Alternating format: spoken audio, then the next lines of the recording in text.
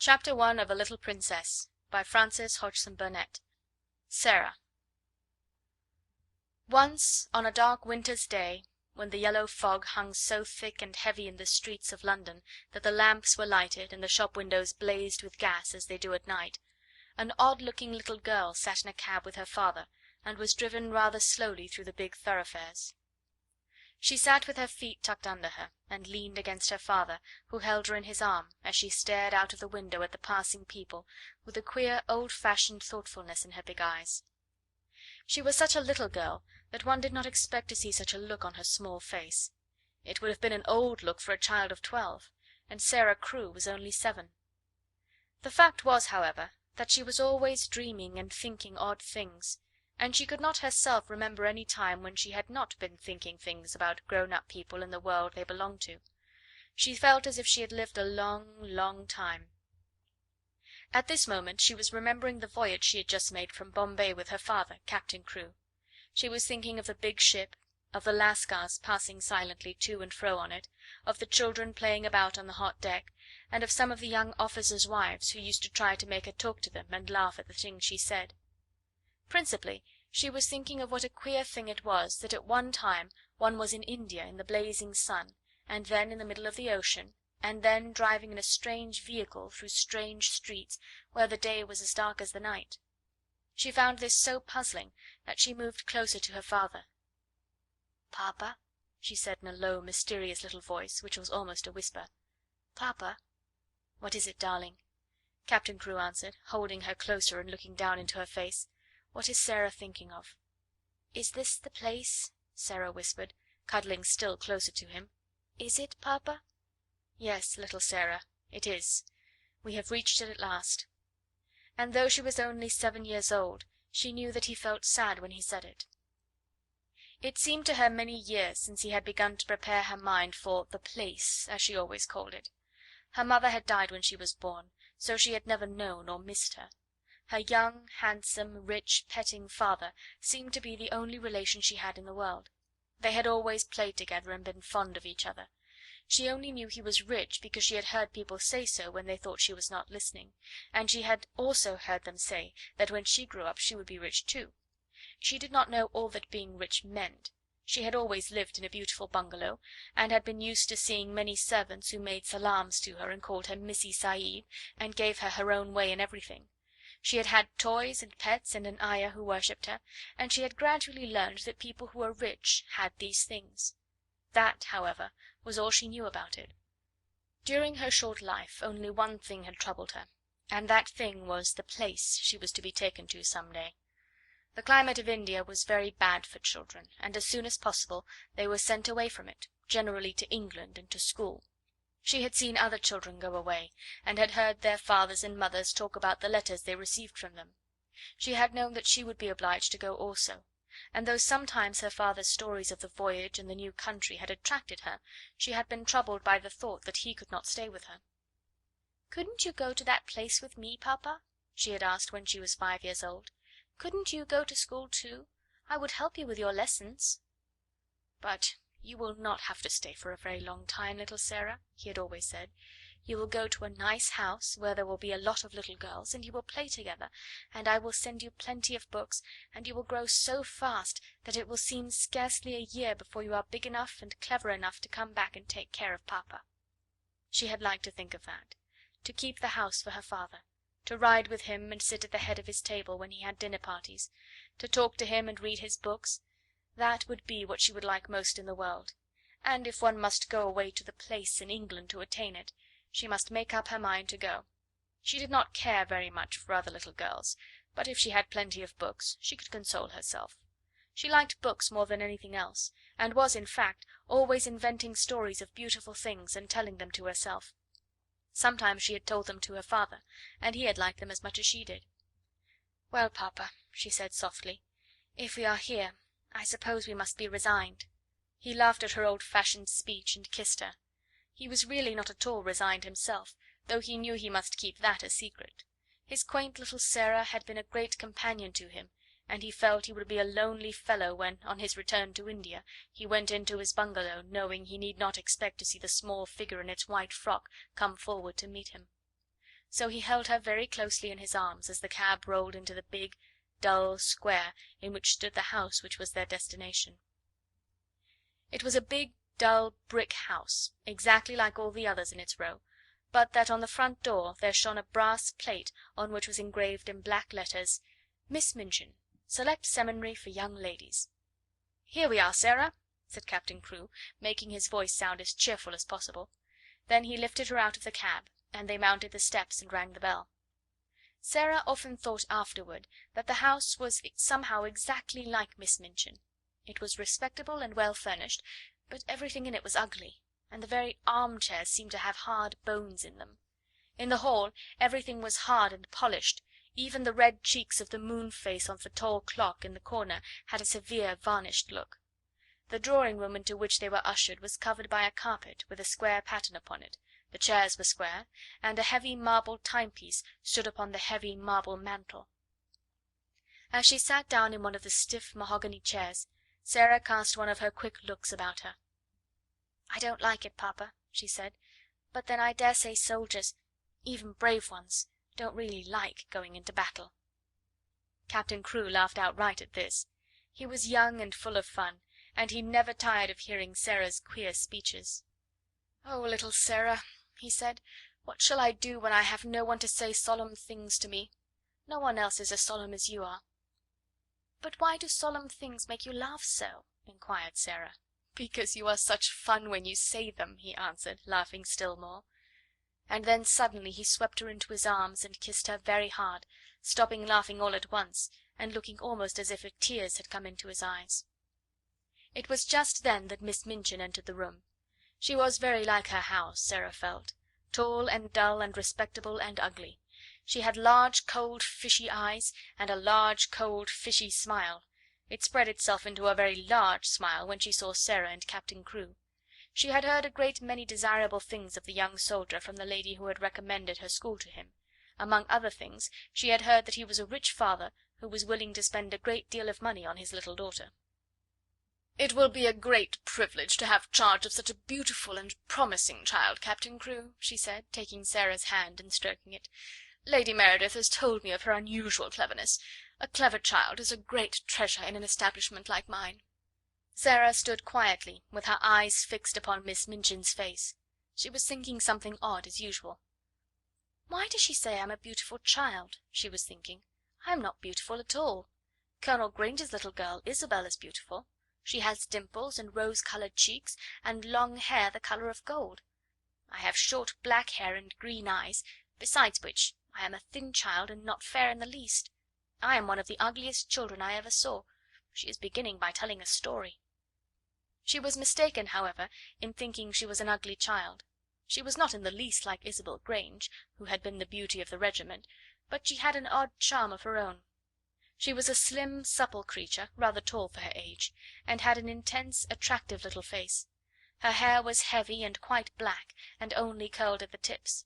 Her eyes were greenish grey, it is true, but they were big, wonderful eyes, with long black lashes, and though she herself did not like the colour of them, many other people did. Still, she was very firm in her belief that she was an ugly little girl, and she was not at all elated by Miss Minchin's flattery. "I should be telling a story if I said she was beautiful," she thought, "and I should know I was telling a story. I believe I am as ugly as she is, in my way. What did she say that for?" After she had known Miss Minchin longer, she learned why she had said it. She discovered that she said the same thing to each papa and mamma who brought a child to her school. Sara stood near her father and listened while he and Miss Minchin talked. She had been brought to the seminary because Lady Meredith's two little girls had been educated there, and Captain Crewe had a great respect for Lady Meredith's experience. Sara was to be what was known as a parlour boarder, and she was to enjoy even greater privileges than parlour boarders usually did. She was to have a pretty bedroom and sitting room of her own. She was to have a pony and a carriage, and a maid to take the place of the ayah who had been her nurse in India. "I am not in the least anxious about her education," Captain Crewe said with his gay laugh, as he held Sara's hand and patted it. "The difficulty will be to keep her from learning too fast too much. She is always sitting with her little nose burrowing into books. She doesn't read them, Miss Minchin, she gobbles them up as if she were a little wolf instead of a little girl. She is always starving for new books to gobble, and she wants grown-up books, great big fat ones, French and German as well as English. History and biography, poets, and all sorts of things. Drag her away from her books when she reads too much. Make her ride her pony in the Row, or go out and buy a new doll. She ought to play more with dolls." "Papa," said Sara, "you see, if I went out and bought a new doll every few days I should have more than I could be fond of. Dolls ought to be intimate friends. Emily is going to be my intimate friend." Captain Crewe looked at Miss Minchin, and Miss Minchin looked at Captain Crewe. "Who is Emily?" she inquired. "Tell her, Sara," Captain Crewe said, smiling. Sara's green-grey eyes looked very solemn and quite soft as she answered. "She is a doll I haven't got yet," she said. "She is a doll Papa is going to buy for me. We are going out together to find her. I have called her Emily. She is going to be my friend when Papa is gone. I want her to talk to about him." Miss Minchin's large, fishy smile became very flattering indeed. "What an original child!" she said. "What a darling little creature!" "Yes," said Captain Crewe, drawing Sara close. "She is a darling little creature. Take great care of her for me, Miss Minchin." Sara stayed with her father at his hotel for several days. In fact, she remained with him until he sailed away again to India. They went out and visited many big shops together, and bought a great many things. They bought, indeed, a great many more things than Sara needed. But Captain Crewe was a rash, innocent young man, and wanted his little girl to have everything she admired, and everything he admired himself, so between them they collected a wardrobe much too grand for a child of 7. There were velvet dresses trimmed with costly furs, and lace dresses, and embroidered ones, and hats with great soft ostrich feathers, and ermine coats and muffs, and boxes of tiny gloves and handkerchiefs, and silk stockings in such abundant supplies that the polite young women behind the counters whispered to each other that the odd little girl with big solemn eyes must be at least some foreign princess, perhaps the little daughter of an Indian Rajah. And at last they found Emily, but they went to a number of toy shops and looked at a great many dolls before they discovered her. "I want her to look as if she wasn't a doll really," Sara said. "I want her to look as if she listens when I talk to her. The trouble with dolls, Papa," and she put her head on one side and reflected as she said it, "the trouble with dolls is that they never seem to hear."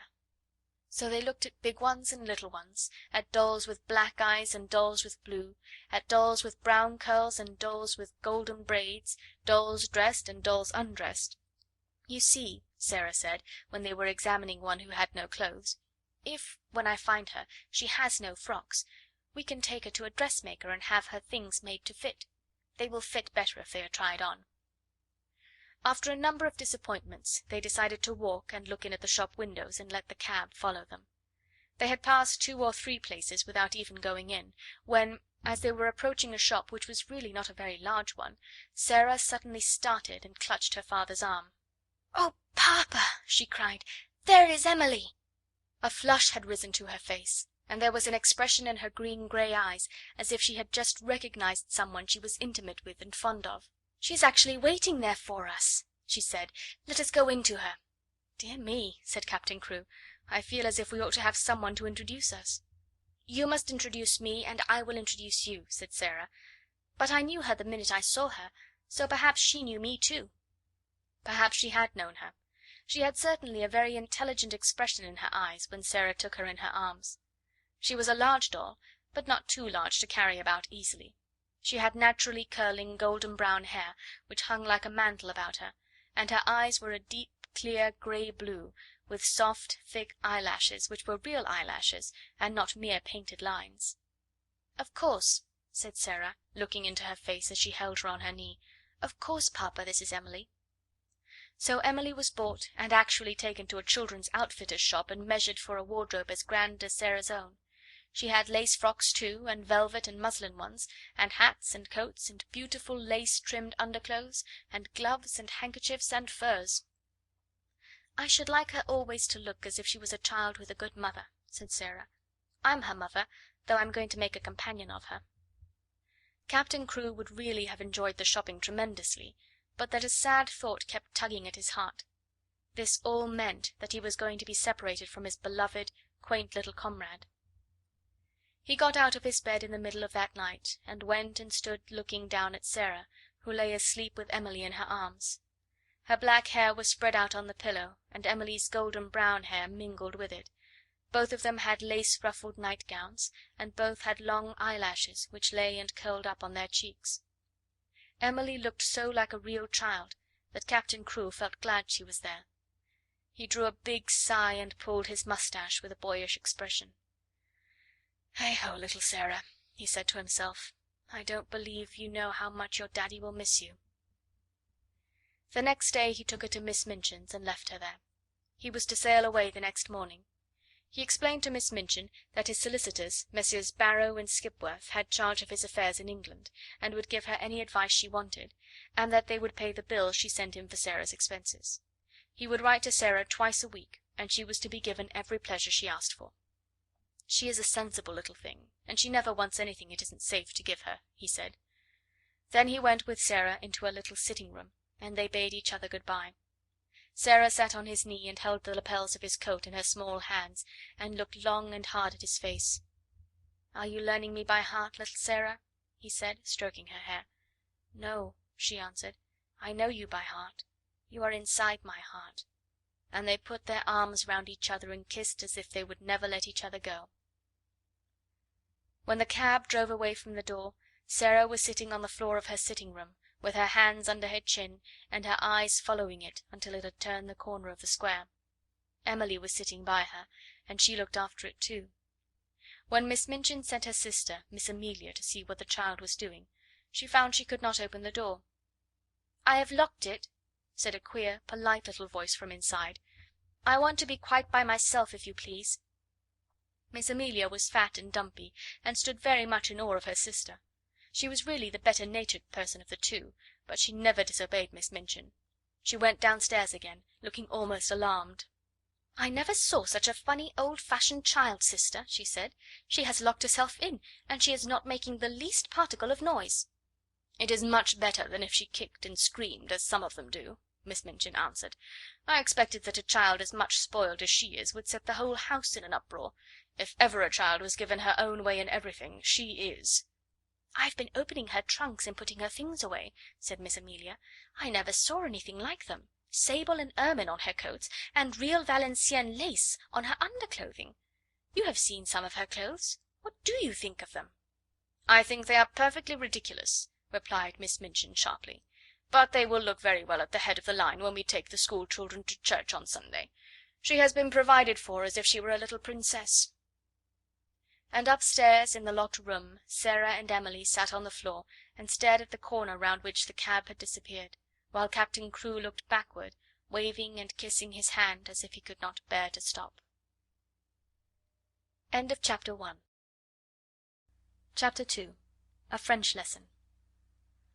When Sara entered the schoolroom the next morning, everybody looked at her with wide, interested eyes. By that time every pupil, from Lavinia Herbert, who was nearly 13 and felt quite grown up, to Lottie Lay, who was only just 4 and the baby of the school, had heard a great deal about her. They knew very certainly that she was Miss Minchin's show pupil, and was considered a credit to the establishment. One or two of them had even caught a glimpse of her French maid, Mariette, who had arrived the evening before. Lavinia had managed to pass Sara's room when the door was open, and had seen Mariette opening a box which had arrived late from some shop.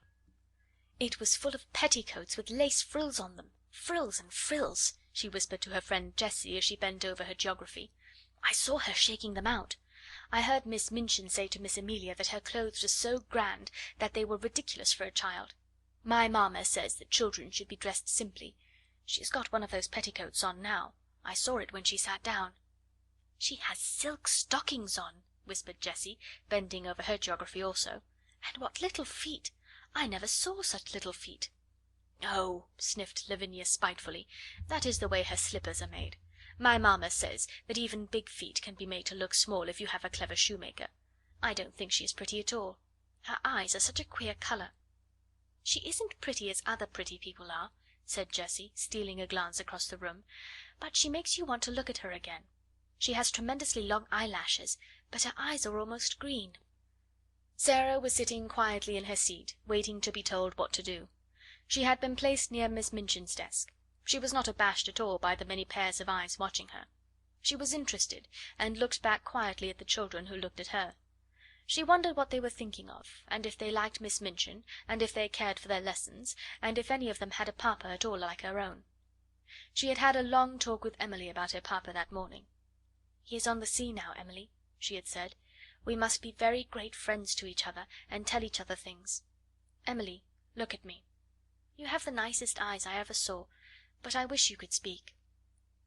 She was a child full of imaginings and whimsical thoughts, and one of her fancies was that there would be a great deal of comfort in even pretending that Emily was alive, and really heard and understood. After Mariette had dressed her in her dark blue schoolroom frock, and tied her hair with a dark blue ribbon, she went to Emily, who sat in a chair of her own, and gave her a book. "You can read that while I am downstairs," she said, and seeing Mariette looking at her curiously, she spoke to her with a serious little face. "What I believe about dolls," she said, "is that they can do things they will not let us know about. Perhaps, really, Emily can read and talk and walk, but she will only do it when people are out of the room. That is her secret. You see, if people knew that dolls could do things, they would make them work. So, perhaps, they have promised each other to keep it a secret. If you stay in the room, Emily will just sit there and stare, but if you go out, she will begin to read, perhaps, or go and look out of the window.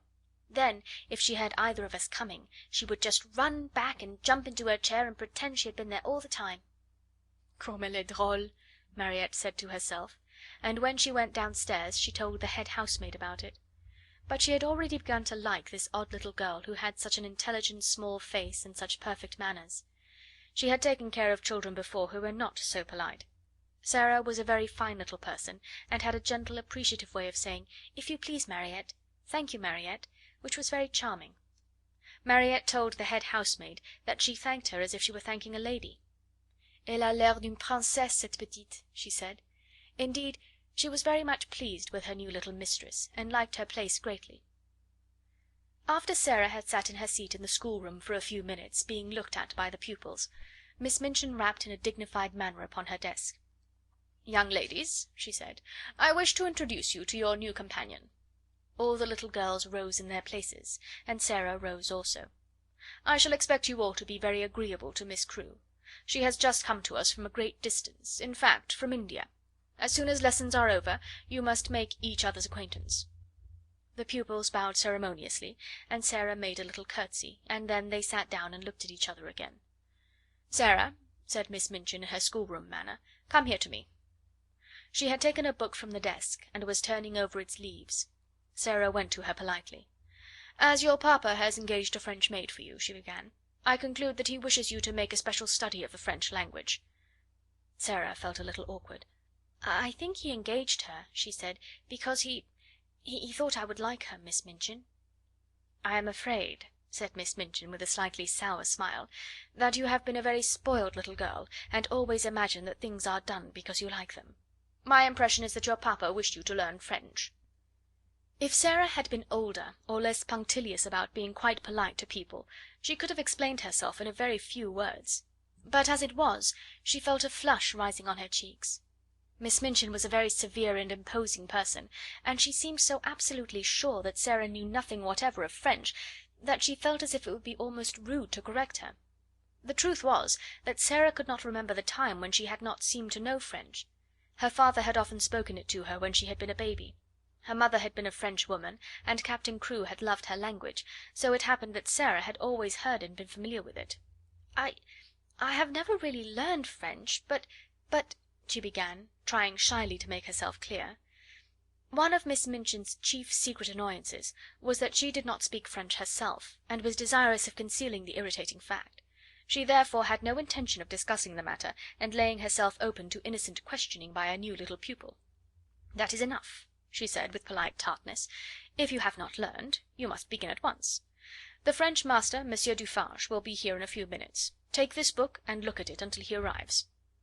Sara's cheeks felt warm. She went back to her seat and opened the book. She looked at the first page with a grave face.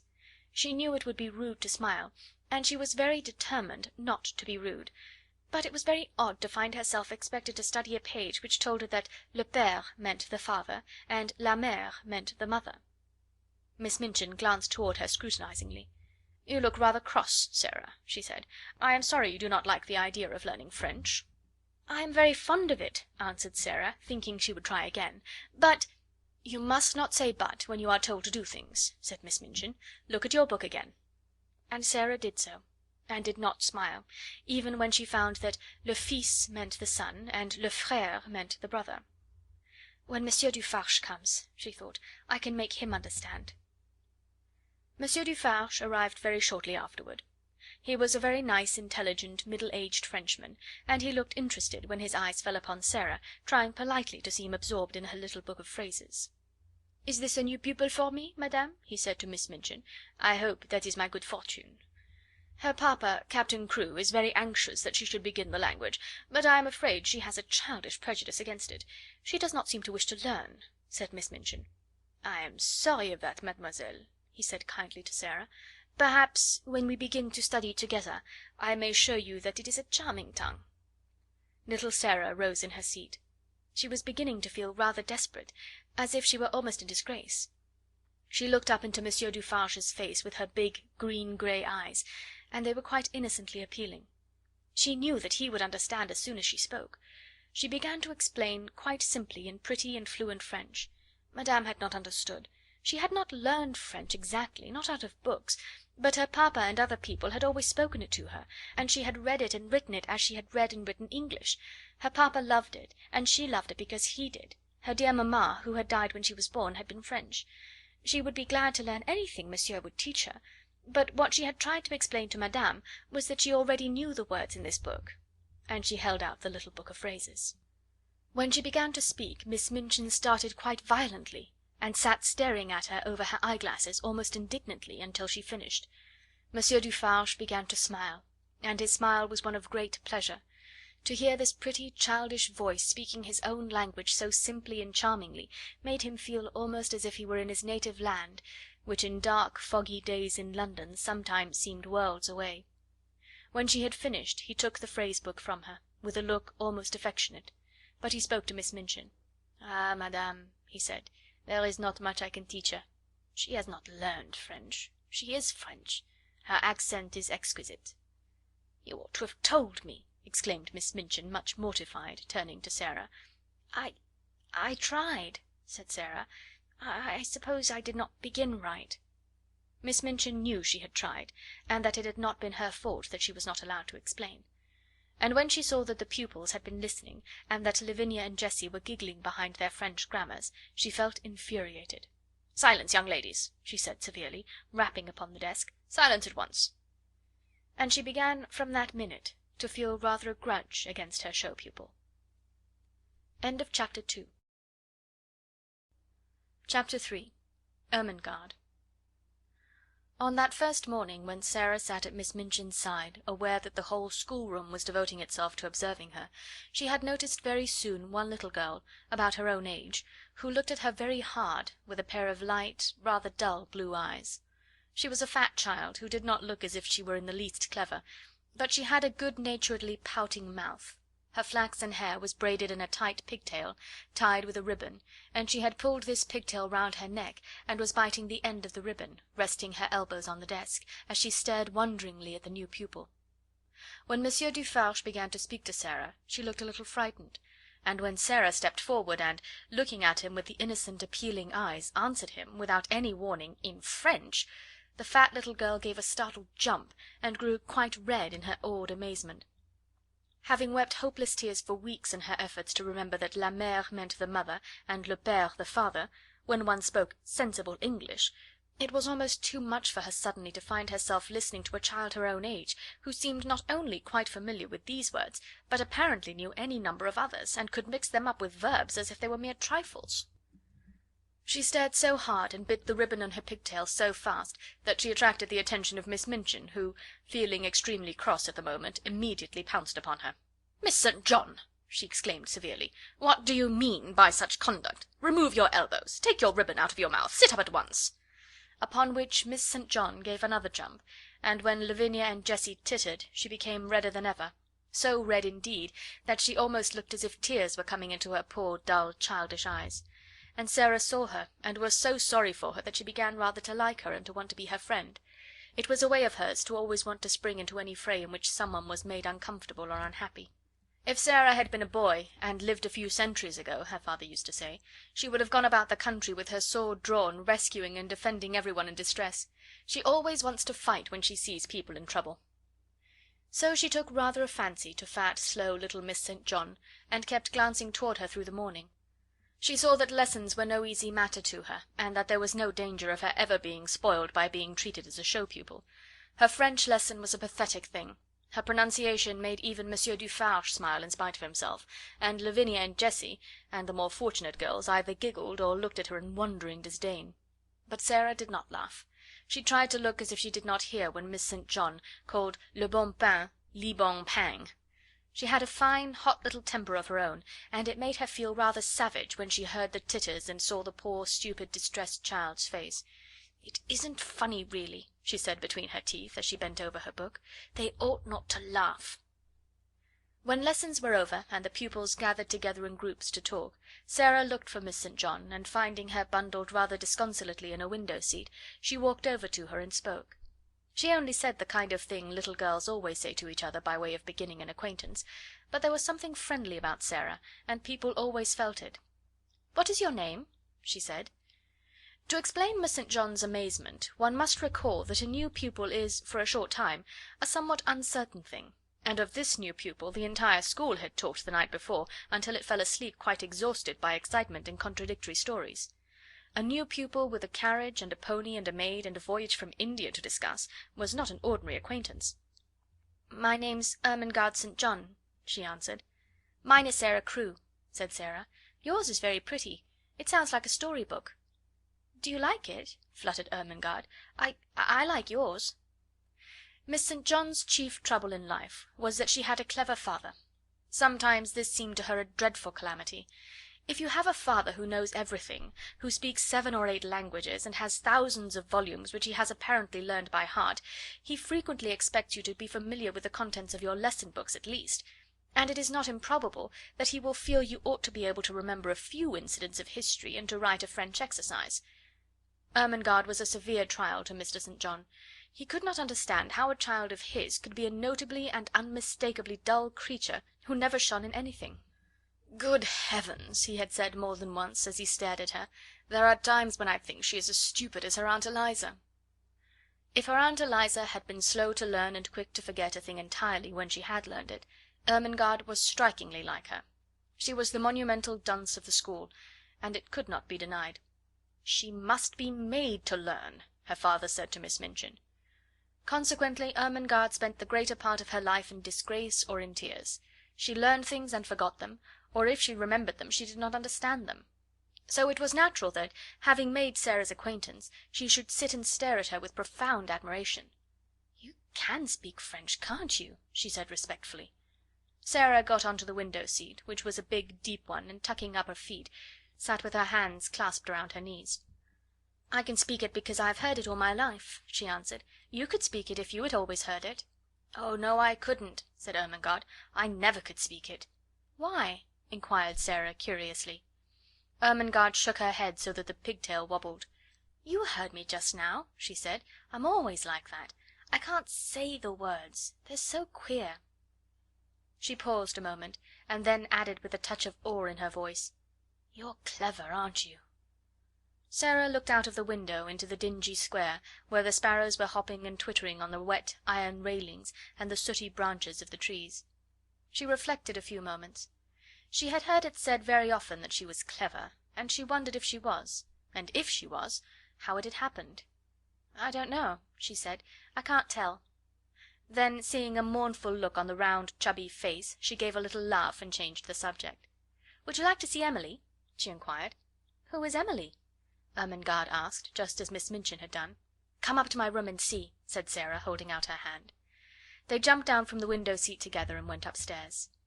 "Is it true," Ermengarde whispered, as they went through the hall, "is it true that you have a playroom all to yourself?" "Yes," Sara answered.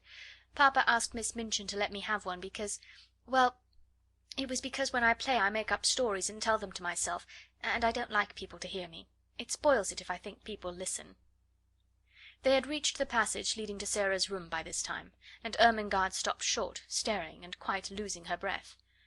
"You make up stories?" she gasped.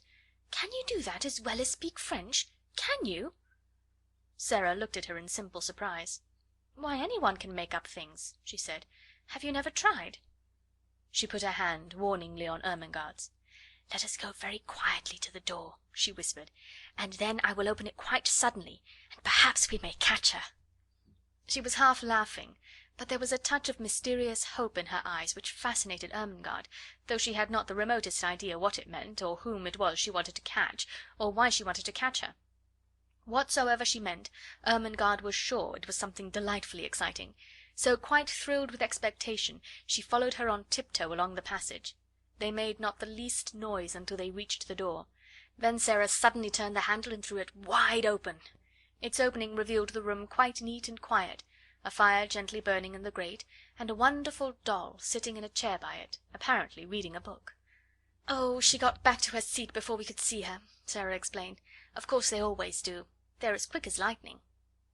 Ermengarde looked from her to the doll and back again. "Can she walk?" she asked breathlessly. "Yes," answered Sara. "At least I believe she can. At least I pretend I believe she can, and that makes it seem as if it were true. Have you never pretended things?" "No," said Ermengarde. "Never. Tell me about it." She was so bewitched by this odd new companion that she actually stared at Sara instead of at Emily, notwithstanding that Emily was the most attractive doll person she had ever seen. "Let us sit down," said Sara, "and I will tell you. It's so easy that when you begin you can't stop. You just go on and on doing it always, and it's beautiful. Emily, you must listen. This is Ermengarde St. John, Emily. Ermengarde, this is Emily. Would you like to hold her?" "Oh, may I?" said Ermengarde. "May I really? She's beautiful." And Emily was put into her arms. Never in her dull, short life had Miss St. John dreamed of such an hour as the one she spent with the queer new pupil before they heard the lunch bell ring and were obliged to go downstairs. Sara sat upon the hearth rug and told her strange things.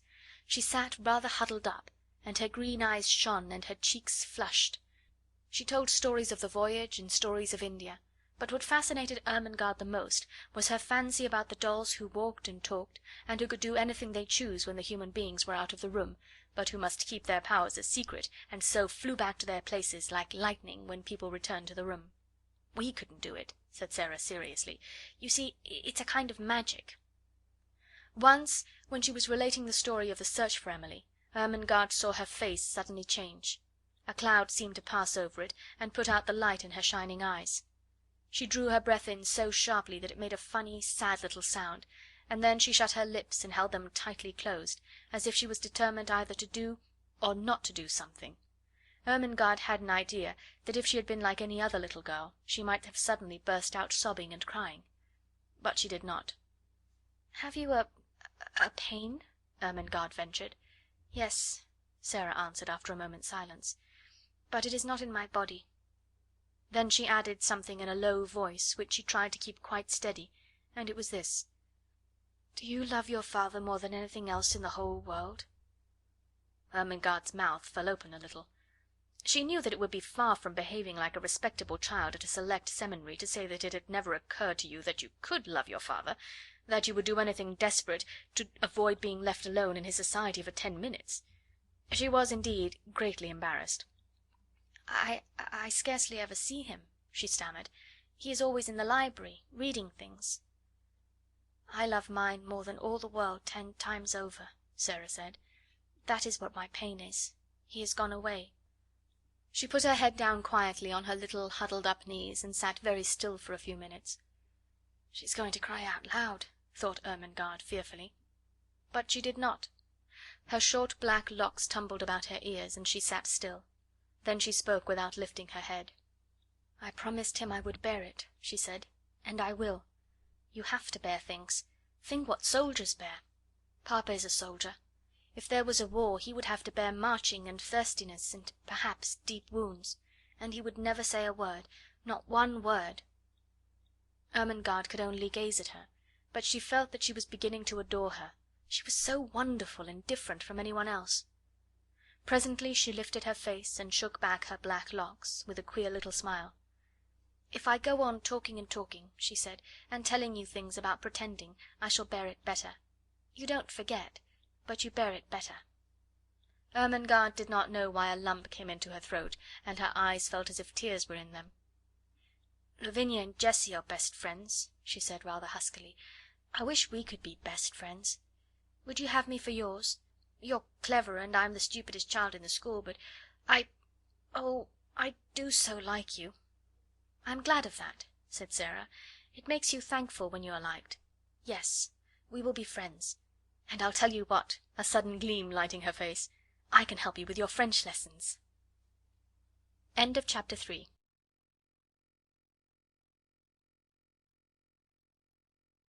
Chapter 4. Lottie. If Sara had been a different kind of child, the life she led at Miss Minchin's select seminary for the next few years would not have been at all good for her. She was treated more as if she were a distinguished guest at the establishment than as if she were a mere little girl. If she had been a self opinionated, domineering child, she might have become disagreeable enough to be unbearable through being so much indulged and flattered. If she had been an indolent child, she would have learned nothing. Privately Miss Minchin disliked her, but she was far too worldly a woman to do or say anything which might make such a desirable pupil wish to leave her school. She knew quite well that if Sara wrote to her papa to tell him she was uncomfortable or unhappy, Captain Crewe would remove her at once. Miss Minchin's opinion was that if a child were continually praised and never forbidden to do what she liked, she would be sure to be fond of the place where she was so treated. Accordingly, Sara was praised for her quickness at her lessons, for her good manners, for her amiability to her fellow pupils, for her generosity if she gave sixpence to a beggar out of her full little purse. The simplest thing she did was treated as if it were a virtue, and if she had not had a disposition and a clever little brain, she might have been a very self-satisfied young person. But the clever little brain told her a great many sensible and true things about herself and her circumstances, and now and then she talked these things over to Ermengaard as time went on. "Things happen to people by accident," she used to say. "A lot of nice accidents have happened to me. It just happened that I always liked lessons and books, and could remember things when I learned them. It just happened that I was born with a father who was beautiful and nice and clever, and could give me everything I liked. Perhaps I have not really a good temper at all, but if you have everything you want, and everyone is kind to you, how can you help but be good-tempered? I don't know," looking quite serious, "how I shall ever find out whether I am really a nice child or a horrid one. Perhaps I am a hideous child, and no one will ever know, just because I never have any trials." "Lavinia has no trials," said Ermengarde stolidly, "and she is horrid enough." Sara rubbed the end of her little nose reflectively as she thought the matter over. "Well," she said at last, perhaps that is because Lavinia is growing." This was the result of a charitable recollection of having heard Miss Melia say that Lavinia was growing so fast that she believed it affected her health and temper. Lavinia, in fact, was spiteful. She was inordinately jealous of Sara. Until the new pupil's arrival she had felt herself the leader in the school. She had led because she was capable of making herself extremely disagreeable if the others did not follow her. She domineered over the little children, and assumed grand airs with those big enough to be her companions. She was rather pretty, and had been the best dressed pupil in the procession when the select seminary walked out 2 by 2, until Sara's velvet coats and sable muffs appeared, combined with drooping ostrich feathers, and were led by Miss Minchin at the head of the line. This, at the beginning, had been bitter enough, but as time went on it became apparent that Sara was a leader too, and not because she could make herself disagreeable, but because she never did. "There's one thing about Sara Crewe," Jessie had enraged her best friend by saying honestly, "she's never grand about herself the least bit, and you know she might be, Lavvy. I believe I couldn't help being, just a little, if I had so many fine things and was made such a fuss over.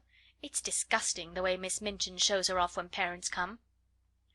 "Dear Sara must come into the drawing room and talk to Mrs. Musgrave about India," mimicked Lavinia in her most highly flavoured imitation of Miss Minchin. "Dear Sara must speak French to Lady Pitkin. Her accent is so perfect." "She didn't learn her French at the seminary, at any rate. And there's nothing so clever in her knowing it. She says herself she didn't learn it at all, she just picked it up because she always heard her papa speak it. And as to her papa, there is nothing so grand in being an Indian officer." "Well," said Jessie slowly, "he's killed tigers. He killed the one in the skin Sara has in her room. That's why she likes it so. She lies on it and strokes its head, and talks to it as if it was a cat." "She's always doing something silly," snapped Lavinia. "My mamma says that way of hers of pretending things is silly. She says she will grow up eccentric." It was quite true that Sara was never grand. She was a friendly little soul, and shared her privileges and belongings with a free hand. The little ones, who were accustomed to being disdained and ordered out of the way by mature ladies aged 10 and 12, were never made to cry by this most envied of them all. She was a motherly young person, and when people fell down and scraped their knees, she ran and helped them up and patted them, or found in her pocket a bonbon or some other article of soothing nature. She never pushed them out of her way, or alluded to their years as a humiliation and a blot upon their small characters. "If you are 4, you are 4," she said severely to Lavinia on an occasion of her having, it must be confessed, slapped Lottie and called her a brat, "but you will be 5 next year, and 6 the year after that. And," opening large convicting eyes, "it takes 16 years to make you 20. "Dear me," said Lavinia, "how we can calculate!"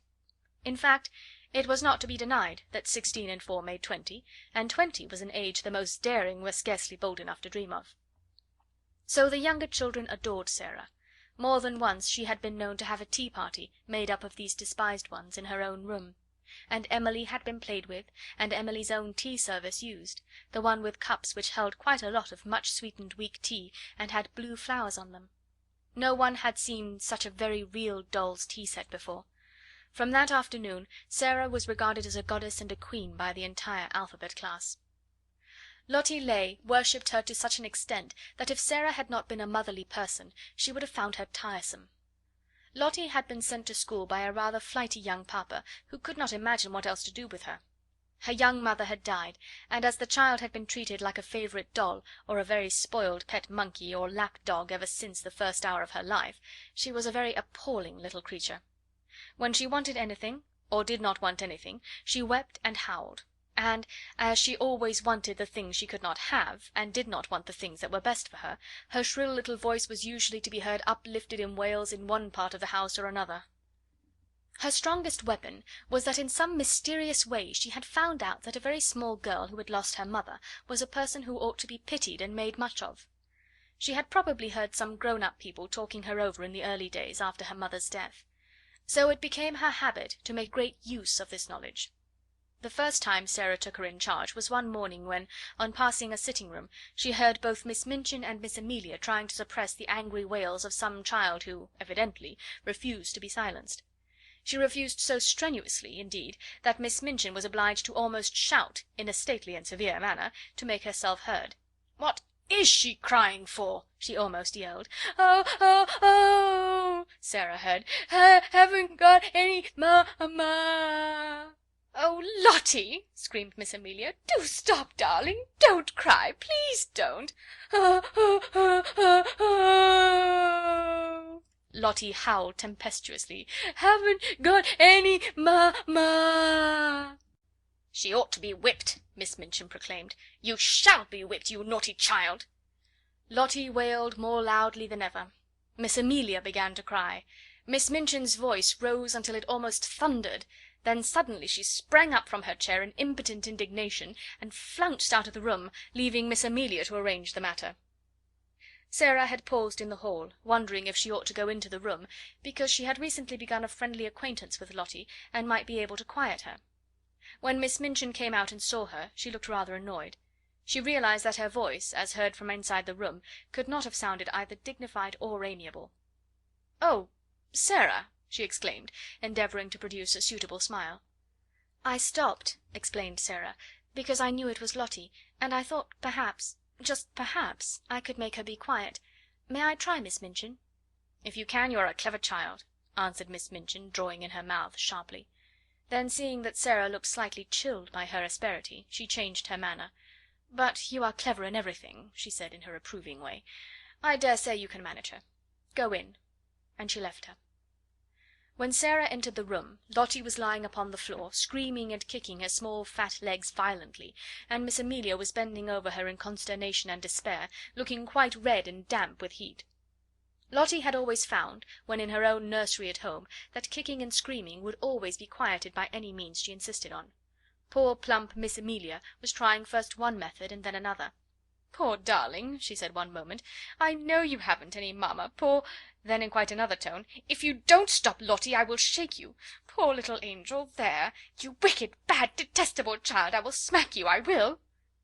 Sara went to them quietly. She did not know at all what she was going to do, but she had a vague inward conviction that it would be better not to say such different kinds of things quite so helplessly and excitedly.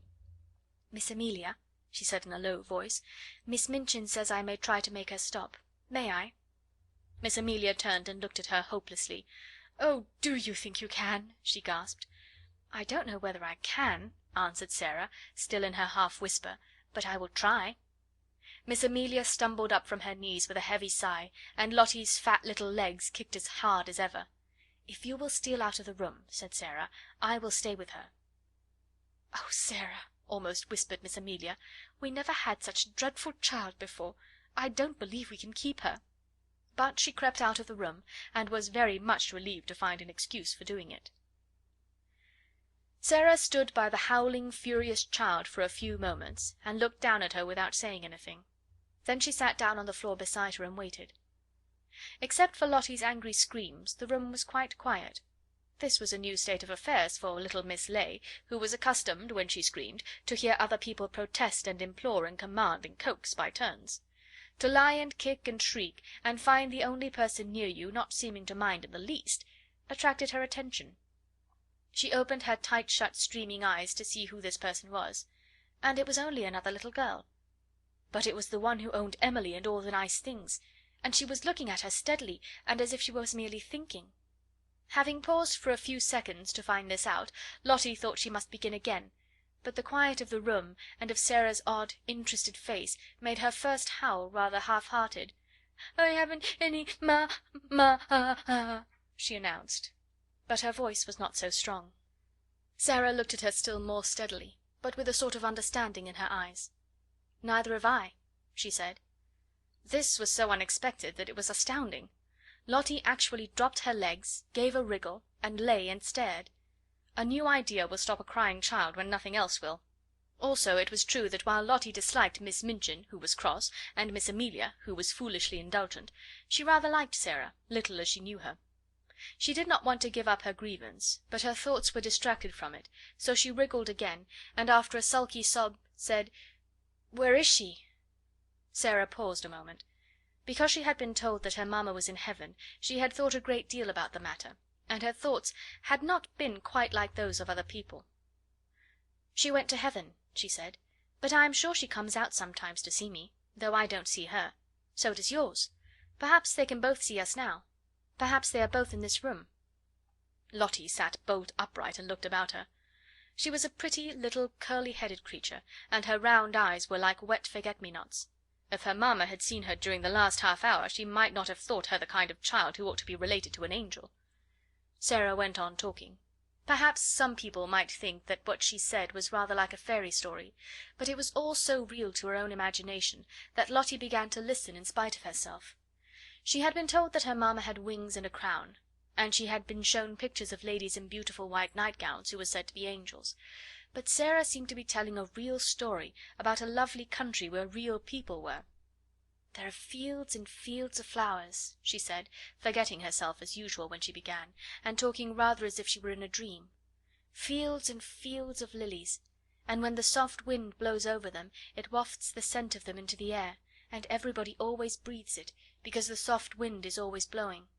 And little children run about in the lily fields and gather armfuls of them, and laugh and make little wreaths. And the streets are shining, and people are never tired, however far they walk. They can float anywhere they like, and there are walls made of pearl and gold all round the city, but they are low enough for the people to go and lean on them, and look down into the earth and smile and send beautiful messages." Whatsoever story she had begun to tell, Lottie would, no doubt, have stopped crying and been fascinated into listening, but there was no denying that this story was prettier than most others. She dragged herself close to Sara, and drank in every word until the end came, far too soon. When it did come, she was so sorry that she put up her lip ominously. "I want to go there," she cried. "I haven't any mamma in this school." Sara saw the danger signal, and came out of her dream. She took hold of the chubby hand and pulled her close to her side with a coaxing little laugh. "I will be your mamma," she said. "We will play that you are my little girl, and Emily shall be your sister." Lottie's dimples all began to show themselves. "Shall she?" she said. "Yes," answered Sara, jumping to her feet. "Let us go and tell her, and then I will wash your face and brush your hair." To which Lottie agreed quite cheerfully, and trotted out of the room and upstairs with her, without seeming even to remember that the whole of the last hour's tragedy had been caused by the fact that she had refused to be washed and brushed for lunch, and Miss Minchin had been called in to use her majestic authority. And from that time Sara was an adopted mother. End of chapter 4.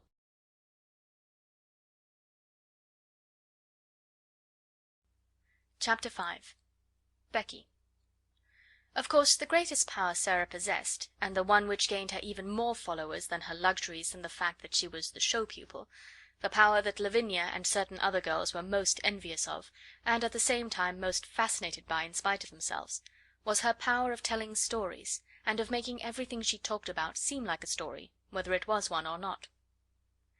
Anyone who has been at school with a teller of stories knows what the wonder means, how he or she is followed about and besought in a whisper to relate romances, how groups gather round and hang on the outskirts of the favoured party in the hope of being allowed to join in and listen. Sara not only could tell stories, but she adored telling them.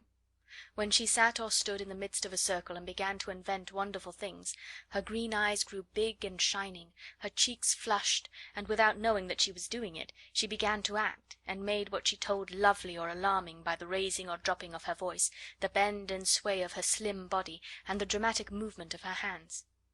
She forgot that she was talking to listening children. She saw and lived with the fairy folk, or the kings and queens and beautiful ladies whose adventures she was narrating. Sometimes, when she had finished her story, she was quite out of breath with excitement, and would lay her hand on her thin, little, quick rising chest, and half laugh as if at herself.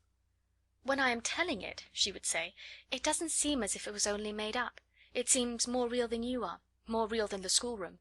I feel as if I were all the people in the story, one after the other. It is queer." She had been at Miss Minchin's school about 2 years when, one foggy winter's afternoon, as she was getting out of her carriage, comfortably wrapped up in her warmest velvets and furs, and looking very much grander than she knew, she caught sight, as she crossed the pavement, of a dingy little figure standing on the area steps, and stretching its neck so that its wide open eyes might peer at her through the railings. Something in the eagerness and timidity of the smudgy face made her look at it, and when she looked she smiled, because it was her way to smile at people. But the owner of the smudgy face and the wide open eyes evidently was afraid that she ought not to have been caught looking at pupils of importance. She dodged out of sight like a jack-in-the-box, and scurried back into the kitchen, disappearing so suddenly that if she had not been a poor little forlorn thing, Sara would have laughed in spite of herself. That very evening, as Sara was sitting in the midst of a group of listeners in a corner of the schoolroom telling one of her stories, the very same figure timidly entered the room, carrying a coal-box much too heavy for her, and knelt down on the hearth-rug to replenish the fire and sweep up the ashes. She was cleaner than she had been when she peeped through the area railings, but she looked just as frightened. She was evidently afraid to look at the children, or seem to be listening. She put on pieces of coal cautiously with her fingers, so that she might make no disturbing noise, and she swept about the fire irons very softly. But Sara saw in 2 minutes that she was deeply interested in what was going on, and that she was doing her work slowly, in the hope of catching a word here and there; and realizing this, she raised her voice and spoke more clearly. "The mermaids swam softly about in the crystal green water, and dragged after them a fishing net woven of deep sea pearls," she said. "The princess sat on a white rock and watched them." It was a wonderful story about a princess who was loved by a prince merman, and went to live with him in shining caves under the sea. The small drudge before the grate swept the hearth once more, and then swept it again. Having done it twice, she did it 3 times, and as she was doing it the 3rd time, the sound of the story so lured her to listen that she fell under the spell, and actually forgot that she had no right to listen at all, and also forgot everything else. She sat upon her heels as she knelt on the hearth-rug, and the brush hung idly in her fingers. The voice of the story-teller went on, and drew her with it into winding grottos under the sea, glowing with soft, clear blue light, and paved with pure golden sands. Strange sea-flowers and grasses waved about her, and far away faint singing and music echoed. The hearth-brush fell from the work-roughened hand, and Lavinia Herbert looked round. "That girl has been listening," she said. The culprit snatched up her brush and scrambled to her feet. She caught at the coal box and simply scuttled out of the room like a frightened rabbit. Sarah felt rather hot-tempered. "I knew she was listening," she said. "Why shouldn't she?" Lavinia tossed her head with great elegance. "Well," she remarked, "I do not know whether your mamma would like you to tell stories to servant girls, but I know my mamma wouldn't like me to do it." "My mamma?" said Sarah, looking odd. "I don't believe she would mind in the least.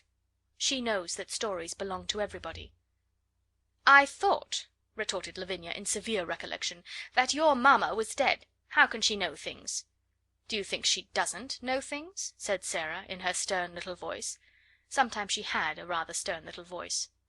"Sarah's mamma knows everything," piped in Lottie. "So does my mamma, 'cept Sarah's my mamma at Miss Minchin's. My other one knows everything. The streets are shining, and there are fields and fields of lilies, and everybody gathers them. Sarah tells me when she puts me to bed." "You wicked thing!" said Lavinia, turning on Sarah, "making fairy stories about heaven." "There are much more splendid stories in Revelation," returned Sarah. "Just look and see. How do you know mine are fairy stories? But I can tell you," with a fine bit of unheavenly temper, "you will never find out whether they are or not, if you're not kinder to people than you are now.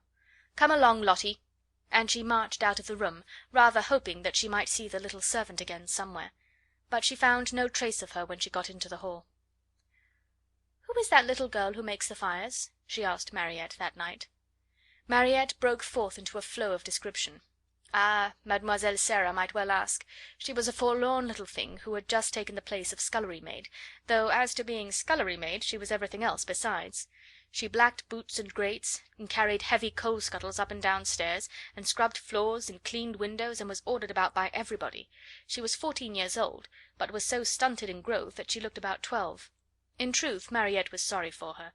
She was so timid that if one chanced to speak to her it appeared as if her poor frightened eyes would jump out of her head. "What is her name?" asked Sarah, who had sat by the table with her chin on her hands, as she listened absorbedly to the recital. Her name was Becky. Mariette heard every one below stairs calling, "Becky, do this," and "Becky, do that," every 5 minutes in the day. Sarah sat and looked into the fire, reflecting on Becky for some time after Mariette left her. She made up a story of which Becky was the ill-used heroine. She thought she looked as if she had never quite enough to eat. Her eyes were very hungry. She hoped she should see her again, but though she caught sight of her carrying things up or down stairs on several occasions, she always seemed in such a hurry, or so afraid of being seen, that it was impossible to speak to her. But a few weeks later, on another foggy afternoon, when she entered her sitting room, she found herself confronting a rather pathetic picture. In her own special and pet easy chair before the bright fire, Becky, with a coal smudge on her nose and several on her apron, with her poor little cap hanging half off her head, and an empty coal box on the floor near her, sat fast asleep, tired out beyond even the endurance of her hard-working young body. She had been sent up to put the bedrooms in order for the evening. There were a great many of them, and she had been running about all day. Sarah's rooms she had saved until the last. They were not like the other rooms, which were plain and bare. Ordinary pupils were expected to be satisfied with mere necessaries. Sarah's comfortable sitting room seemed a bower of luxury to the scullery maid, though it was, in fact, merely a nice, bright little room. But there were pictures and books in it, and curious things from India. There was a sofa, and the low, soft chair. Emily sat in a chair of her own, with the air of a presiding goddess, and there was always a glowing fire and a polished grate. Becky saved it until the end of her afternoon's work, because it rested her to go into it, and she always hoped to snatch a few minutes to sit down in the soft chair and look about her, and think about the wonderful good fortune of the child who owned such surroundings, and who went out on the cold days in beautiful hats and coats one tried to catch a glimpse of through the area railing. On this afternoon, when she had sat down, the sensation of relief to her short aching legs had been so wonderful and delightful that it had seemed to soothe her whole body, and the glow of warmth and comfort from the fire had crept over her like a spell, until, as she looked at the red coals, a tired, slow smile stole over her smudged face, her head nodded forward without her being aware of it, her eyes drooped, and she fell fast asleep. She had really been only about 10 minutes in the room when Sara entered, but she was in as deep a sleep as if she had been, like the Sleeping Beauty, slumbering for 100 years. But she did not look, poor Becky, like a Sleeping Beauty at all. She looked only like an ugly, stunted, worn-out little scullery drudge. Sara seemed as much unlike her as if she were a creature from another world. On this particular afternoon she had been taking her dancing lesson, and the afternoon on which the dancing master appeared was rather a grand occasion at the Seminary, though it occurred every week.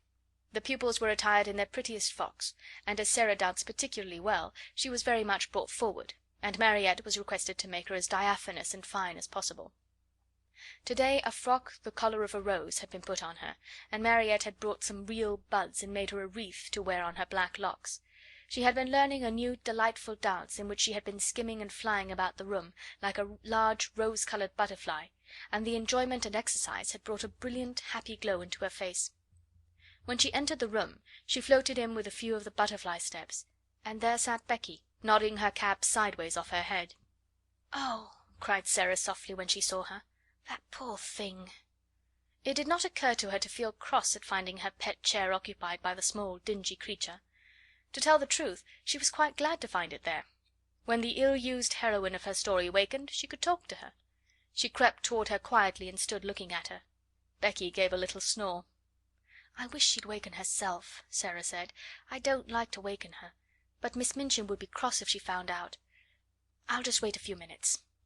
She took a seat on the edge of the table, and sat swinging her slim, rose-coloured legs, and wondering what it would be best to do. Miss Amelia might come in at any moment, and if she did, Becky would be sure to be scolded. "But she is so tired," she thought. "She is so tired." A piece of flaming coal ended her perplexity for her that very moment. It broke off from a large lump and fell on to the fender. Becky started and opened her eyes with a frightened gasp. She did not know that she had fallen asleep. She had only sat down for one moment and felt the beautiful glow, and here she found herself staring in wild alarm at the wonderful pupil who sat perched quite near her, like a rose-coloured fairy with interested eyes. She sprang up and clutched at her cap. She felt it dangling over her ear, and tried wildly to put it straight. Oh, she had got herself into trouble now with a vengeance. To have impudently fallen asleep on such a young lady's chair! She would be turned out of doors without wages. She made a sound like a big breathless sob. "Oh, miss! Oh, miss!" she stuttered. "I ask your pardon, miss. Oh, I do, miss." Sara jumped down and came quite close to her. "Don't be frightened," she said, quite as if she had been speaking to a little girl like herself. "It doesn't matter the least bit." "I didn't go to do it, miss," protested Becky. "It was the warm fire and me being so tired. It wasn't impertience." Sara broke into a friendly little laugh and put her hand on her shoulder. "You were tired," she said. "You could not help it. You're not really awake yet." How poor Becky stared at her. In fact, she had never heard such a nice friendly sound in anyone's voice before. She was used to being ordered about and scolded and having her ears boxed, and this one, in her rose-coloured dancing afternoon splendour, was looking at her as if she was not a culprit at all, as if she had a right to be tired, even to fall asleep. The touch of the soft, slim little paw on her shoulder was the most amazing thing she had ever known. Ain't you angry, miss?" she gasped. "Ain't you going to tell the missus?" "No," cried out Sara. "Of course I'm not." The woeful fright in the coal-smutted face made her suddenly so sorry that she could scarcely bear it. One of her queer thoughts rushed into her mind. She put her hand against Becky's cheek. "Why," she said, "we are just the same. I'm only a little girl like you. It's just an accident that I'm not you and you're not me." Becky did not understand in the least. Her mind could not grasp such amazing thoughts, and an accident meant to her a calamity in which someone was run over or fell off a ladder and was carried to the orspital. Accident, miss," she fluttered respectfully. "Is it?" "Yes," Sara answered, and she looked at her dreamily for a moment. But the next she spoke in a different tone. She realised that Becky did not know what she meant. "Have you done your work?" she asked. "Dare you stay here a few minutes?"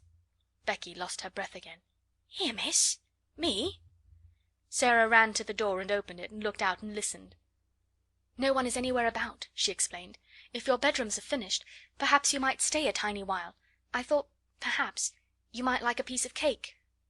The next 10 minutes seemed to Becky like a sort of delirium. Sara opened a cupboard and gave her a thick slice of cake. She seemed to rejoice when it was devoured in hungry bites. She talked and asked questions and laughed until Becky's fears actually began to calm themselves, and she once or twice gathered boldness enough to ask a question or so herself, daring as she felt it to be. "Is that," she ventured, looking longingly at the rose-coloured frock, and she asked it almost in a whisper, "is that there your best?" "It is one of my dancing frocks," answered Sara. "I like it, don't you?" For a few seconds Becky was almost speechless with admiration. Then she said in an awed voice, "Once I see a princess. I was standing in the street with the crowd outside Covent Garden. watching the swells go into the opera. And there was one everyone stared at most, and they says to each other, 'That's the Princess.' She was a growed up young lady, but she was pink all over, and gown and cloak and flowers and all. I called her to mind the minute I see yer sitting there on the table, miss. You look like her." "I've often thought," said Sara in her reflecting voice, "that I should like to be a princess. I wonder what it feels like. I believe I will begin pretending I am one." Becky stared at her admiringly, and, as before, did not understand her in the least. She watched her with a sort of adoration. Very soon Sara left her reflections and turned to her with a new question. "Becky," she said, "weren't you listening to that story?" "Yes, miss," confessed Becky, a little alarmed again. "I knowed I hadn't ought to, but it was that beautiful I couldn't help it." "I liked you to listen to it," said Sara. "If you tell stories, you like nothing so much as to tell them to people who want to listen. I don't know why it is. Would you like to hear the rest?" Becky lost her breath again. "Me hear it?" she cried. "Like as if I was a pupil, miss? All about the Prince, and the little white mer babies swimming about and laughing, with the stars in their hair?" Sara nodded. "You haven't time to hear it now, I'm afraid," she said, "but if you will tell me just what time you come to do my rooms, I will try to be here and tell you a bit of it every day until it is finished. It's a lovely long one, and I'm always putting new bits to it." "Then," breathed Becky devoutly, "I wouldn't mind how heavy the coal boxes was, or what the cook done to me, if I might have that to think of." "You may," said Sara. "I'll tell it all to you." When Becky went downstairs she was not the same Becky who had staggered up, loaded down by the weight of the coal scuttle. She had an extra piece of cake in her pocket, and she had been fed and warmed, not only by cake and fire. Something else had warmed and fed her, and the something else was Sara. When she was gone, Sara sat on her favourite perch on the end of her table. Her feet were on a chair, her elbows on her knees, and her chin was in her hands. "If I was a princess, a real princess," she murmured, "I could scatter largesse to the populace. But even if I am only a pretend princess, I can invent little things to do for people. Things like this. She was just as happy as if it was largesse. I'll pretend that to do things people like is scattering largesse. I've scattered largesse." End of chapter 5.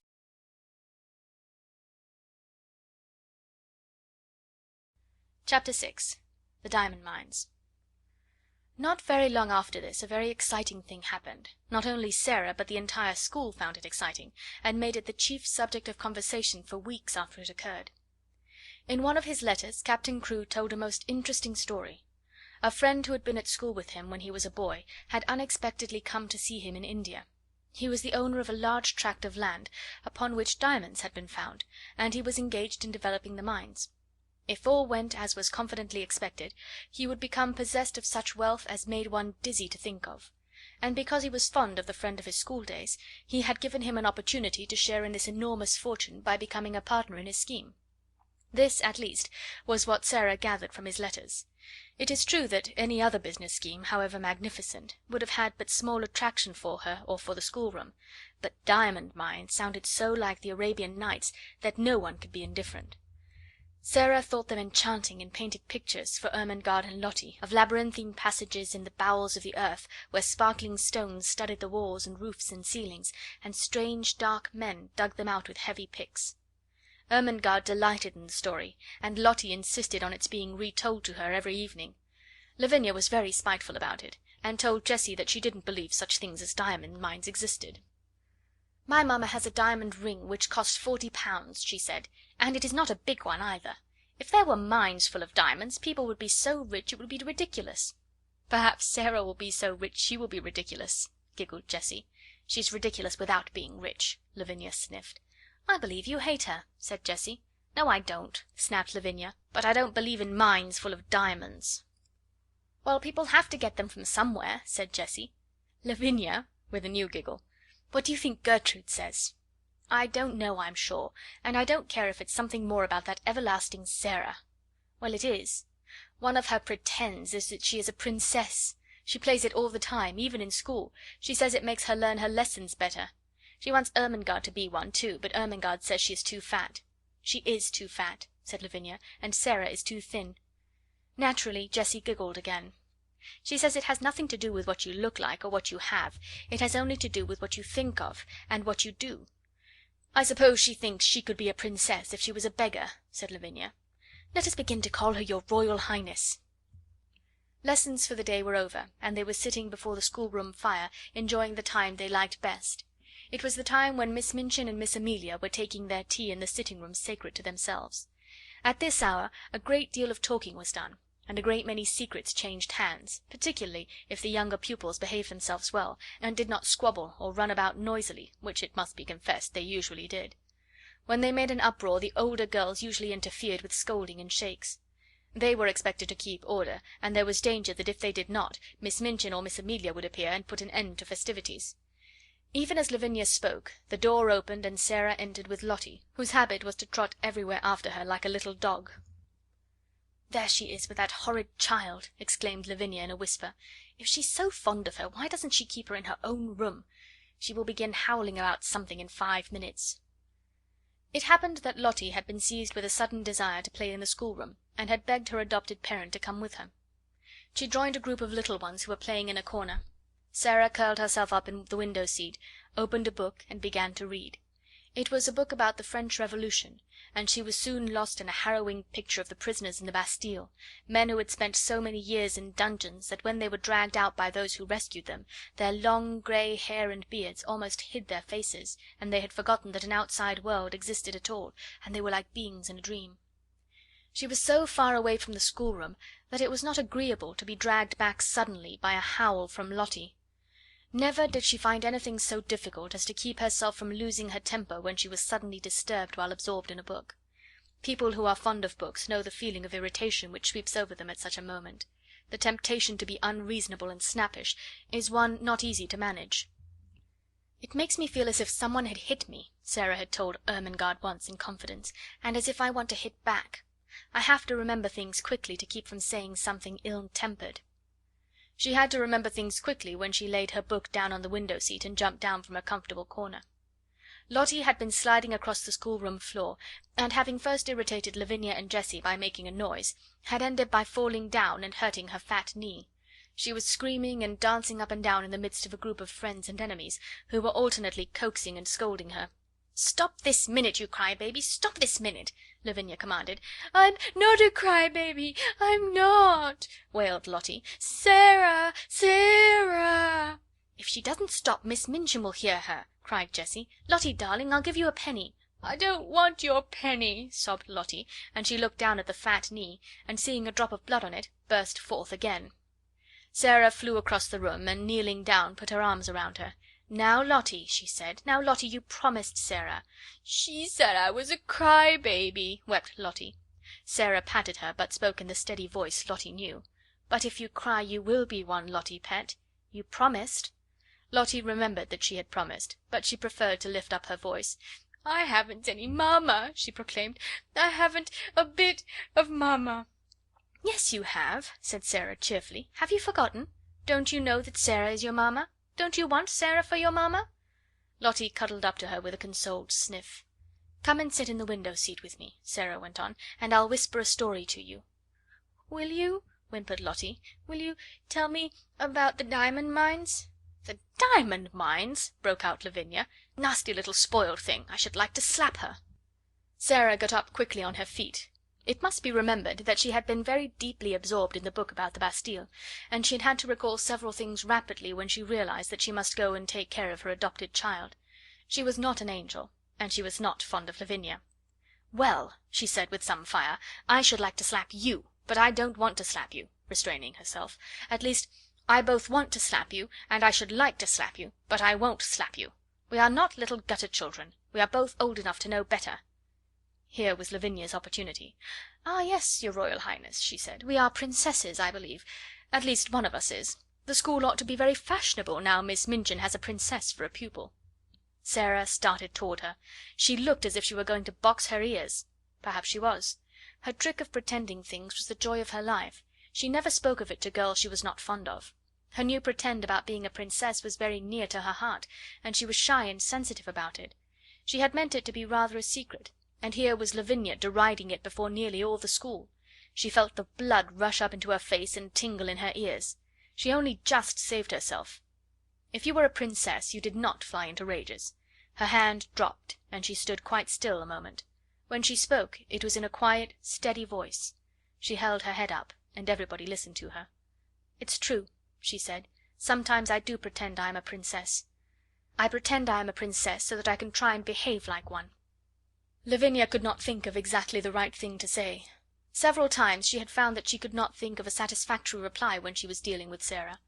The reason for this was that, somehow, the rest always seemed to be vaguely in sympathy with her opponent. She saw now that they were pricking up their ears interestedly. The truth was, they liked princesses, and they all hoped they might hear something more definite about this one, and drew nearer Sara accordingly. Lavinia could only invent one remark, and it fell rather flat. "Dear me," she said, "I hope when you ascend the throne you won't forget us." "I won't," said Sara, and she did not utter another word, but stood quite still and stared at her steadily as she saw her take Jessie's arm and turn away. After this, the girls who were jealous of her used to speak of her as Princess Sara whenever they wished to be particularly disdainful, and those who were fond of her gave her the name among themselves as a term of affection.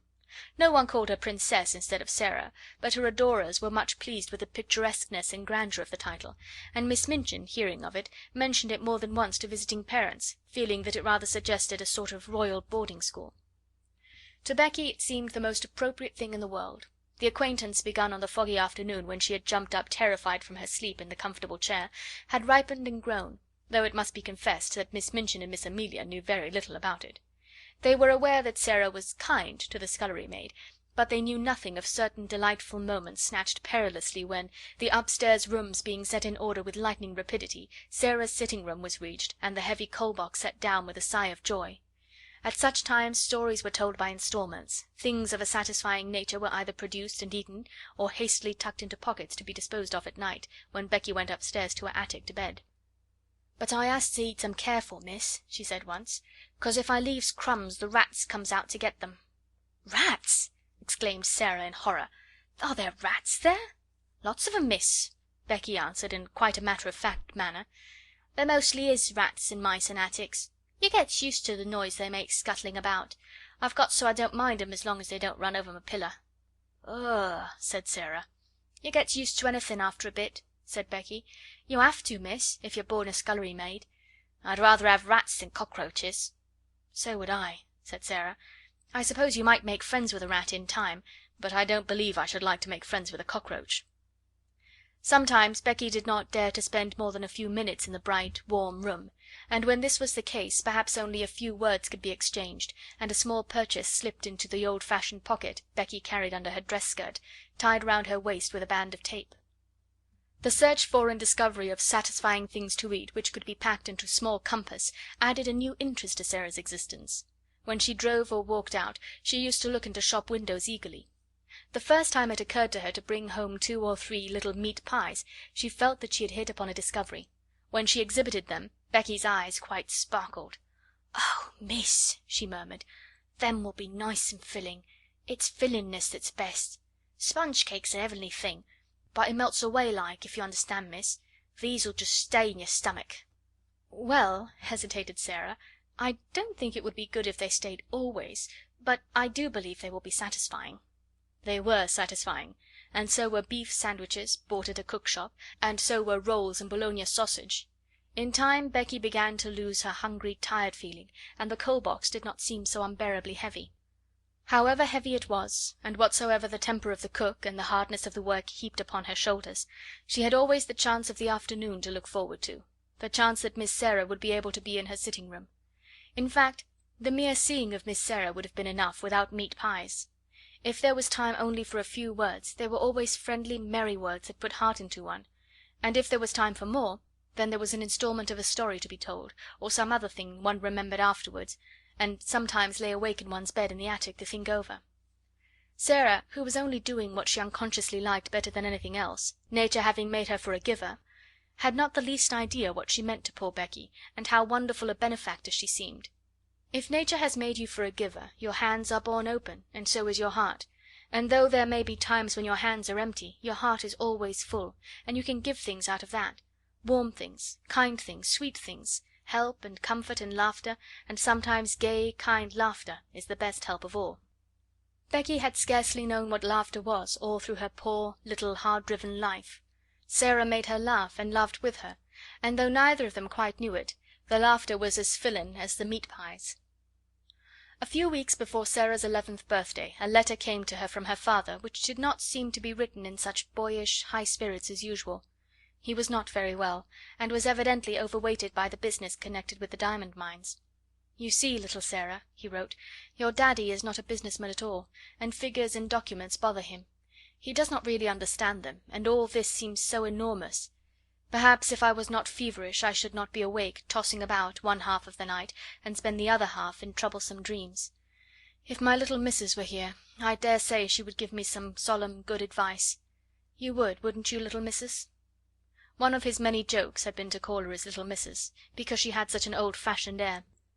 He had made wonderful preparations for her birthday.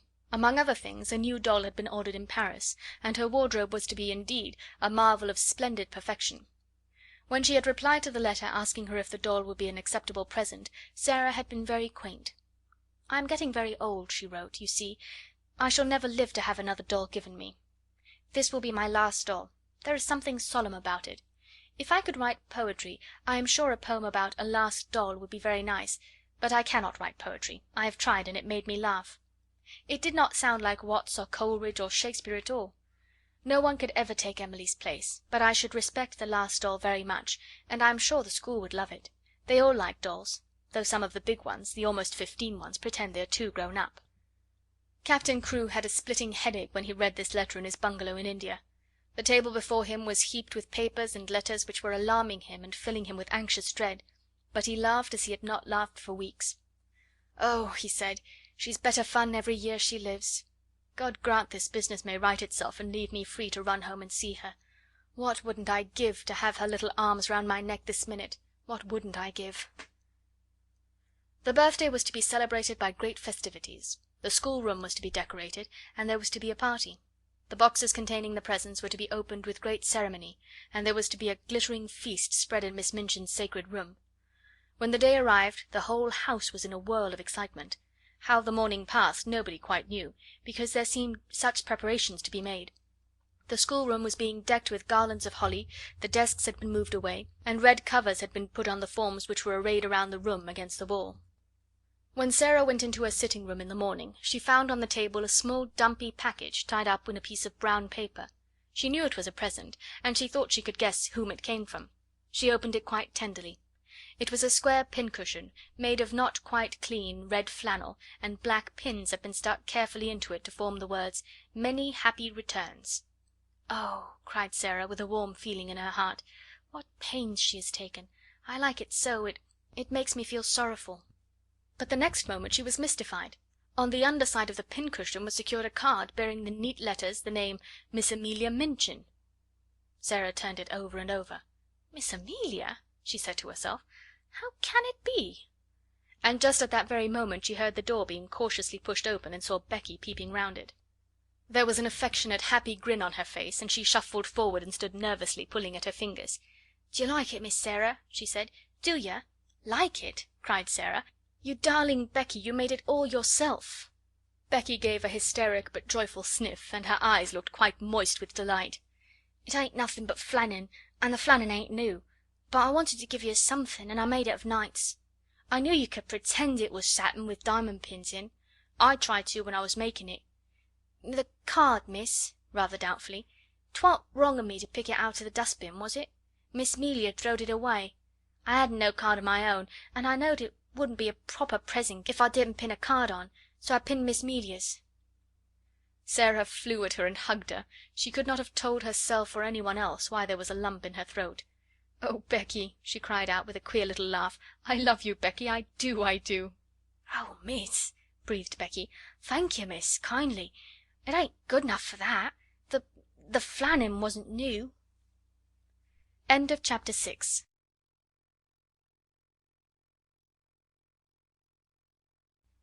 Chapter 7. The Diamond Mines Again.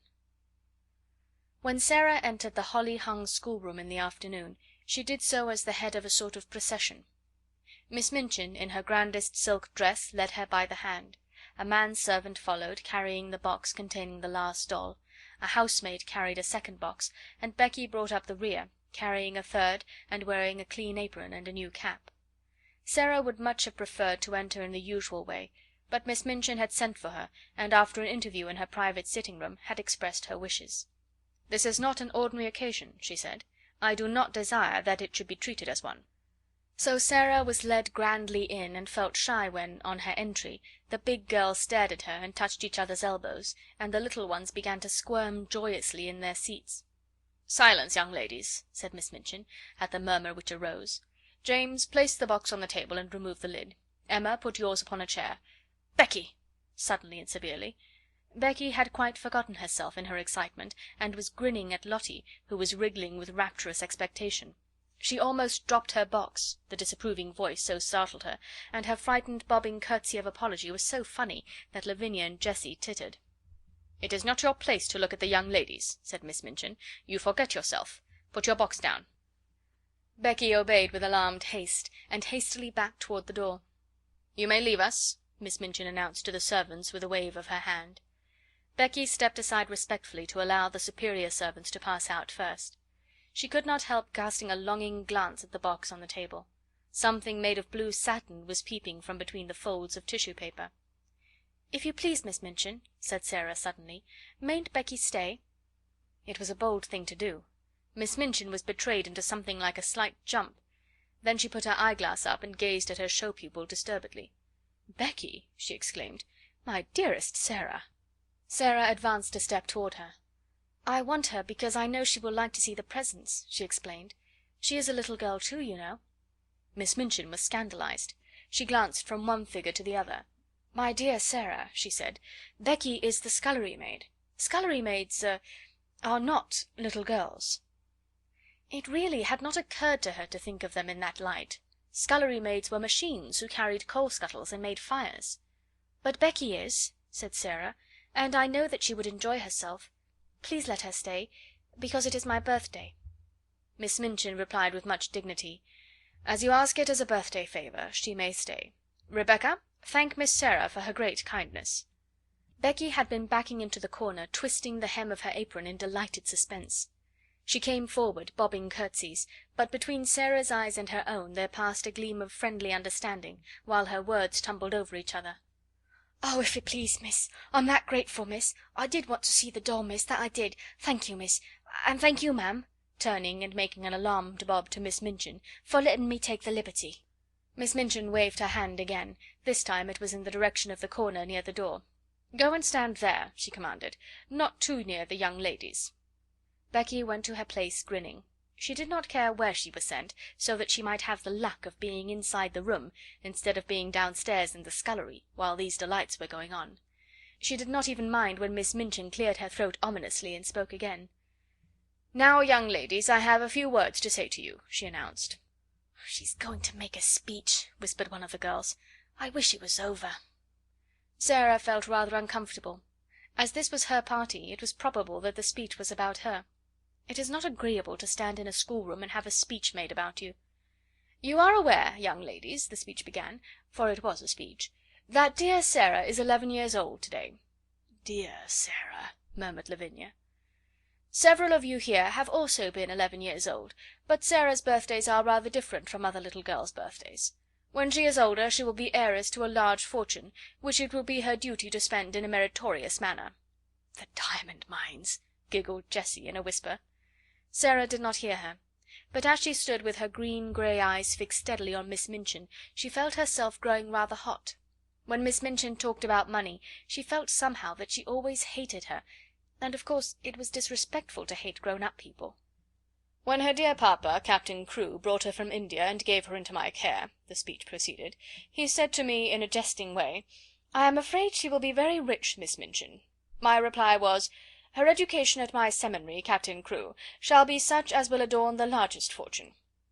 Sara has become my most accomplished pupil. Her French and her dancing are a credit to the seminary. Her manners, which have caused you to call her Princess Sara, are perfect. Her amiability she exhibits by giving you this afternoon's party. I hope you appreciate her generosity. I wish you to express your appreciation of it by saying aloud all together, 'Thank you, Sara.'" The entire schoolroom rose to its feet, as it had done the morning Sara remembered so well. "Thank you, Sara," it said, and it must be confessed that Lottie jumped up and down. Sara looked rather shy for a moment. She made a curtsy, and it was a very nice one. "Thank you," she said, "for coming to my party." "Very pretty indeed, Sara," approved Miss Minchin. "That is what a real princess does when the populace applauds her. Lavinia," scathingly, "the sound you just made was extremely like a snort. If you are jealous of your fellow pupil, I beg you will express your feelings in some more ladylike manner. Now I will leave you to enjoy yourselves." The instant she had swept out of the room, the spell her presence always had upon them was broken. The door had scarcely closed before every seat was empty. The little girls jumped or tumbled out of theirs, the older ones wasted no time in deserting theirs. There was a rush toward the boxes. Sara had bent over one of them with a delighted face. "These are books, I know," she said. The little children broke into a rueful murmur, and Ermengaard looked aghast. "Does your papa send you books for a birthday present?" she exclaimed. "Why, he's as bad as mine. Don't open them, Sara." "I like them," Sara laughed, but she turned to the biggest box. When she took out the last doll it was so magnificent that the children uttered delighted groans of joy, and actually drew back to gaze at it in breathless rapture. "She's almost as big as Lottie," someone gasped. Lottie clapped her hands and danced about, giggling. "She's dressed for the theatre," said Lavinia. "Her cloak is lined with ermine." "Oh!" cried Ermengaard, darting forward. "She has an opera glass in her hand, a blue and gold one." "Here is her trunk," said Sara. "Let us open it and look at her things." She sat down upon the floor and turned the key. The children crowded clamouring around her as she lifted tray after tray and revealed their contents. Never had the schoolroom been in such an uproar. There were lace collars and silk stockings and handkerchiefs. There was a jewel case containing a necklace and a tiara which looked quite as if they were made of real diamonds. There was a long sealskin and muff, there were ball dresses and walking dresses and visiting dresses, there were hats and tea gowns and fans. Even Lavinia and Jessie forgot that they were too elderly to care for dolls, and uttered exclamations of delight and caught up things to look at them. "Suppose," Sara said, as she stood by the table, putting a large black velvet hat on the impassively smiling owner of all these splendours, "suppose she understands human talk, and feels proud of being admired." "You are always supposing things," said Lavinia, and her air was very superior. "I know I am," answered Sara undisturbedly. "I like it. There is nothing so nice as supposing. It's almost like being a fairy. If you suppose anything hard enough, it seems as if it were real." "It's all very well to suppose things if you have everything," said Lavinia. "Could you suppose and pretend if you were a beggar and lived in a garret?" Sara stopped arranging the last doll's ostrich plumes, and looked thoughtful. "I believe I could," she said. "If one was a beggar, one would have to suppose and pretend all the time, but it mightn't be easy." She often thought afterwards how strange it was that just as she had finished saying this, just at that very moment, Miss Amelia came into the room. "Sara," she said, "your papa's solicitor, Mr. Barrow, has called to see Miss Minchin, and as she must talk to him alone, and the refreshments are laid in her parlour, you had all better come and have your feast now, so that my sister can have her interview here in the schoolroom." Refreshments were not likely to be disdained at any hour, and many pairs of eyes gleamed. Miss Amelia arranged the procession into decorum, and then, with Sara at her side heading it, she led it away, leaving the last doll sitting upon a chair with the glories of her wardrobe scattered about her, dresses and coats hung upon chair backs, piles of lace-frilled petticoats lying upon their seats. Becky, who was not expected to partake of refreshments, had the indiscretion to linger a moment to look at these beauties. It really was an indiscretion. "Go back to your work, Becky," Miss Amelia had said, but she had stopped to pick up reverently first a muff and then a coat, and while she stood looking at them adoringly, she heard Miss Minchin upon the threshold, and being smitten with terror at the thought of being accused of taking liberties, she rashly darted under the table, which hid her by its tablecloth. Miss Minchin came into the room, accompanied by a sharp-featured, dry little gentleman, who looked rather disturbed. Miss Minchin herself also looked rather disturbed, it must be admitted, and she gazed at the dry little gentleman with an irritated and puzzled expression. She sat down with stiff dignity and waved him to a chair. "Pray be seated, Mr. Barrow," she said. Mr. Barrow did not sit down at once. His attention seemed attracted by the last doll and the things which surrounded her. He settled his eyeglasses and looked at them in nervous disapproval. The last doll herself did not seem to mind this in the least. She merely sat upright and returned his gaze indifferently. £100, Mr. Barrow remarked succinctly. "All expensive material, and made at a Parisian modiste's. He spent money lavishly enough, that young man." Miss Minchin felt offended. This seemed to be a disparagement of her best patron, and was a liberty. Even solicitors had no right to take liberties. "I beg your pardon, Mr. Barrow," she said stiffly. "I do not understand." "Birthday presents," said Mr. Barrow in the same critical manner, "to a child 11 years old. Mad extravagance, I call it." Miss Minchin drew herself up still more rigidly. "Captain Crewe is a man of fortune," she said. "The diamond mines alone—" Mr. Barrow wheeled round upon her. "Diamond mines!" he broke out. "There are none. Never were." Miss Minchin actually got up from her chair. "What?" she cried. "What do you mean?" "At any rate," answered Mr. Barrow quite snappishly, "it would have been much better if there never had been any." "Any diamond mines?" ejaculated Miss Minchin, catching at the back of a chair, and feeling as if a splendid dream was fading away from her. "Diamond mines spell ruin oftener than they spell wealth," said Mr. Barrow. "When a man is in the hands of a very dear friend, and is not a businessman himself, he had better steer clear of the dear friend's diamond mines, or gold mines, or any other kind of mines dear friends want his money to put into. The late Captain Crewe—" Here Miss Minchin stopped him with a gasp. "The late Captain Crewe!" she cried out. "The late! You don't mean to tell me that Captain Crewe is—" "He's dead, ma'am," Mr. Barrow answered with jerky brusqueness. "Died of jungle fever and business troubles combined. The jungle fever might not have killed him if he had not been driven mad by the business troubles, and the business troubles might not have put an end to him if the jungle fever had not assisted. Captain Crewe is dead." Miss Minchin dropped into her chair again. The words he had spoken filled her with alarm. "What were his business troubles?" she said. "What were they?"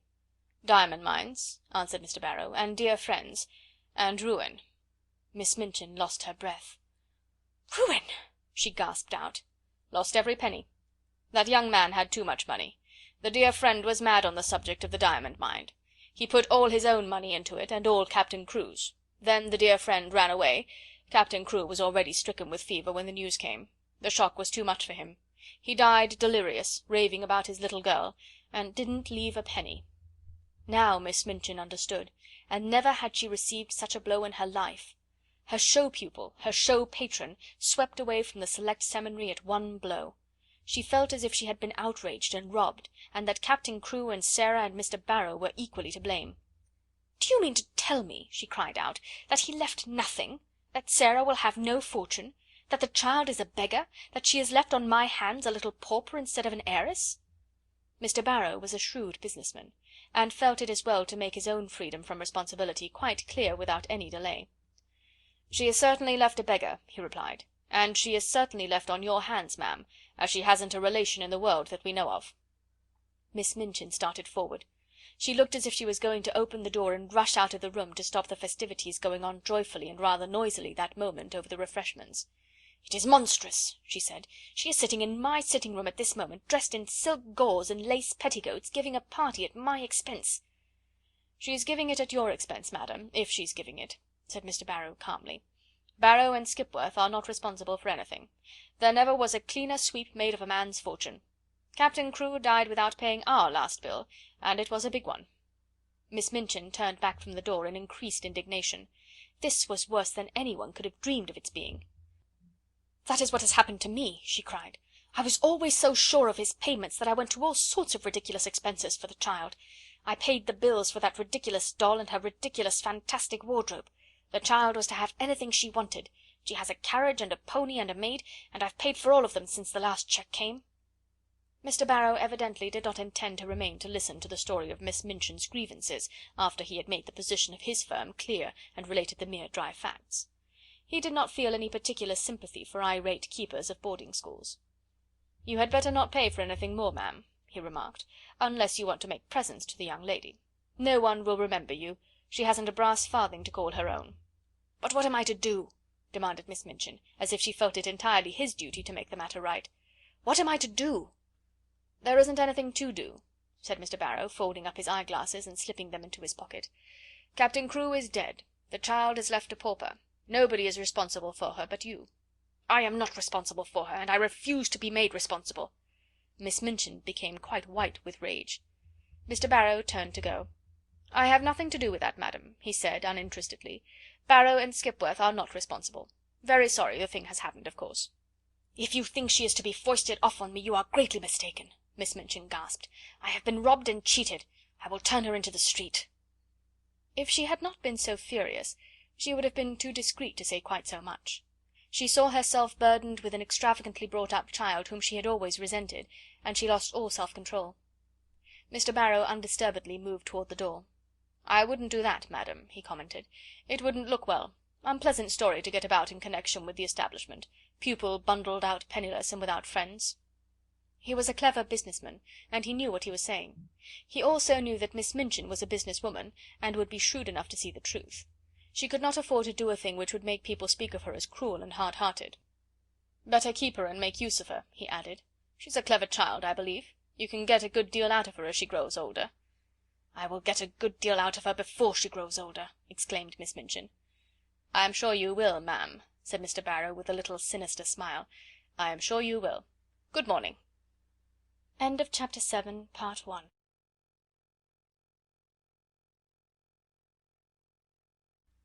Chapter 7 Continued. He bowed himself out and closed the door, and it must be confessed that Miss Minchin stood for a few moments and glared at it. What he had said was quite true. She knew it. She had absolutely no redress. Her show pupil had melted into nothingness, leaving only a friendless, beggared little girl. Such money as she herself had advanced was lost and could not be regained.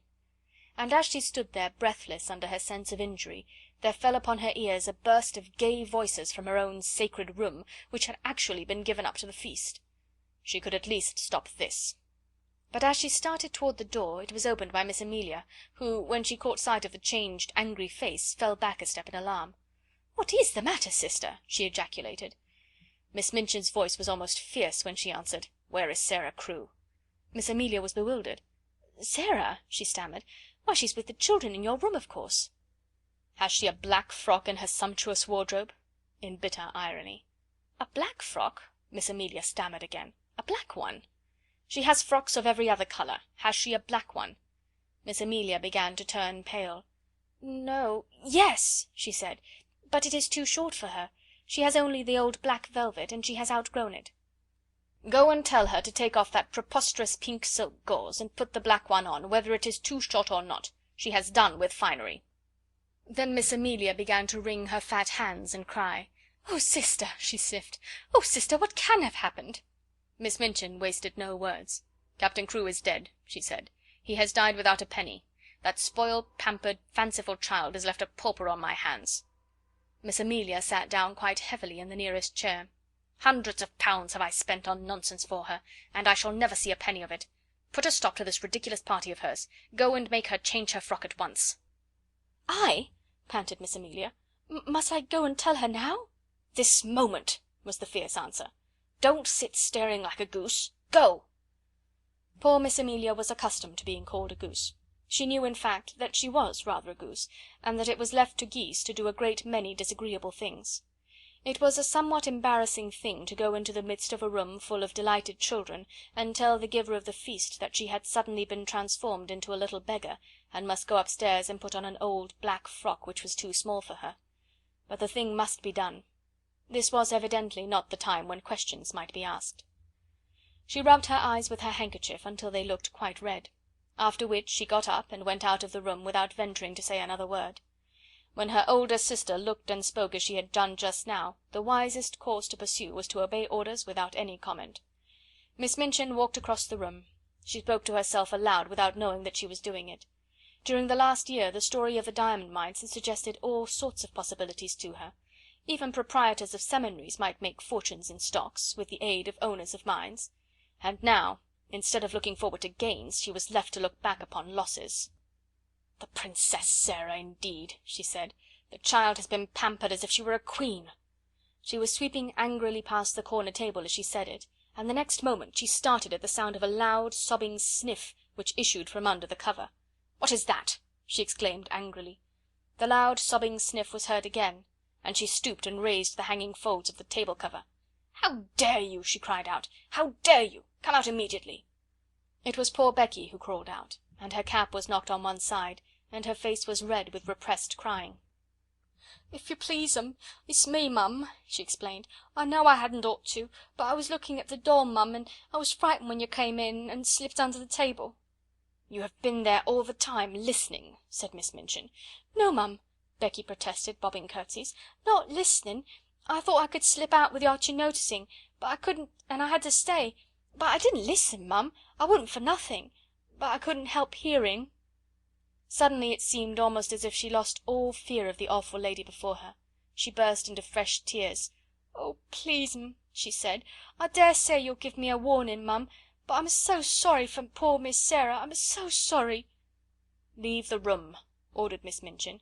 Becky curtsied again, the tears openly streaming down her cheeks. "Yes'm, I will'm," she said, trembling. "But oh, I just wanted to ask you, Miss Sara, she's been such a rich young lady, and she's been waited on hand and foot, and what will she do now, Mum, without no maid? If oh, please, would you let me wait on her after I've done my pots and kettles? I'd do 'em that quick, if you'd let me wait on her now she's poor. Oh," breaking out afresh, "poor little Miss Sara, Mum, that was called a princess." Somehow she made Miss Minchin feel more angry than ever. That the very scullery maid should range herself on the side of this child, whom she realised more fully than ever that she had never liked, was too much. She actually stamped her foot. "No, certainly not," she said. "She will wait on herself and on other people too. Leave the room this instant, or you'll leave your place." Becky threw her apron over her head and fled. She ran out of the room and down the steps into the scullery, and there she sat down among her pots and kettles, and wept as if her heart would break. "It's exactly like the ones in the stories," she wailed. "Them poor princess ones that was drove into the world." Miss Minchin had never looked quite so still and hard as she did when Sara came to her a few hours later in response to a message she had sent her. Even by that time it seemed to Sara as if the birthday party had either been a dream or a thing which had happened years ago, and had happened in the life of quite another little girl. Every sign of the festivities had been swept away. The holly had been removed from the schoolroom walls, and the forms and desks put back into their places. Miss Minchin's sitting room looked as it always did. All traces of the feast were gone, and Miss Minchin had resumed her usual dress. The pupils had been ordered to lay aside their party frocks, and this having been done, they had returned to the schoolroom and huddled together in groups, whispering and talking excitedly. "Tell Sara to come to my room," Miss Minchin had said to her sister, "and explain to her clearly that I will have no crying or unpleasant scenes." "Sister," replied Miss Amelia, "she is the strangest child I ever saw. She has actually made no fuss at all. You remember she made none when Captain Crewe went back to India. When I told her what had happened, she just stood quite still and looked at me without making a sound. Her eyes seemed to get bigger and bigger, and she went quite pale. When I had finished, she still stood staring for a few seconds, and then her chin began to shake, and she turned round and ran out of the room and upstairs. Several of the other children began to cry, but she did not seem to hear them or to be alive to anything but just what I was saying. It made me feel quite queer not to be answered. And when you tell anything sudden and strange, you expect people will say something, whatever it is." Nobody but Sara herself ever knew what had happened in her room after she had run upstairs and locked her door. In fact, she herself scarcely remembered anything but that she walked up and down, saying over and over again to herself in a voice which did not seem her own, "My papa is dead, my papa is dead." Once she stopped before Emily, who sat watching her from her chair, and cried out wildly, "Emily, do you hear? Do you hear? Papa is dead. He is dead in India, thousands of miles away." When she came into Miss Minchin's sitting room in answer to her summons, her face was white and her eyes had dark rings around them. Her mouth was set as if she did not wish it to reveal what she had suffered and was suffering. She did not look in the least like the rose-coloured butterfly child who had flown about from one of her treasures to the other in the decorated schoolroom. She looked and said, a strange, desolate, almost grotesque little figure. She had put on, without Mariette's help, the cast-aside black velvet frock. It was too short and tight, and her slender legs looked long and thin, showing themselves from beneath the brief skirt. As she had not found a piece of black ribbon, her short, thick, black hair tumbled loosely about her face, and contrasted strongly with its pallor. She held Emily tightly in one arm, and Emily was swathed in a piece of black material. "Put down your doll," said Miss Minchin. "What do you mean by bringing her here?" "No," Sara answered, "I will not put her down. She is all I have. My papa gave her to me." She had always made Miss Minchin feel secretly uncomfortable, and she did so now. She did not speak with rudeness so much as with a cold steadiness with which Miss Minchin felt it difficult to cope. perhaps because she knew she was doing a heartless and inhuman thing. "You will have no time for dolls in future," she said. "You will have to work and improve yourself and make yourself useful." Sara kept her big strange eyes fixed on her and said not a word. "Everything will be very different now," Miss Minchin went on. "I suppose Miss Amelia has explained matters to you?" "Yes," answered Sara. "My papa is dead. He left me no money. I am quite poor." "You are a beggar," said Miss Minchin, her temper rising at the recollection of what all this meant. "It appears that you have no relations and no home, and no one to take care of you." For a moment the thin, pale little face twitched, but Sara again said nothing. "What are you staring at?" demanded Miss Minchin sharply. "Are you so stupid that you cannot understand? I tell you that you are quite alone in the world, and have no one to do anything for you, unless I choose to keep you here out of charity." "I understand," answered Sara in a low tone, and there was a sound as if she had gulped down something which rose in her throat. "I understand." "That doll," cried Miss Minchin, pointing to the splendid birthday gift seated near, "that ridiculous doll, with all her nonsensical extravagant things, I actually paid the bill for her." Sara turned her head toward the chair.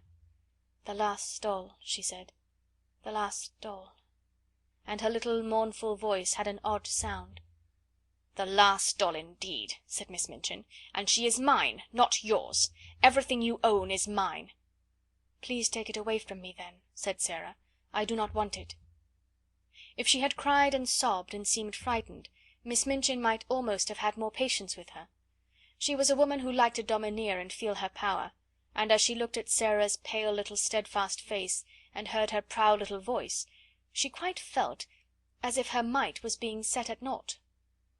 "Don't put on grand airs," she said. "The time for that sort of thing is past. You are not a princess any longer. Your carriage and your pony will be sent away. Your maid will be dismissed. You will wear your oldest and plainest clothes. Your extravagant ones are no longer suited to your station. You are like Becky. You must work for your living." To her surprise, a faint gleam of light came into the child's eyes, a shade of relief. "Can I work?" she said. "If I can work it will not matter so much. What can I do?" "You can do anything you are told," was the answer. "You are a sharp child, and pick up things readily. If you'll make yourself useful I may let you stay here. You speak French well, and you can help with the younger children." "May I?" exclaimed Sara. "Oh, please let me. I know I can teach them. I like them, and they like me." "Don't talk nonsense about people liking you," said Miss Minchin. "You will have to do more than teach the little ones. You will run errands and help in the kitchen as well as in the schoolroom. If you don't please me you will be sent away. Remember that. Now go." Sara stood still just a moment, looking at her. In her young soul she was thinking deep and strange things. Then she turned to leave the room. "Stop," said Miss Minchin.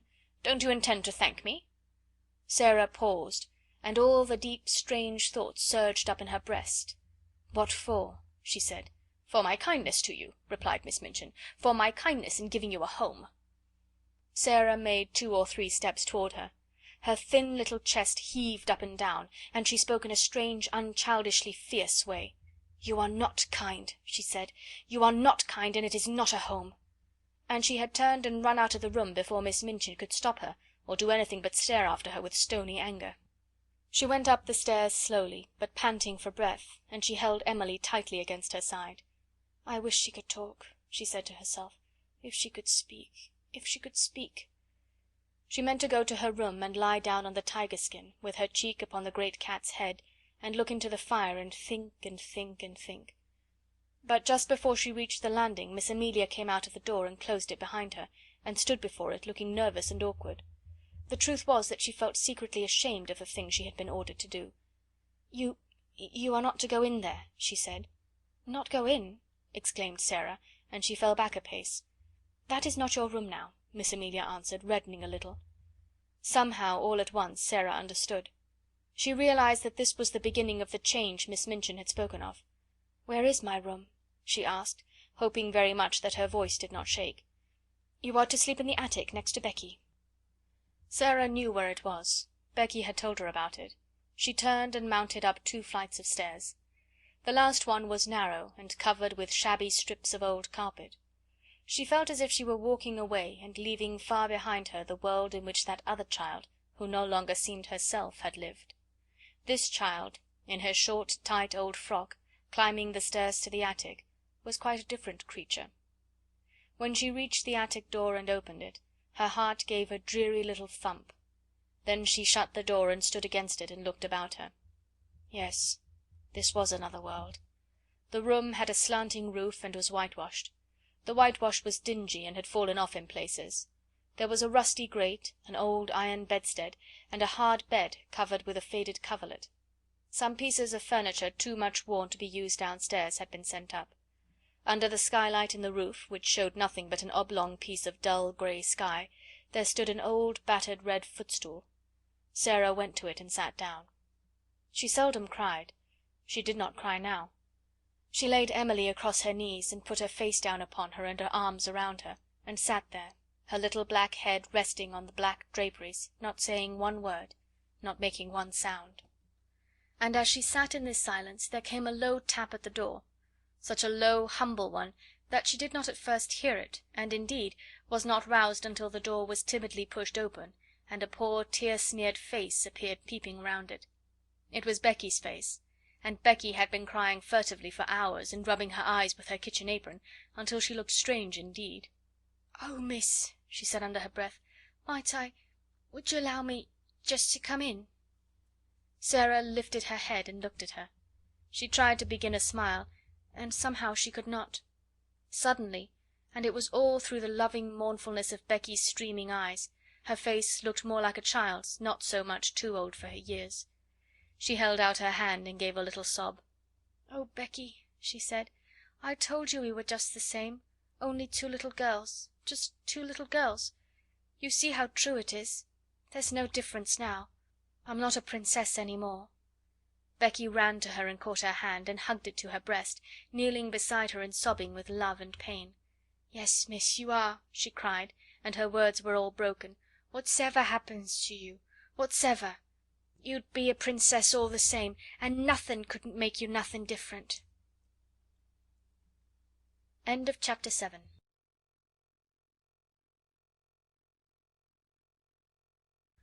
Chapter 8. In the attic. The first night she spent in her attic was a thing Sara never forgot. During its passing she lived through a wild, unchildlike woe, of which she never spoke to anyone about her. There was no one who would have understood. It was indeed well for her that as she lay awake in the darkness her mind was forcibly distracted now and then by the strangeness of her surroundings. It was perhaps well for her that she was reminded by her small body of material things.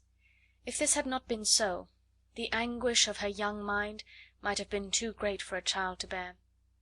But really, while the night was passing, she scarcely knew that she had a body at all, or remembered any other thing than one. "My papa is dead," she kept whispering to herself. "My papa is dead." It was not until long afterward that she realized that her bed had been so hard that she turned over and over in it to find a place to rest, that the darkness seemed more intense than any she had ever known, and that the wind howled over the roof among the chimneys like something which wailed aloud. Then there was something worse. This was certain scufflings and scratchings and squeakings in the walls behind the skirting boards. She knew what they meant, because Becky had described them. They meant rats and mice who were either fighting with each other or playing together. Once or twice she even heard sharp-toed feet scurrying across the floor, and she remembered in those after days, when she recalled things, that when first she heard them she started up in bed and sat trembling, and when she lay down again covered her head with the bedclothes. The change in her life did not come about gradually, but was made all at once. "She must begin as she is to go on," Miss Minchin said to Miss Amelia. "She must be taught at once what she is to expect." Mariette had left the house the next morning. The glimpse Sara caught of her sitting room as she passed its open door showed her that everything had been changed. Her ornaments and luxuries had been removed, and a bed had been placed in a corner to transform it into a new pupil's bedroom. When she went down to breakfast she saw that her seat at Miss Minchin's side was occupied by Lavinia, and Miss Minchin spoke to her coldly.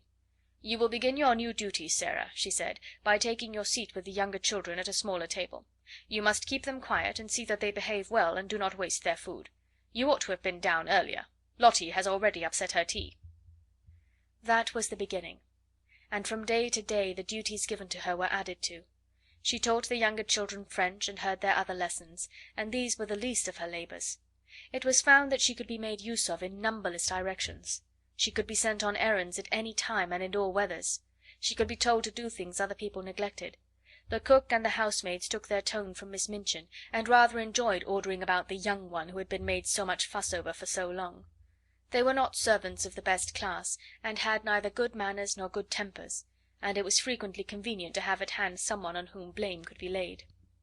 During the first month or two Sara thought that her willingness to do things as well as she could, and her silence under reproof, might soften those who drove her so hard. In her proud little heart she wanted them to see that she was trying to earn her living, and not accepting charity.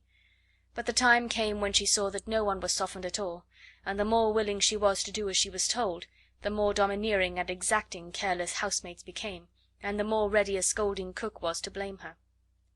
If she had been older, Miss Minchin would have given her the bigger girls to teach, and saved money by dismissing an instructress; but while she remained and looked like a child, she could be made more useful as a sort of little superior errand girl and maid of all work. An ordinary errand boy would not have been so clever and reliable. Sara could be trusted with difficult commissions and complicated messages. She could even go and pay bills, and she combined with this the ability to dust a room well and to set things in order. Her own lessons became things of the past. She was taught nothing, and only after long and busy days spent in running here and there at everybody's orders was she grudgingly allowed to go into the deserted schoolroom with a pile of old books, and study alone at night. "If I do not remind myself of the things I have learned, perhaps I may forget them," she said to herself. "I am almost a scullery maid, and if I am a scullery maid who knows nothing, I shall be like poor Becky. I wonder if I could quite forget, and begin to drop my H's, and not remember that Henry VIII had 6 wives." One of the most curious things in her new existence was her changed position among the pupils. Instead of being a sort of small royal personage among them, she no longer seemed to be one of their number at all.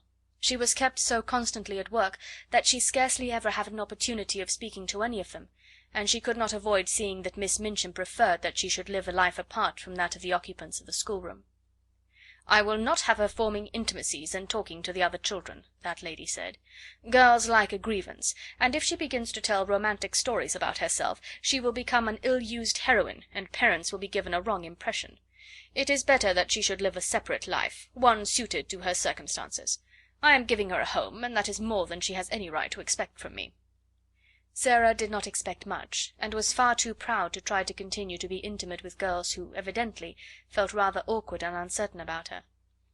The fact was that Miss Minchin's pupils were a set of dull, matter-of-fact young people.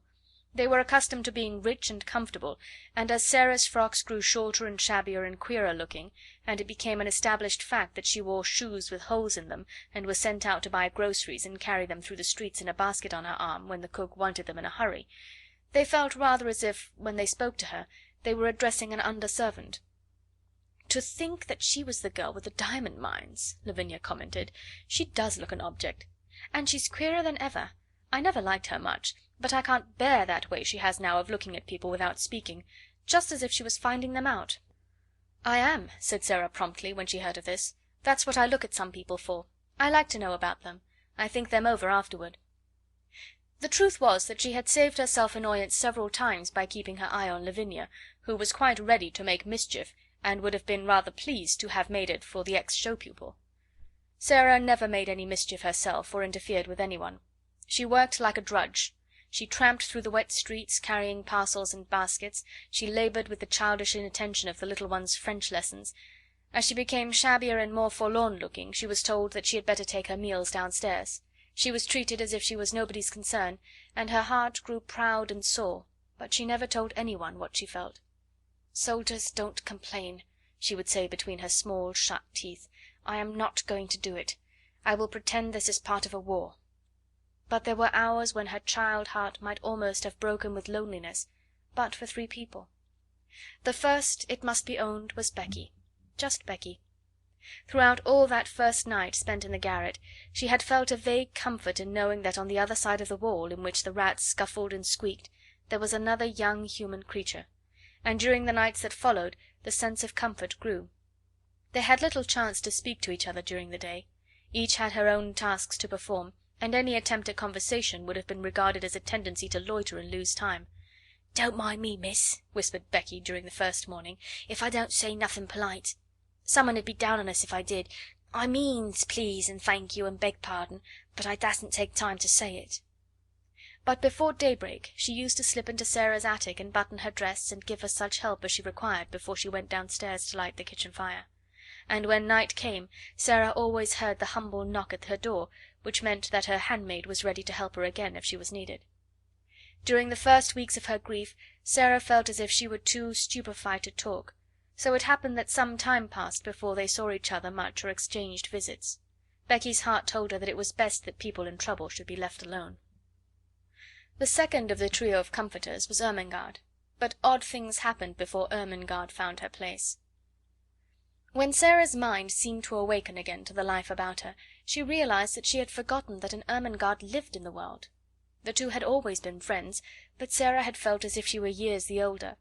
It could not be contested that Ermengaard was as dull as she was affectionate. She clung to Sarah in a simple, helpless way. She brought her lessons to her that she might be helped. She listened to her every word and besieged her with requests for stories. But she had nothing interesting to say herself, and she loathed books of every description. She was, in fact, not a person one would remember when one was caught in the storm of a great trouble, and Sarah forgot her. It had been all the easier to forget her because she had been suddenly called home for a few weeks. When she came back she did not see Sarah for a day or two, and when she met her for the first time she encountered her coming down a corridor with her arms full of garments which were to be taken downstairs to be mended. Sarah herself had already been taught to mend them. She looked pale and unlike herself, and she was attired in the queer outgrown frock whose shortness showed so much thin black leg. Ermengaard was too slow a girl to be equal to such a situation. She could not think of anything to say. She knew what had happened, but somehow she had never imagined Sarah could look like this, so odd and poor, and almost like a servant. It made her quite miserable, and she could do nothing but break into a short hysterical laugh and exclaim, aimlessly and as if without any meaning, "Oh, Sarah, is that you?" "Yes," answered Sarah, and suddenly a strange thought passed through her mind and made her face flush. She held the pile of garments in her arms, and her chin rested upon the top of it to keep it steady. Something in the look of her straight gazing eyes made Ermengaard lose her wits still more. She felt as if Sarah had changed into a new kind of girl, and she had never known her before. Perhaps it was because she had suddenly grown poor and had to mend things and work like Becky. "Oh," she stammered, how are you?" "I don't know," Sarah replied. "How are you?" I'm quite well," said Ermengaard, overwhelmed with shyness. Then spasmodically she thought of something to say which seemed more intimate. Are you very unhappy?" she said in a rush. Then Sarah was guilty of an injustice. Just at that moment her torn heart swelled within her, and she felt that if any one was as stupid as that, one had better get away from her. "What do you think?" she said. "Do you think I am very happy?" And she marched past her without another word. In course of time she realized that if her wretchedness had not made her forget things, she would have known that poor dull Ermengaard was not to be blamed for her unready, awkward ways. She was always awkward, and the more she felt, the more stupid she was given to being. But the sudden thought which had flashed upon her had made her over sensitive. "She is like the others," she had thought. "She does not really want to talk to me. She knows no one does." So for several weeks a barrier stood between them. When they met by chance Sarah looked the other way, and Ermengaard felt too stiff and embarrassed to speak. Sometimes they nodded to each other in passing, but there were times when they did not even exchange a greeting. "If she would rather not talk to me," Sarah thought, "I will keep out of her way. Miss Minchin makes that easy enough." Miss Minchin made it so easy that at last they scarcely saw each other at all. At that time it was noticed that Ermengaard was more stupid than ever, and that she looked listless and unhappy. She used to sit in the window seat, huddled in a heap, and stare out of the window without speaking. Once Jessie, who was passing, stopped to look at her curiously. "What are you crying for, Ermengaard?" she asked. "I'm not crying," answered Ermengaard in a muffled, unsteady voice. "You are," said Jessie. "A great big tear just rolled down the bridge of your nose and dropped off at the end of it. And there goes another." "Well," said Ermengaard, "I'm miserable, and no one need interfere," and she turned her plump back and took out her handkerchief and boldly hid her face in it. That night, when Sarah went to her attic, she was later than usual. She had been kept at work until after the hour at which the pupils went to bed, and after that she had gone to her lessons in the lonely schoolroom. When she reached the top of the stairs she was surprised to see a glimmer of light coming from under the attic door. "Nobody goes there but myself," she thought quickly, "but some one has lighted a candle." Some one had indeed lighted a candle, and it was not burning in the kitchen candlestick she was expected to use, but in one of those belonging to the pupils' bedrooms. The some one was sitting upon the battered footstool, and was dressed in her nightgown and wrapped up in a red shawl. It was Ermengaard. "Ermengaard!" cried Sara. She was so startled that she was almost frightened. "You will get into trouble." Ermengarde stumbled up from her footstool. She shuffled across the attic in her bedroom slippers, which were too large for her. Her eyes and nose were pink with crying. "I know I shall, if I'm found out," she said, "but I don't care. I don't care a bit. Oh, Sara, please tell me. What is the matter? Why don't you like me any more?" Something in her voice made the familiar lump rise in Sara's throat. It was so affectionate and simple, so like the old Ermengarde who had asked her to be best friends. It sounded as if she had not meant what she had seemed to mean during these past weeks. "I do like you," Sara answered. "I thought... You see, everything is different now. I thought you were different." Ermengarde opened her wet eyes wide. "Why, it was you who were different," she cried. "You didn't want to talk to me. I didn't know what to do. It was you who were different after I came back." Sara thought a moment. She saw she had made a mistake. "I am different," she explained, "though not in the way you think. Miss Minchin does not want me to talk to the girls. Most of them don't want to talk to me. I thought perhaps you didn't, so I tried to keep out of your way." "Oh, Sara!" Ermengarde almost wailed in her reproachful dismay. And then, after one more look, they rushed into each other's arms. It must be confessed that Sara's small black head lay for some minutes on the shoulder covered by the red shawl. When Ermengarde had seemed to desert her she had felt horribly lonely. Afterward they sat down upon the floor together, Sara clasping her knees with her arms, and Ermengarde rolled up in her shawl. Ermengarde looked at the odd, big-eyed little face adoringly. "I couldn't bear it any more," she said. "I dare say you could live without me, Sara, but I couldn't live without you. I was nearly dead. So tonight, when I was crying under the bedclothes, I thought all at once of creeping up here and just begging you to let us be friends again." "You're nicer than I am," said Sara. "I was too proud to try and make friends. You see, now that trials have come, they have shown that I am not a nice child. I was afraid they would. Perhaps," wrinkling her forehead wisely, "that is what they were sent for." "I don't see any good in them," said Ermengarde stoutly. "Neither do I, to speak the truth," admitted Sara frankly. "But I suppose there might be good in things, even if we don't see it. There might," doubtfully, "be good in Miss Minchin." Ermengarde looked round the attic with a rather fearsome curiosity. "Sara," she said, "do you think you can bear living here?" Sara looked round also. "If I pretend it's quite different, I can," she answered. "Or if I pretend it is a place in a story." She spoke slowly. Her imagination was beginning to work for her. It had not worked for her at all since her troubles had come upon her. She had felt as if it had been stunned. "Other people have lived in worse places. Think of the Count of Monte Cristo in the dungeons of the Chateau d'If, and think of the people in the Bastille." "The Bastille!" half whispered Ermengarde, watching her and beginning to be fascinated.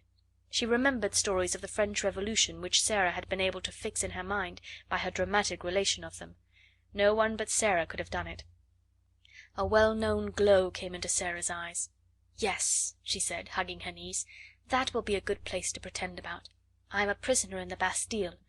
I have been here for years and years and years, and everybody has forgotten about me.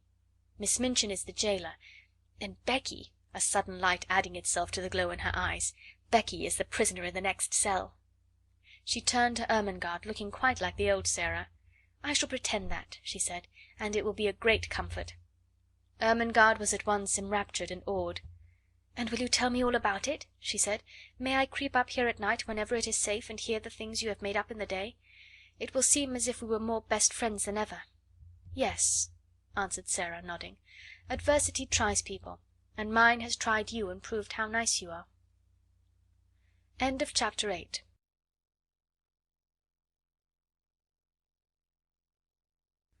Chapter 9.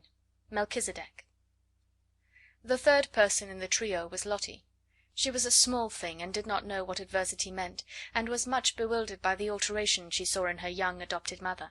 She had heard it rumoured that strange things had happened to Sara, but she could not understand why she looked different, why she wore an old black frock and came into the schoolroom only to teach, instead of to sit in her place of honour and learn lessons herself. There had been much whispering among the little ones when it had been discovered that Sara no longer lived in the rooms in which Emily had so long sat in state. Lottie's chief difficulty was that Sara said so little when one asked her questions. At 7 mysteries must be made very clear if one is to understand them. "Are you very poor now, Sara?" she had asked confidentially the first morning her friend took charge of the small French class. "Are you as poor as a beggar?" She thrust a fat hand into the slim one, and opened round, tearful eyes. "I don't want you to be as poor as a beggar." She looked as if she was going to cry, and Sara hurriedly consoled her. "Beggars have nowhere to live," she said courageously. "I have a place to live in." "Where do you live?" persisted Lottie. "The new girl sleeps in your room, and it isn't pretty any more." "I live in another room," said Sara. "Is it a nice one?" inquired Lottie. "I want to go and see it." "You must not talk," said Sara. "Miss Minchin is looking at us. She will be angry with me for letting you whisper." She had found out already that she was to be held accountable for everything which was objected to. If the children were not attentive, if they talked, if they were restless, it was she who would be reproved. But Lottie was a determined little person. If Sara would not tell her where she lived, she would find out in some other way. She talked to her small companions, and hung about the elder girls, and listened when they were gossiping, and acting upon certain information they had unconsciously let drop, she started late one afternoon on a voyage of discovery, climbing stairs she had never known the existence of, until she reached the attic floor. There she found 2 doors near each other, and opening one, she saw her beloved Sara standing upon an old table and looking out of a window. "Sara!" she cried aghast. "Mamma Sara!" She was aghast because the attic was so bare and ugly, and seemed so far away from all the world. Her short legs had seemed to have been mounting hundreds of stairs. Sara turned round at the sound of her voice. It was her turn to be aghast. What would happen now? If Lottie began to cry, and any one chanced to hear, they were both lost. She jumped down from her table and ran to the child. "Don't cry and make a noise," she implored. "I shall be scolded if you do, and I have been scolded all day. It's not such a bad room, Lottie." "Isn't it?" gasped Lottie, and as she looked round it she bit her lip. She was a spoiled child yet, but she was fond enough of her adopted parent to make an effort to control herself for her sake. Then, somehow, it was quite possible that any place in which Sara lived might turn out to be nice. "Why isn't it, Sara?" she almost whispered. Sara hugged her close and tried to laugh. There was a sort of comfort in the warmth of the plump, childish body. She had had a hard day, and had been staring out of the windows with hot eyes. "You can see all sorts of things that you can't see downstairs," she said. "What sort of things?" demanded Lottie, with that curiosity Sara could always awaken even in the bigger girls. "Chimneys quite close to us, with smoke curling up in wreaths and clouds and going up into the sky, and sparrows hopping about and talking to each other, just as if they were people, and other attic windows where heads may pop out any minute, and you can wonder who they belong to. And it all feels as high up as if it was another world." "Oh, let me see it," cried Lottie. "Lift me up." Sara lifted her up, and they stood on the old table together and leaned on the edge of the flat window in the roof, and looked out. Anyone who has not done this does not know what a different world they saw. The slate spread out on either side of them, and slanted down into the rain gutter pipes. The sparrows, being at home here, twittered and hopped about quite without fear. 2 of them perched on the chimney top nearest, and quarrelled with each other fiercely, until one pecked the other and drove him away. The garret window next to theirs was shut, because the house next door was empty. "I wish someone lived there," Sara said. "It is so close that if there was a little girl in the attic, we could talk to each other through the windows and climb over to see each other, if we were not afraid of falling." The sky seemed so much nearer than when one saw it from the street that Lottie was enchanted. From the attic window, among the chimney pots, the things which were happening in the world below seemed almost unreal. One scarcely believed in the existence of Miss Minchin and Miss Amelia and the schoolroom, and the roll of wheels in the square seemed a sound belonging to another existence. "Oh, Sara!" cried Lottie, cuddling in her guarding arm. "I like this attic, I like it. It's nicer than downstairs." "Look at that sparrow," whispered Sara. "I wish I had some crumbs to throw to him." "I have some," came in a little shriek from Lottie. "I have part of a bun in my pocket. I bought it with my penny yesterday, and I saved a bit." When they threw out a few crumbs, the sparrow jumped and flew away to an adjacent chimney top. He was evidently not accustomed to intimates in attics, and unexpected crumbs startled him. But when Lottie remained quite still, and Sara chirped very softly, almost as if she were a sparrow herself, he saw that the thing which had alarmed him represented hospitality after all. He put his head on one side, and from his perch on the chimney looked down at the crumbs with twinkling eyes. Lottie could scarcely keep still. "Will he come? Will he come?" she whispered. "His eyes look as if he would," Sara whispered back. "He is thinking and thinking whether he dare. Yes, he will. Yes, he's coming." He flew down and hopped toward the crumbs, but stopped a few inches away from them, putting his head on one side again, as if reflecting on the chances that Sara and Lottie might turn out to be big cats and jump on him. At last his heart told him they were really nicer than they looked, and he hopped nearer and nearer, darted at the biggest crumb with a lightning peck, seized it, and carried it away to the other side of his chimney. "Now he knows," said Sara, "and he will come back for the others." He did come back, and even brought a friend, and the friend went away and brought a relative, and among them they made a hearty meal, over which they twittered and chattered and exclaimed, stopping every now and then to put their heads on one side and examine Lottie and Sara. Lottie was so delighted that she quite forgot her first shocked impression of the attic. In fact, when she was lifted down from the table and returned to earthly things, as it were, Sara was able to point out to her many beauties in the room which she herself would not have suspected the existence of. "It is so little and so high above everything," she said, "that it is almost like a nest in a tree. The slanting ceiling is so funny. See, you can scarcely stand up at this end of the room, and when the morning begins to come I can lie in bed and look right up into the sky through that flat window in the roof. It is like a square patch of light. If the sun is going to shine, little pink clouds float about, and I feel as if I could touch them. And if it rains, the drops patter and patter as if they were saying something nice. Then if there are stars, you can lie and try to count how many go into the patch. It takes such a lot. And just look at that tiny rusty grate in the corner. If it was polished and there was a fire in it, just think how nice it would be. You see, it's really a beautiful little room." She was walking around the small place, holding Lottie's hand and making gestures which described all the beauty she was making herself see. She quite made Lottie see them too. Lottie could always believe in the things Sara made pictures of. "You see," she said, "there could be a thick, soft blue Indian rug on the floor, and in that corner there could be a soft little sofa with cushions to curl up on, and just over it could be a shelf full of books, so that one could reach them easily, and there could be a fur rug before the fire, and hangings on the wall to cover up the whitewash and pictures. They would have to be little ones, but they could be beautiful, and there could be a lamp with a deep rose-coloured shade, and a table in the middle with things to have tea with, and a little fat copper kettle singing on the hob, and the bed could be quite different. It could be made soft and covered with a lovely silk coverlet. It could be beautiful. And perhaps we could coax the sparrows until we made such friends with them that they would come and peck at the window and ask to be let in." "Oh, Sara," cried Lottie, "I should like to live here." When Sara had persuaded her to go downstairs again, and, after setting her on her way, had come back into her attic, she stood in the middle of it and looked about her. The enchantment of her imaginings for Lottie had died away.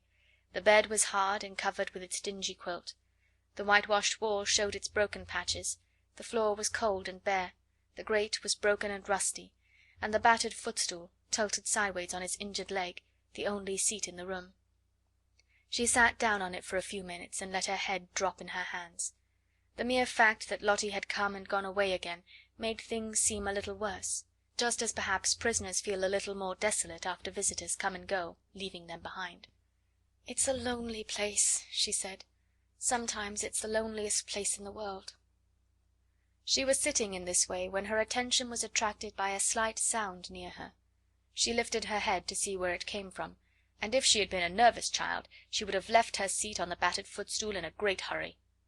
A large rat was sitting up on his hind quarters and sniffing the air in an interested manner. Some of Lottie's crumbs had dropped upon the floor, and their scent had drawn him out of his hole. He looked so queer, and so like a grey whiskered dwarf or gnome, that Sara was rather fascinated. He looked at her with his bright eyes as if he were asking a question. He was evidently so doubtful that one of the child's queer thoughts came into her mind. "I dare say it's rather hard to be a rat," she mused. "Nobody likes you. People jump and run away and scream out, 'Oh, a horrid rat!'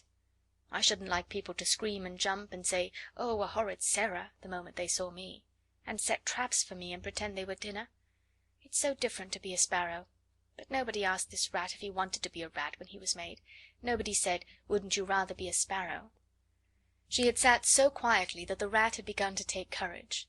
He was very much afraid of her, but perhaps he had a heart like the sparrow, and it told him that she was not a thing which pounced. He was very hungry. He had a wife and a large family in the wall, and they had had frightfully bad luck for several days. He had left the children crying bitterly, and felt he would risk a good deal for a few crumbs, so he cautiously dropped upon his feet. "Come on," said Sara. "I'm not a trap. You can have them, poor thing. Prisoners in the Bastille used to make friends with rats. Suppose I make friends with you." How it is that animals understand things I do not know, but it is certain that they do understand. Perhaps there is a language which is not made of words, and everything in the world understands it. Perhaps there is a soul hidden in everything, and it can always speak, without even making a sound, to another soul. But whatsoever the reason, the rat knew from that moment that he was safe, even though he was a rat. He knew that this young human being sitting on the red footstool would not jump up and terrify him with wild sharp noises, or throw heavy objects at him which, if they did not fall and crush him, would send him limping in his scurry back to his hole. He was really a very nice rat, and did not mean the least harm. When he had stood on his hind legs and sniffed the air, with his bright eyes fixed on Sara, he had hoped that she would understand this, and would not begin by hating him as an enemy. When the mysterious thing which speaks without saying any words told him that she would not, he went softly toward the crumbs and began to eat them. As he did it, he glanced every now and then at Sara, just as the sparrows had done, and his expression was so very apologetic that it touched her heart. She sat and watched him without making any movement. One crumb was very much larger than the others. In fact, it could scarcely be called a crumb. It was evident that he wanted that piece very much, but it lay quite near the footstool, and he was still rather timid. "I believe he wanted to carry it to his family in the war," Sara thought. "If I do not stir at all, perhaps he will come and get it." She scarcely allowed herself to breathe, she was so deeply interested. The rat shuffled a little nearer, and ate a few more crumbs. Then he stopped and sniffed delicately, giving a side glance at the occupant of the footstool. Then he darted at the piece of bun with something very like the sudden boldness of a sparrow, and the instant he had possession of it he fled back to the wall, slipped down a crack in the skirting board, and was gone. "I knew he wanted it for his children," said Sara. "I do believe I could make friends with him." A week or so afterward, on one of the rare nights when Ermengaard found it safe to steal up to the attic, when she tapped on the door with the tips of her fingers, Sara did not come to her for 2 or 3 minutes. There was, indeed, such a silence in the room at first that Ermengaard wondered if she could have fallen asleep. Then, to her surprise, she heard her utter a low little laugh and speak coaxingly to someone. "There," Ermengaard heard her say, "take it and go home, Melchisedec. Go home to your wife." Almost immediately Sara opened the door, and when she did so she found Ermengaard standing with alarmed eyes upon the threshold. Who are you talking to, Sara?" she gasped out. Sara drew her in cautiously, but she looked as if something pleased and amused her. "You must promise not to be frightened, not to scream the least bit, or I can't tell you," she answered. Ermengaard felt almost inclined to scream on the spot, but managed to control herself. She looked all round the attic and saw no one, and yet Sara had certainly been speaking to someone. She thought of ghosts. "Is it something that will frighten me?" she asked timorously. "Some people are afraid of them," said Sara. "I was at first, but I am not now." "Was it a ghost?" quaked Ermengaard. "No," said Sara, laughing. "It was my rat." Ermengaard made one bound and landed in the middle of the little dingy bed. She tucked her feet under her nightgown and the red shawl. She did not scream, but she gasped with fright. "Oh, oh!" she cried under her breath. "A rat! A rat!" "I was afraid you would be frightened," said Sara, "but you needn't be. I am making him tame. He actually knows me and comes out when I call him. Are you too frightened to want to see him?" The truth was that as the days had gone on, and with the aid of scraps brought up from the kitchen, her curious friendship had developed, and she had gradually forgotten that the timid creature she was becoming familiar with was a mere rat. At first Ermengaard was too much alarmed to do anything but huddle in a heap upon the bed and tuck up her feet, but the sight of Sara's composed little countenance, and the story of Melchisedec's first appearance, began at last to rouse her curiosity, and she leaned forward over the edge of the bed and watched Sara go and kneel down by the hole in the skirting board. He won't run out quickly and jump on the bed, will he?" she said. "No," answered Sara. "He's as polite as we are. He is just like a person. Now watch." She began to make a low whistling sound, so low and coaxing that it could only have been heard in entire stillness. She did it several times, and looked entirely absorbed in it. Ermengarde thought she looked as if she were working a spell. And at last, evidently in response to it, a grey-whiskered, bright head peeped out of the hole. Sara had some crumbs in her hand. She dropped them, and Melchisedec came quietly forth and ate them. A piece of larger size than the rest he took and carried it in the most business-like manner back to his home. "You see," said Sara, "that is for his wife and children. He's very nice. He only eats the little bits. After he goes back I can always hear his family squeaking for joy. There are 3 kinds of squeaks. One kind is the children's, and one is Mrs. Melchisedec's, and one is Melchisedec's own." Ermengarde began to laugh. "Oh, Sara," she said, "you are queer, but you're nice." "I know I am queer," admitted Sara cheerfully, "and I try to be nice." She rubbed her forehead with her little brown paw, and a puzzled, tender look came into her face. "Papa always laughed at me," she said, "but I liked it. He thought I was queer, but he liked me to make up things. I can't help making up things. If I didn't, I don't believe I could live." She paused and glanced around the attic. "I'm sure I couldn't live here," she added in a low voice. Ermengarde was interested, as she always was. "When you talk about things," she said, "they seem as if they grew real. You talk about Melchisedec as if he was a person." "He is a person," said Sara. "He gets hungry and frightened just as we do, and he is married and has children. How do we know he doesn't think things just as we do? His eyes look as if he was a person. That was why I gave him a name." She sat down on the floor in her favourite attitude, holding her knees. "Besides," she said, "he is a Bastille rat sent to be my friend. I can always get a bit of bread the cook has thrown away, and it is quite enough to support him." "Is it the Bastille yet?" asked Ermengarde eagerly. "Do you always pretend it is the Bastille?" "Nearly always," answered Sara. "Sometimes I try to pretend it is another kind of place, but the Bastille is generally easiest, particularly when it's cold." Just at that moment Ermengarde almost jumped off the bed, she was so startled by a sound she heard. It was like 2 distinct knocks on the wall. "What is that?" she exclaimed. Sara got up from the floor and answered quite dramatically, "It is the prisoner in the next cell." "Becky!" cried Ermengarde, enraptured. "Yes," said Sara. "Listen. The 2 knocks meant, 'Prisoner, are you there?' She knocked 3 times on the wall herself, as if in answer. That means, 'Yes, I am here and all is well.' 4 knocks came from Becky's side of the wall. That means," explained Sara, "'Then, fellow sufferer, we will sleep in peace. Good night.'" Ermengarde quite beamed with delight. "Oh, Sara," she whispered joyfully, "it is like a story." "It is a story," said Sara. "Everything's a story. You are a story, I am a story, Miss Minchin is a story." And she sat down again and talked until Ermengarde forgot that she was a sort of escaped prisoner herself, and had to be reminded by Sara that she could not remain in the Bastille all night, but must steal noiselessly downstairs again and creep back into her deserted bed. End of chapter 9.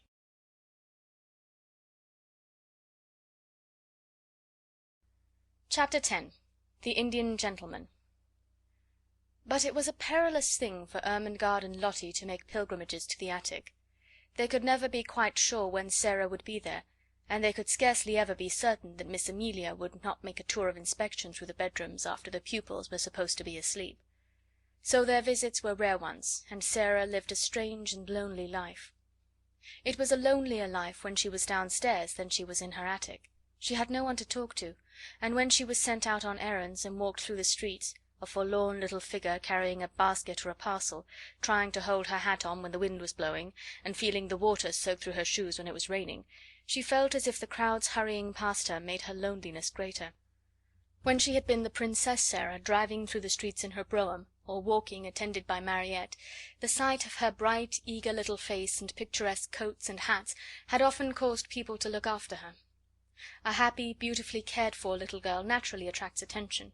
Shabby, poorly dressed children are not rare enough and pretty enough to make people turn round and look at them and smile. No one looked at Sara in these days, and no one seemed to see her as she hurried along the crowded pavements. She had begun to grow very fast, and as she was dressed only in such clothes as the plainer remnants of her wardrobe would supply, she knew she looked very queer indeed. All her valuable garments had been disposed of, and such as had been left for her use she was expected to wear so long as she could put them on at all. Sometimes when she passed a shop window with a mirror in it she almost laughed outright on catching a glimpse of herself, and sometimes her face went red and she bit her lip and turned away. In the evening, when she passed houses whose windows were lighted up, she used to look into the warm rooms and amuse herself by imagining things about the people she saw sitting before the fires or about the tables. It always interested her to catch glimpses of rooms before the shutters were closed. There were several families in the square in which Miss Minchin lived, with which she had become quite familiar in a way of her own. The one she liked best she called the large family. She called it the large family, not because the members of it were big, for indeed most of them were little, but because there were so many of them. There were 8 children in the large family, and a stout rosy mother, and a stout rosy father, and a stout rosy grandmother, and any number of servants. The 8 children were always either being taken out to walk or to ride in perambulators by comfortable nurses, or they were going to drive with their mamma, or they were flying to the door in the evening to meet their papa, and kiss him, and dance around him, and drag off his overcoat, and look in the pockets for packages, or they were crowding about the nursery windows, and looking out, and pushing each other, and laughing. In fact, they were always doing something enjoyable and suited to the tastes of a large family. Sara was quite fond of them, and had given them names out of books, quite romantic names. She called them the Montmorencys, when she did not call them the large family. The fat, fair baby with the lace cap was Ethelberta Beauchamp Montmorency. The next baby was Violet Cholmondeley Montmorency. The little boy who could just stagger, and who had such round legs, was Sidney Cecil Vivian Montmorency, and then came Lilian Evangeline Maud Marian, Rosalind Gladys, Guy Clarence, Veronica Eustasia, and Claude Harold Hector. One evening a very funny thing happened, though perhaps in one sense it was not a funny thing at all. Several of the Montmorencys were evidently going to a children's party, and just as Sara was about to pass the door, they were crossing the pavement to get into the carriage which was waiting for them. Veronica Eustasia and Rosalind Gladys, in white lace frocks and lovely sashes, had just got in, and Guy Clarence, aged 5, was following them. He was such a pretty fellow, and had such rosy cheeks and blue eyes, and such a darling little round head covered with curls, that Sara forgot her basket and shabby cloak altogether, in fact, forgot everything but that she wanted to look at him for a moment. So she paused and looked. It was Christmas time, and the large family had been hearing many stories about children who were poor, and had no mammas and papas to fill their stockings and take them to the pantomime, children who were, in fact, cold and thinly clad and hungry. In the stories, kind people, sometimes little boys and girls with tender hearts, invariably saw the poor children, and gave them money or rich gifts, or took them home to beautiful dinners. Guy Clarence had been affected to tears that very afternoon by the reading of such a story, and he had burned with a desire to find such a poor child, and give her a certain sixpence he possessed, and thus provide for her for life. An entire sixpence, he was sure, would mean affluence for evermore. As he crossed the strip of red carpet laid across the pavement from the door to the carriage, he had this very sixpence in the pocket of his very short man-o'-war trousers. And just as Rosalind Gladys got into the vehicle and jumped on the seat in order to feel the cushions spring under her, he saw Sara standing on the wet pavement in her shabby frock and hat, with her old basket on her arms, looking at him hungrily. He thought that her eyes looked hungry because she had perhaps had nothing to eat for a long time. He did not know that they looked so because she was hungry for the warm merry life his home held and his rosy face spoke of, and that she had a hungry wish to snatch him in her arms and kiss him. He only knew that she had big eyes and a thin face and thin legs, and a common basket and poor clothes. So he put his hand in his pocket and found his sixpence and walked up to her benignly. "Here, poor little girl," he said, "here is a sixpence. I will give it to you." Sara started, and all at once realized that she looked exactly like poor children she had seen in her better days, waiting on the pavement to watch her as she got out of her brougham. And she had given them pennies many a time. Her face went red, and then it went pale, and for a second she felt as if she could not take the dear little sixpence. "Oh, no," she said. "Oh, no, thank you. I mustn't take it, indeed." Her voice was so unlike an ordinary street child's voice, and her manner was so like the manner of a well-bred little person, that Veronica Eustasia, whose real name was Janet, and Rosalind Gladys, who was really called Nora, leaned forward to listen. But Guy Clarence was not to be thwarted in his benevolence. He thrust the sixpence into her hand. "Yes, you must take it, poor little girl," he insisted stoutly. "You can buy things to eat with it. It is a whole sixpence." There was something so honest and kind in his face, and he looked so likely to be heartbrokenly disappointed if she did not take it, that Sara knew she must not refuse him. To be as proud as that would be a cruel thing. So she actually put her pride in her pocket, though it must be admitted her cheeks burned. "Thank you," she said. "You're a kind, kind little darling thing." And as he scrambled joyfully into the carriage, she went away trying to smile, though she caught her breath quickly and her eyes were shining through a mist. She had known that she looked odd and shabby, but until now she had not known that she might be taken for a beggar. As the large family's carriage drove away, the children inside it were talking with interested excitement. "Oh, Donald!" This was Guy Clarence's name. Janet exclaimed alarmedly. "Why did you offer that little girl your sixpence? I'm sure she is not a beggar." "She didn't speak like a beggar," cried Nora, "and her face didn't really look like a beggar's face." "Besides, she didn't beg," said Janet. "I was so afraid she might be angry with you. You know, it makes people angry to be taken for beggars when they are not beggars." "She wasn't angry," said Donald, a trifle dismayed, but still firm.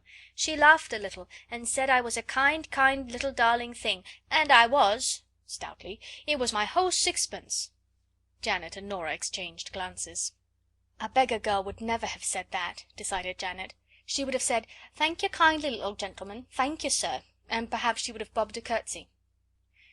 Sara knew nothing about the fact, but from that time the large family was as profoundly interested in her as she was in it. Faces used to appear at the nursery windows when she passed, and many discussions concerning her were held round the fire. "She is a kind of servant at the Seminary," Janet said. "I don't believe she belongs to anybody. I believe she is an orphan. But she is not a beggar, however shabby she looks." And after that she was called by all of them the little girl who was not a beggar, which was, of course, rather a long name, and sounded very funny sometimes when the youngest one said it in a hurry. Sara managed to bore a hole in the sixpence and hung it on an old bit of narrow ribbon round her neck. Her affection for the large family increased, as indeed her affection for everything she could love increased. She grew fonder and fonder of Becky, and she used to look forward to the 2 mornings a week when she went into the schoolroom to give the little ones their French lesson. Her small pupils loved her, and strove with each other for the privilege of standing close to her and insinuating their small hands into hers. It fed her hungry heart to feel them nestling up to her. She made such friends with the sparrows that when she stood upon the table, put her head and shoulders out of the attic window and chirped, she heard almost immediately a flutter of wings and answering twitters, and a little flock of dingy town birds appeared and alighted on the slates to talk to her and make much of the crumbs she scattered. With Melchisedec she had become so intimate that he actually brought Mrs. Melchisedec with him sometimes, and now and then 1 or 2 of his children. She used to talk to him, and somehow he looked quite as if he understood.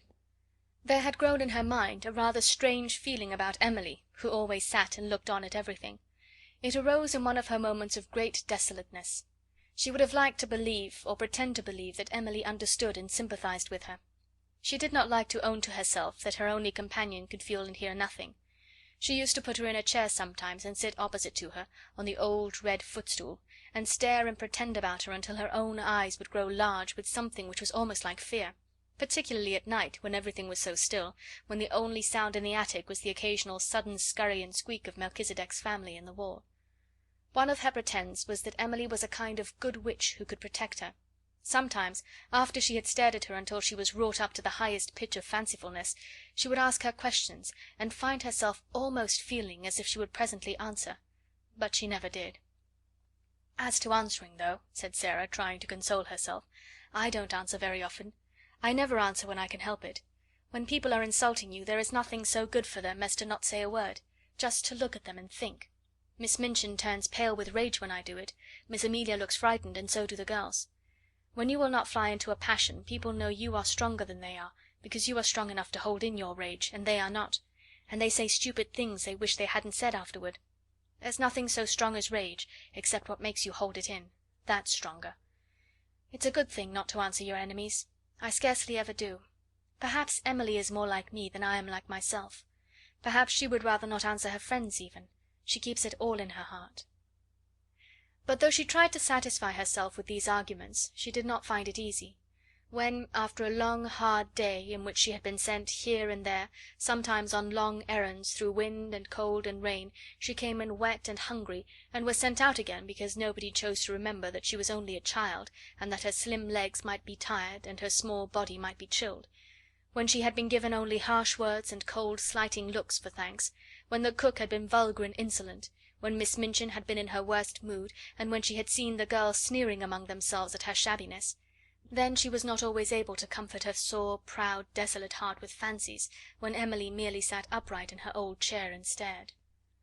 One of these nights, when she came up to the attic, cold and hungry, with a tempest raging in her young breast, Emily's stare seemed so vacant, her sawdust legs and arms so inexpressive, that Sara lost all control over herself. There was nobody but Emily, no one in the world, and there she sat. "I shall die presently," she said at first. Emily simply stared. "I can't bear this," said the poor child, trembling. "I know I shall die. I'm cold, I'm wet, I'm starving to death. I've walked 1,000 miles to day, and they have done nothing but scold me from morning until night; and because I could not find the last thing the cook sent me for, they would not give me any supper. Some men laughed at me because my old shoes made me slip down in the mud. I'm covered with mud now, and they laughed. Do you hear?" She looked at the staring glass eyes and complacent face, and suddenly a sort of heart-broken rage seized her.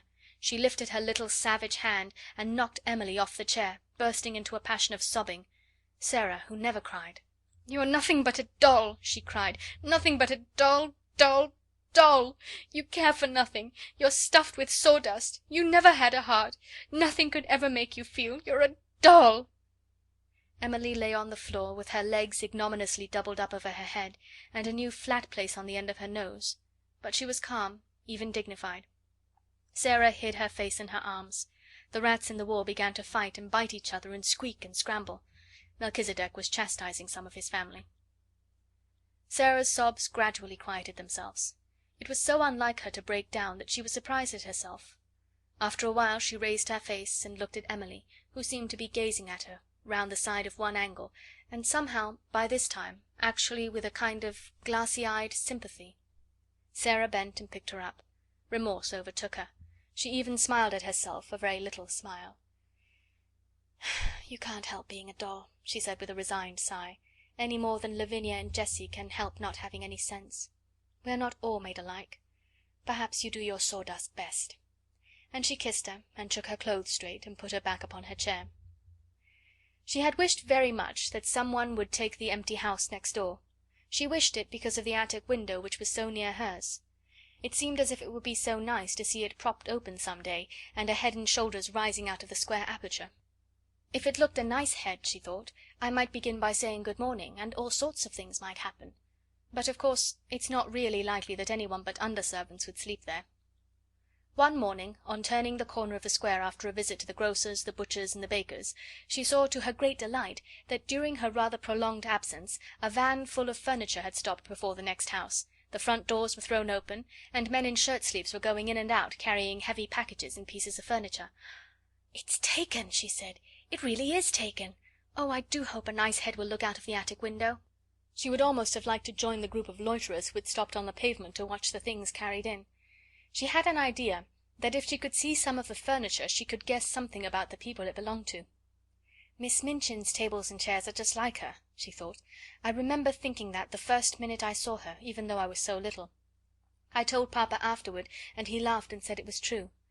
I'm sure the Large family had fat, comfortable armchairs and sofas, and I can see that their red flowery wallpaper is exactly like them. It's warm and cheerful and kind-looking and happy." She was sent out for parsley to the greengrocer's later in the day, and when she came up the area steps her heart gave quite a quick beat of recognition. Several pieces of furniture had been set out of the van upon the pavement. There was a beautiful table of elaborately wrought teakwood, and some chairs and a screen covered with rich oriental embroidery. The sight of them gave her a weird homesick feeling. She had seen things so like them in India. One of the things Miss Minchin had taken from her was a carved teakwood desk her father had sent her. "They're beautiful things," she said. "They look as if they ought to belong to a nice person. All the things look rather grand. I suppose it is a rich family." The vans of furniture came and were unloaded and gave place to others all the day. Several times it so happened that Sara had an opportunity of seeing things carried in.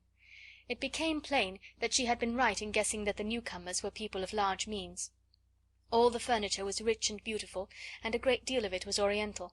Wonderful rugs and draperies and ornaments were taken from the vans, many pictures and books enough for a library. Among other things was a superb god Buddha in a splendid shrine. "Someone in the family must have been in India," Sara thought. "They have got used to Indian things and like them. I am glad. I shall feel as if they were friends, even if a head never looks out of the attic window." When she was taking in the evening's milk for the cook, there was really no odd job she was not called upon to do, she saw something occur which made the situation more interesting than ever. The handsome, rosy man who was the father of the large family walked across the square in the most matter-of-fact manner, and ran up the stairs of the next door house. He ran up them as if he felt quite at home, and expected to run up and down them many a time in the future. He stayed inside quite a long time, and several times came out and gave directions to the workmen, as if he had a right to do so. It was quite certain that he was in some intimate way connected with the newcomers, and was acting for them. "If the new people have children," Sara speculated, "the large family will be sure to come and play with them, and they might come up into the attic just for fun." At night, after her work was done, Becky came in to see her fellow prisoner and bring her news. "It's an Indian gentleman that's coming to live next door, miss," she said. "I don't know whether he's a black gentleman or not, but he's an Indian one. He's very rich, and he's ill, and the gentleman of the large family's his lawyer. He's had a lot of trouble, and it's made him ill and low in his mind. He worships idols, miss. He's an heathen and bows down to wood and stone. I seen an idol being carried in for him to worship. Somebody had ought to send him a track. You can get a track for a penny." Sara laughed a little. "I don't believe he worships that idol," she said. "Some people like to keep them to look at because they're interesting. My papa had a beautiful one, and he did not worship it." But Becky was rather inclined to prefer to believe that the new neighbour was an heathen. It sounded so much more romantic than that he should merely be the ordinary kind of gentleman who went to church with a prayer book. She sat and talked long that night of what he would be like, of what his wife would be like if he had one, and of what his children would be like if they had children. Sara saw that privately she could not help hoping very much that they would all be black and would wear turbans, and above all that, like their parent, they would all be heathens. "I'll never live next door to no heathens, miss," she said. "I should like to see what sort of ways they'd have." It was several weeks before her curiosity was satisfied, and then it was revealed that the new occupant had neither wife nor children. He was a solitary man with no family at all, and it was evident that he was shattered in health and unhappy in mind. A carriage drove up one day and stopped before the house. When the footman dismounted from the box and opened the door, the gentleman who was the father of the large family got out first. After him there descended a nurse in uniform, then came down the steps two men servants. They came to assist their master, who, when he was helped out of the carriage, proved to be a man with a haggard, distressed face, and a skeleton body wrapped in furs. He was carried up the steps, and the head of the large family went with him, looking very anxious. Shortly afterward a doctor's carriage arrived, and the doctor went in, plainly to take care of him. "There is such a yellow gentleman next door, Sara," Lottie whispered at the French class afterward. "Do you think he's a Chinee? The geography says that Chinee men are yellow." "No, he is not Chinese," Sara whispered back. "He is very ill. Go on with your exercise, Lottie. Non, monsieur, je n'ai pas le canif de mon oncle." That was the beginning of the story of the Indian gentleman. End of chapter 10.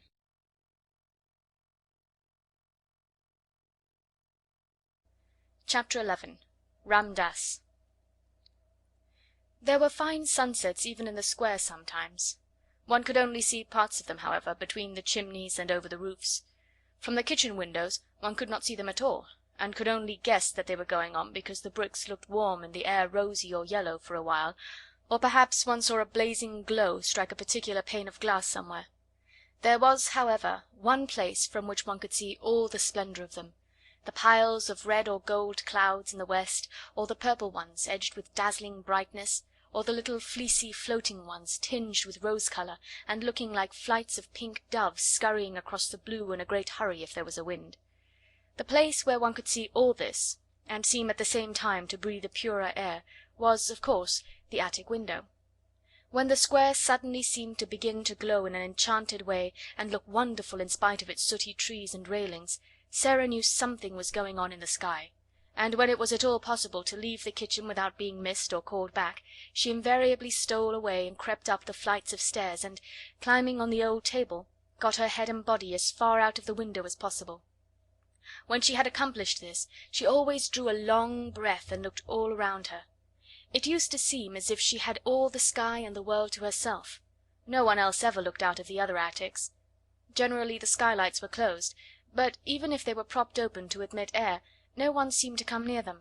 And there Sara would stand, sometimes turning her face upward to the blue, which seemed so friendly and near, just like a lovely vaulted ceiling, sometimes watching the west and all the wonderful things that happened there, the clouds melting or drifting or waiting softly to be changed pink or crimson or snow white or purple or pale dove grey. Sometimes they made islands, or great mountains enclosing lakes of deep turquoise blue, or liquid amber, or chrysoprase green. Sometimes dark headlands jutted into strange lost seas. Sometimes slender strips of wonderful lands joined other wonderful lands together. There were places where it seemed that one could run or climb or stand and wait to see what was coming next, until, perhaps as it all melted, one could float away.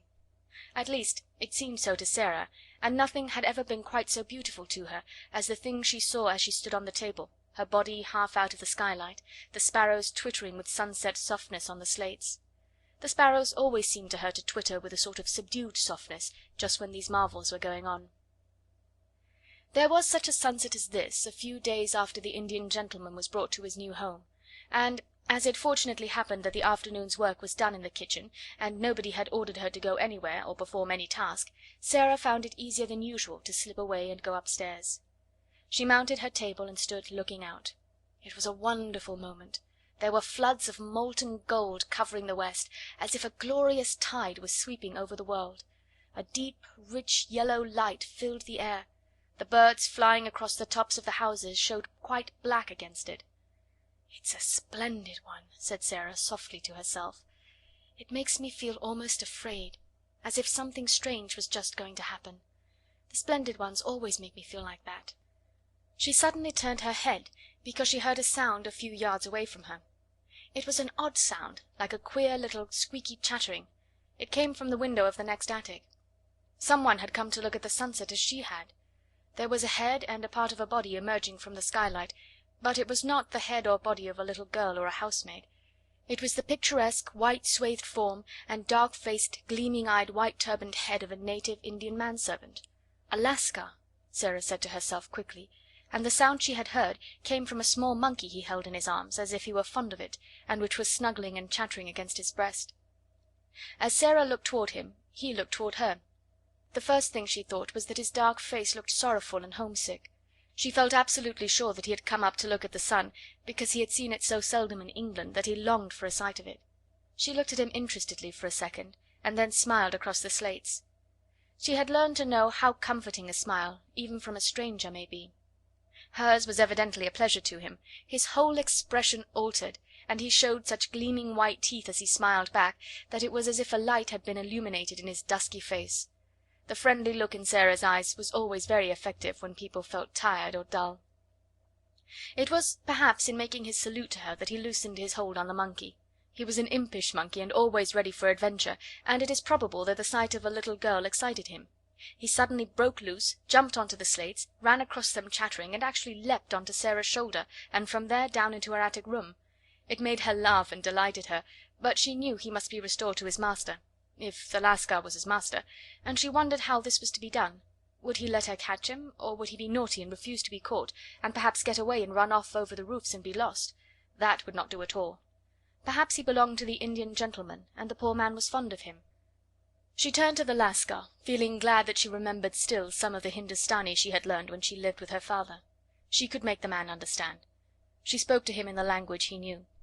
"Will he let me catch him?" she asked. She thought she had never seen more surprise and delight than the dark face expressed when she spoke in the familiar tongue. The truth was that the poor fellow felt as if his gods had intervened, and the kind little voice came from heaven itself. At once Sara saw that he had been accustomed to European children. He poured forth a flood of respectful thanks. He was the servant of Missy Sahib. The monkey was a good monkey, and would not bite, but unfortunately he was difficult to catch. He would flee from one spot to another like the lightning. He was disobedient, though not evil. Ram Dass knew him as if he were his child, and Ram Dass he would sometimes obey, but not always. If Missy Sahib would permit Ram Dass, he himself could cross the roof to her room, enter the windows, and regain the unworthy little animal. But he was evidently afraid Sara might think he was taking a great liberty, and perhaps would not let him come. But Sara gave him leave at once. "Can you get across?" she inquired. "In a moment," he answered her. "Then come," she said. "He is flying from side to side of the room as if he was frightened." Ram Dass slipped through his attic window and crossed to hers as steadily and lightly as if he had walked on roofs all his life. He slipped through the skylight and dropped upon his feet without a sound. Then he turned to Sara and salaamed again. The monkey saw him and uttered a little scream. Ram Dass hastily took the precaution of shutting the skylight, and then went in chase of him. It was not a very long chase. The monkey prolonged it a few minutes evidently for the mere fun of it, but presently he sprang chattering onto Ram Dass's shoulder, and sat there chattering and clinging to his neck with a weird little skinny arm. Ram Dass thanked Sara profoundly. She had seen that his quick native eyes had taken in at a glance all the bare shabbiness of the room, but he spoke to her as if he were speaking to the little daughter of a rajah, and pretended that he observed nothing. He did not presume to remain more than a few moments after he had caught the monkey, and those moments were given to further deep and grateful obeisance to her in return for her indulgence. This little evil one, he said, stroking the monkey, was, in truth, not so evil as he seemed, and his master, who was ill, was sometimes amused by him. He would have been made sad if his favourite had run away and been lost. Then he salaamed once more, and got through the skylight and crossed the slates again with as much agility as the monkey himself had displayed. When he had gone, Sara stood in the middle of her attic and thought of many things his face and his manner had brought back to her. The sight of his native costume and the profound reverence of his manner stirred all her past memories. It seemed a strange thing to remember that she, the drudge whom the cook had said insulting things to an hour ago, had only a few years ago been surrounded by people who all treated her as Ram Dass had treated her, who salaamed when she went by, whose foreheads almost touched the ground when she spoke to them, who were her servants and her slaves. It was like a sort of dream. It was all over, and it could never come back. It certainly seemed that there was no way in which any change could take place. She knew what Miss Minchin intended that her future should be. So long as she was too young to be used as a regular teacher, she would be used as an errand girl and servant, and yet expected to remember what she had learned, and in some mysterious way to learn more. The greater number of her evenings she was supposed to spend at study, and at various indefinite intervals she was examined, and knew that she would have been severely admonished if she had not advanced as was expected of her. The truth, indeed, was that Miss Minchin knew that she was too anxious to learn to require teachers. Give her books, and she would devour them and end by knowing them by heart. She might be trusted to be equal to teaching a good deal in the course of a few years. This was what would happen. When she was older she would be expected to drudge in the schoolroom as she drudged now in various parts of the house. They would be obliged to give her more respectable clothes, but they would be sure to be plain and ugly, and to make her look somehow like a servant. That was all there seemed to be to look forward to, and Sara stood quite still for several minutes and thought it over. Then a thought came back to her which made the colour rise in her cheek, and a spark light itself in her eyes. She straightened her thin little body and lifted her head. "Whatever comes," she said, "cannot alter one thing. If I am a princess in rags and tatters, I can be a princess inside. It would be easy to be a princess if I were dressed in cloth of gold, but it is a great deal more of a triumph to be one all the time when no one knows it. There was Marie Antoinette when she was in prison, and her throne was gone, and she had only a black gown on, and her hair was white, and they insulted her and called her the Widow Capet. She was a great deal more like a queen then than when she was so gay and everything was so grand. I like her best then. Those howling mobs of people did not frighten her.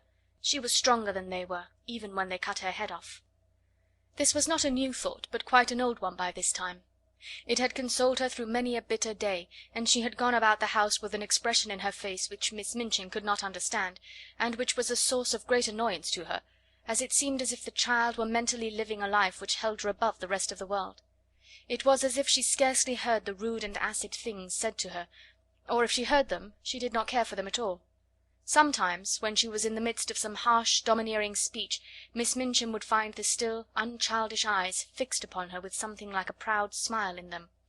At such times she did not know that Sara was saying to herself, "You don't know that you are saying these things to a princess, and that if I chose I could wave my hand and order you to execution. I only spare you because I am a princess, and you are a poor, stupid, unkind, vulgar old thing, and don't know any better." This used to interest and amuse her more than anything else, and, queer and fanciful as it was, she found comfort in it, and it was a good thing for her. While the thought held possession of her, she could not be made rude and malicious by the rudeness and malice of those about her. A princess must be polite, she said to herself. And so when the servants, taking their tone from their mistress, were insolent and ordered her about, she would hold her head erect, and reply to them with a quaint civility which often made them stare at her. "She's got more airs and graces than if she come from Buckingham Palace, that young one," said the cook, chuckling a little sometimes. "I lose my temper with her often enough, but I will say she never forgets her manners. If you please, cook, will you be so kind, cook? I beg your pardon, cook. May I trouble you, cook?" She drops them about the kitchen as if they was nothing. The morning after the interview with Ramdass and his monkey, Sara was in the schoolroom with her small pupils. Having finished giving them their lessons, she was putting the French exercise books together, and thinking, as she did it, of the various things royal personages in disguise were called upon to do. Alfred the Great, for instance, burning the cakes and getting his ears boxed by the wife of the neatherd. How frightened she must have been when she found out what she had done! If Miss Minchin should find out that she, Sara, whose toes were almost sticking out of her boots, was a princess, a real one! The look in her eyes was exactly the look which Miss Minchin most disliked. She would not have it. She was quite near her, and was so enraged that she actually flew at her and boxed her ears, exactly as the neatherd's wife had boxed King Alfred's. It made Sara start. She wakened from her dream at the shock, and, catching her breath, stood still a second. Then, not knowing she was going to do it, she broke into a little laugh. "What are you laughing at, you bold, impudent child?" Miss Minchin exclaimed. It took Sara a few seconds to control herself sufficiently to remember that she was a princess. Her cheeks were red and smarting from the blows she had received. "I was thinking," she answered. "Beg my pardon immediately," said Miss Minchin. Sara hesitated a second before she replied. "I will beg your pardon for laughing, if it was rude," she said then, "but I won't beg your pardon for thinking." "What were you thinking?" demanded Miss Minchin. "How dare you think? What were you thinking?" Jessie tittered, and she and Lavinia nudged each other in unison. All the girls looked up from their books to listen. Really, it always interested them a little when Miss Minchin attacked Sara. Sara always said something queer, and never seemed the least bit frightened. She was not in the least frightened now, though her boxed ears were scarlet and her eyes were as bright as stars. "I was thinking," she answered grandly and politely, "that you did not know what you were doing." "That I did not know what I was doing?" Miss Minchin fairly gasped. "Yes," said Sara, "and I was thinking what would happen if I were a princess and you boxed my ears, what I should do to you. And I was thinking that if I were one, you would never dare to do it, whatever I said or did. And I was thinking how surprised and frightened you would be if you suddenly found out—" She had the imagined future so clearly before her eyes that she spoke in a manner which had an effect even upon Miss Minchin. It almost seemed for the moment to her narrow, unimaginative mind that there must be some real power hidden behind this candid daring. "What?" she exclaimed. "Found out what?" "That I really was a princess," said Sara, "and could do anything, anything I liked." Every pair of eyes in the room widened to its full limit. Lavinia leaned forward on her seat to look. "Go to your room," cried Miss Minchin breathlessly. "This instant! Leave the schoolroom. Attend to your lessons, young ladies." Sara made a little bow. "Excuse me for laughing if it was impolite," she said, and walked out of the room, leaving Miss Minchin struggling with her rage and the girls whispering over their books. "Did you see her? Did you see how queer she looked?" Jessie broke out. "I shouldn't be at all surprised if she did turn out to be something. Suppose she should!" End of chapter 11.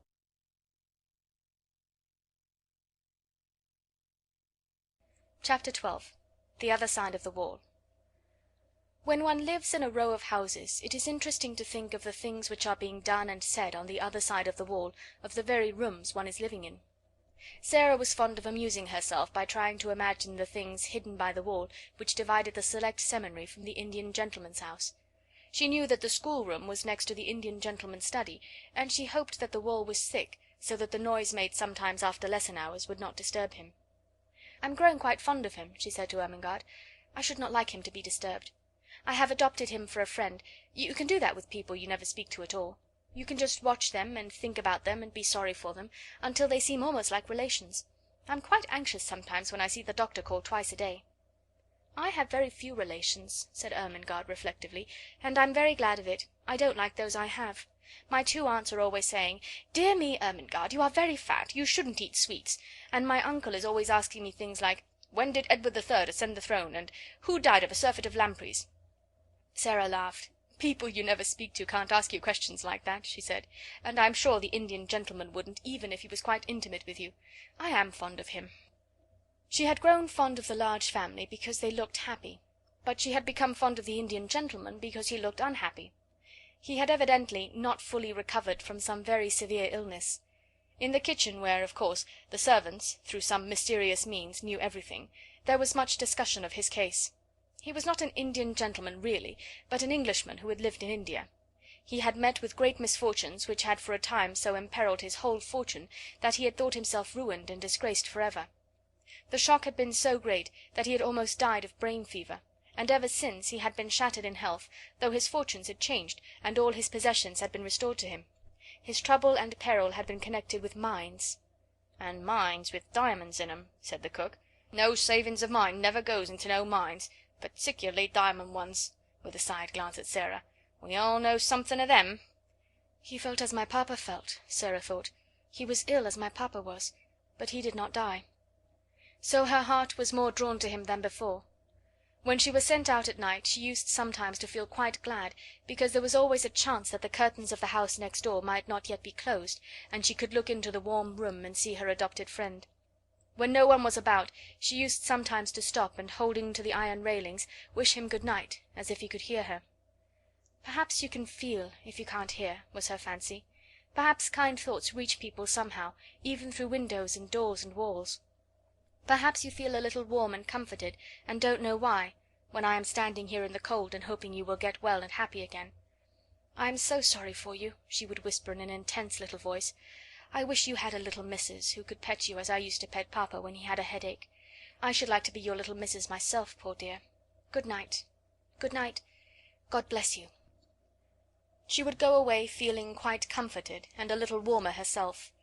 Her sympathy was so strong that it seemed as if it must reach him somehow as he sat alone in his armchair by the fire, nearly always in a great dressing gown, and nearly always with his forehead resting in his hand, as he gazed hopelessly into the fire. He looked to Sara like a man who had a trouble on his mind still, not merely like one whose troubles lay all in the past. "He always seems as if he were thinking of something that hurts him now," she said to herself, "but he has got his money back, and he will get over his brain fever in time, so he ought not to look like that. I wonder if there is something else." If there was something else, something even servants did not hear of, she could not help believing that the father of the Large Family knew it, the gentleman she called Mr. Montmorency. Mr. Montmorency went to see him often, and Mrs. Montmorency and all the little Montmorencys went too, though less often. He seemed particularly fond of the two elder little girls, the Janet and Nora who had been so alarmed when their small brother Donald had given Sara his sixpence. He had, in fact, a very tender place in his heart for all children, and particularly for little girls. Janet and Nora were as fond of him as he was of them, and looked forward with the greatest pleasure to the afternoons when they were allowed to cross the square and make their well-behaved little visits to him. They were extremely decorous little visits, because he was an invalid. "He is a poor thing," said Janet, "and he says we cheer him up. We try to cheer him up very quietly." Janet was the head of the family, and kept the rest of it in order. It was she who decided when it was discreet to ask the Indian gentleman to tell stories about India, and it was she who said when he was tired, and it was time to steal quietly away, and tell Ramdass to go to him. They were very fond of Ramdass. He could have told any number of stories if he had been able to speak anything but Hindustani. The Indian gentleman's real name was Mr. Carrisford, and Janet told Mr. Carrisford about the encounter with the little girl who was not a beggar. He was very much interested, and all the more so when he heard from Ramdass of the adventure of the monkey on the roof. Ramdass made for him a very clear picture of the attic and its desolateness, of the bare floor and broken plaster, the rusty empty grate, and the hard narrow bed. "Carmichael," he said to the father of the Large Family, after he had heard this description, "I wonder how many of the attics in this square are like that one, and how many wretched little servant girls sleep on such beds, while I toss on my down pillows, loaded and harassed by wealth that is, most of it, not mine." "My dear fellow," Mr. Carmichael answered cheerily, "the sooner you cease tormenting yourself the better it will be for you. If you possessed all the wealth of all the Indies, you could not set right all the discomforts in the world, and if you began to refurnish all the attics in this square, there would still remain all the attics in all the other squares and streets to put in order, and there you are."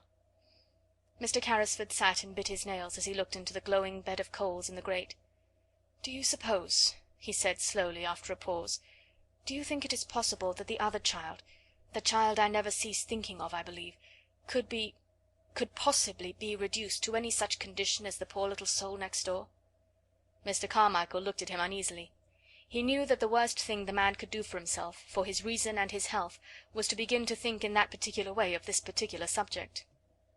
"If the child at Madame Pascal's school in Paris was the one you are in search of," he answered soothingly, "she would seem to be in the hands of people who can afford to take care of her. They adopted her because she had been the favourite companion of their little daughter who died. They had no other children, and Madame Pascal said that they were extremely well to do Russians." "And the wretched woman actually did not know where they had taken her!" exclaimed Mr. Carrisford. Mr. Carmichael shrugged his shoulders.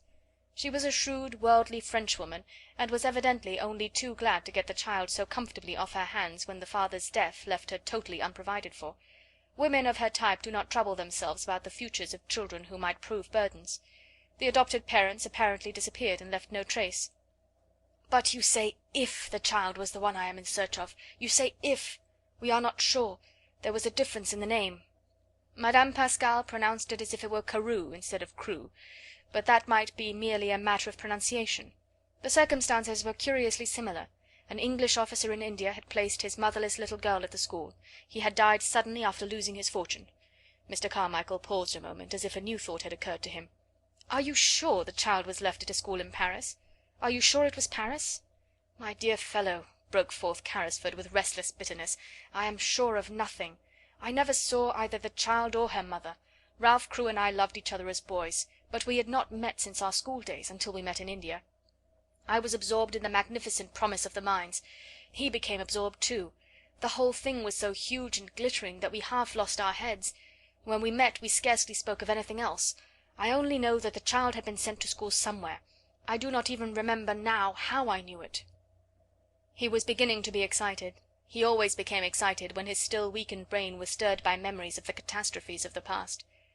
Mr. Carmichael watched him anxiously. It was necessary to ask some questions, but they must be put quietly and with caution. "But you had reason to think the school was in Paris?" "Yes," was the answer, "because her mother was a Frenchwoman, and I had heard that she wished her child to be educated in Paris. It seemed only likely that she would be there." "Yes," Mr. Carmichael said, "it seems more than probable." The Indian gentleman leaned forward and struck the table with a long wasted hand. "Carmichael," he said, "I must find her. If she is alive, she is somewhere. If she is friendless and penniless, it is through my fault. How is a man to get back his nerve with a thing like that on his mind? This sudden change of luck at the mines has made realities of all our most fantastic dreams, and poor Crewe's child may be begging in the street." "No, no," said Carmichael, "try to be calm. Console yourself with the fact that when she is found you have a fortune to hand over to her." "Why was I not man enough to stand my ground when things looked black?" Carrisford groaned in petulant misery. "I believe I should have stood my ground if I had not been responsible for other people's money as well as my own. Poor Crewe had put into the scheme every penny that he owned. He trusted me, he loved me, and he died thinking I had ruined him. I, Tom Carrisford, who played cricket at Eton with him. What a villain he must have thought me." "Don't reproach yourself so bitterly." "I don't reproach myself because the speculation threatened to fail. I reproach myself for losing my courage. I ran away like a swindler and a thief because I could not face my best friend and tell him I had ruined him and his child." The good-hearted father of the large family put his hand on his shoulder comfortingly. "You ran away because your brain had given way under the strain of mental torture," he said. "You were half delirious already. If you had not been, you would have stayed and fought it out. You were in a hospital, strapped down in bed, raving with brain fever, 2 days after you left the place. Remember that." Carrisford dropped his forehead in his hands. "Good God, yes," he said. "I was driven mad with dread and horror. I had not slept for weeks.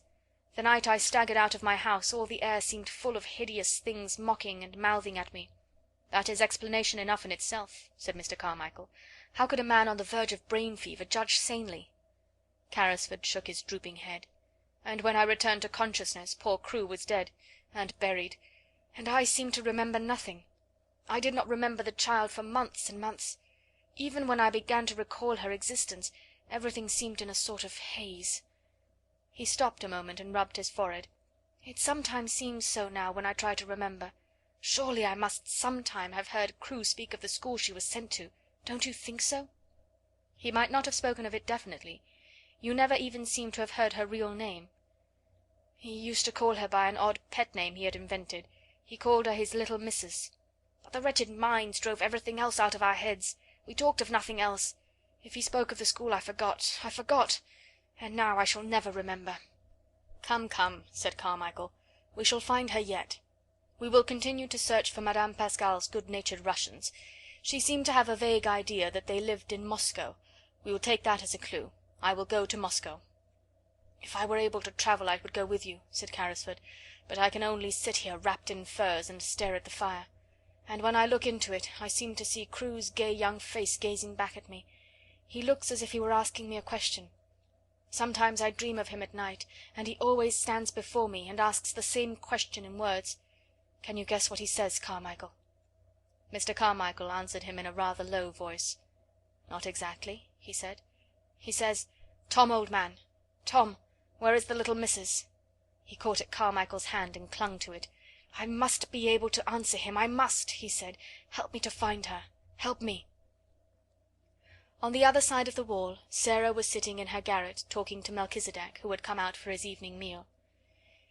"It has been hard to be a princess to-day, Melchisedec," she said. "It has been harder than usual.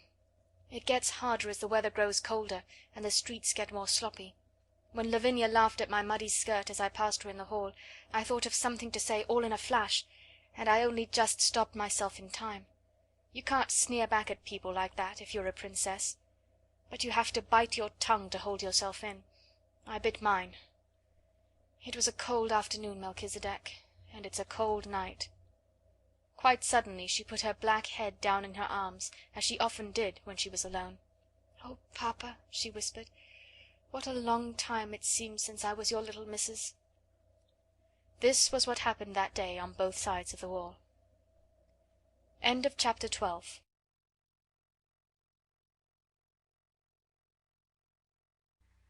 Chapter 13. One of the Populace. The winter was a wretched one. There were days on which Sara tramped through snow when she went on her errands. There were worse days when the snow melted and combined itself with mud to form slush. There were others when the fog was so thick that the lamps in the street were lighted all day, and London looked as it had looked the afternoon, several years ago, when the cab had driven through the thoroughfares with Sara tucked up on its seat, leaning against her father's shoulder.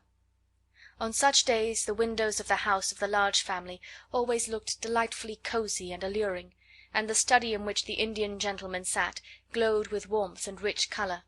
But the attic was dismal beyond words. There were no longer sunsets or sunrises to look at, and scarcely ever any stars, it seemed to Sara. The clouds hung low over the skylight, and were either grey or mud colour, or dropping heavy rain. At 4 o'clock in the afternoon, even when there was no special fog, the daylight was at an end. If it was necessary to go to her attic for anything, Sara was obliged to light a candle. The women in the kitchen were depressed, and that made them more ill-tempered than ever. Becky was driven like a little slave. "'Twarn't for you, miss," she said hoarsely to Sara one night when she had crept into the attic. "'Twarn't for you and the Bastille and being the prisoner in the next cell, I should die. That there does seem real now, doesn't it? The missus is more like the head jailer every day she lives. I can jest see them big keys you says she carries. The cook, she's like one of them under jailers. Tell me some more, please, miss. Tell me about the subterranean passage we've dug under the walls." "I'll tell you something warmer," shivered Sara.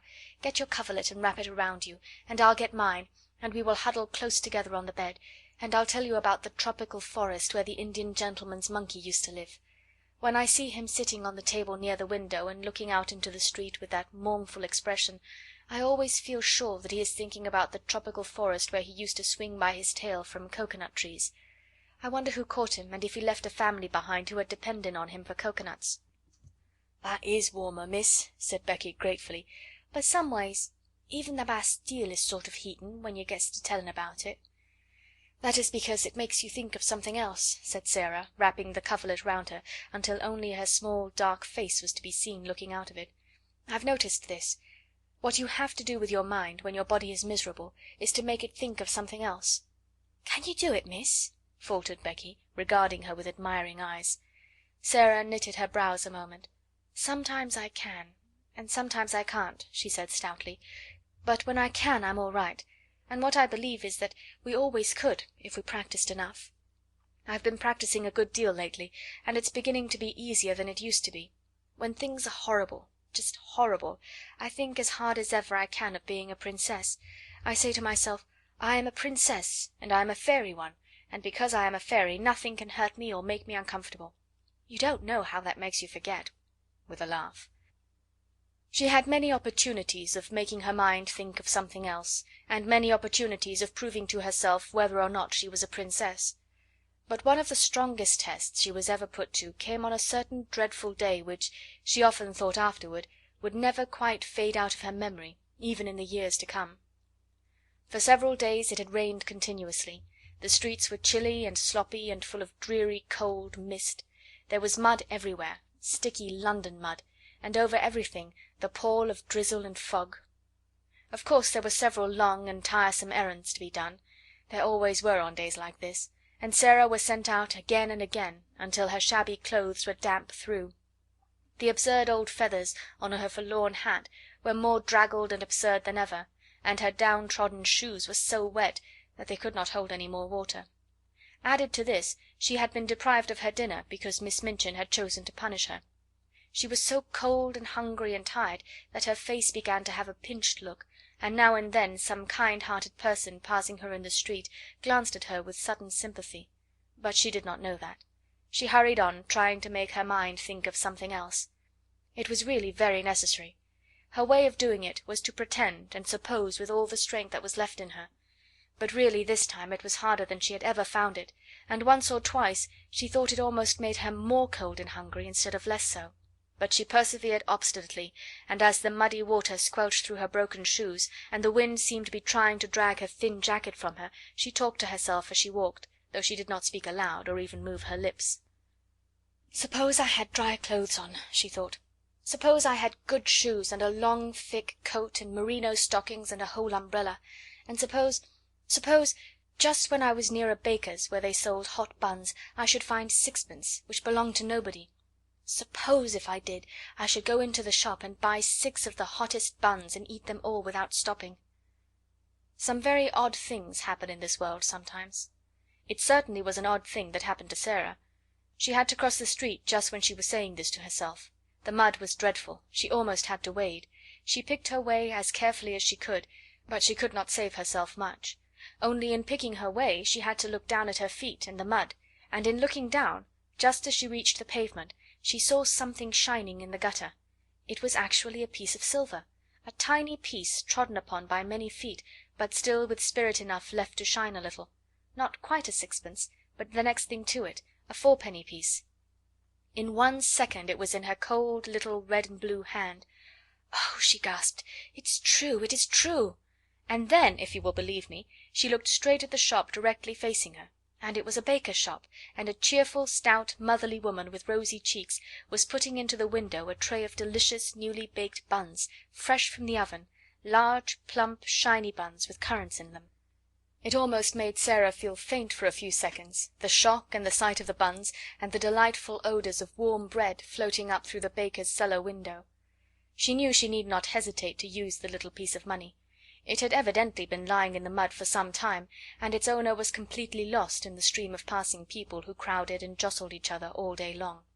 "But I'll go and ask the baker woman if she has lost anything," she said to herself rather faintly. So she crossed the pavement and put her wet foot on the step. As she did so, she saw something that made her stop. It was a little figure more forlorn even than herself, a little figure which was not much more than a bundle of rags, from which small, bare, red, muddy feet peeped out, only because the rags with which their owner was trying to cover them were not long enough.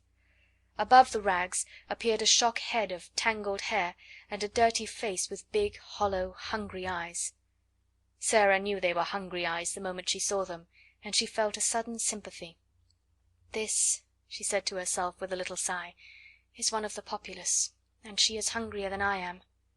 The child, this one of the populace, stared up at Sara and shuffled herself a little aside so as to give her room to pass. She was used to being made to give room to everybody, She knew that if a policeman chanced to see her he would tell her to move on. Sara clutched her little fourpenny piece and hesitated for a few seconds. Then she spoke to her.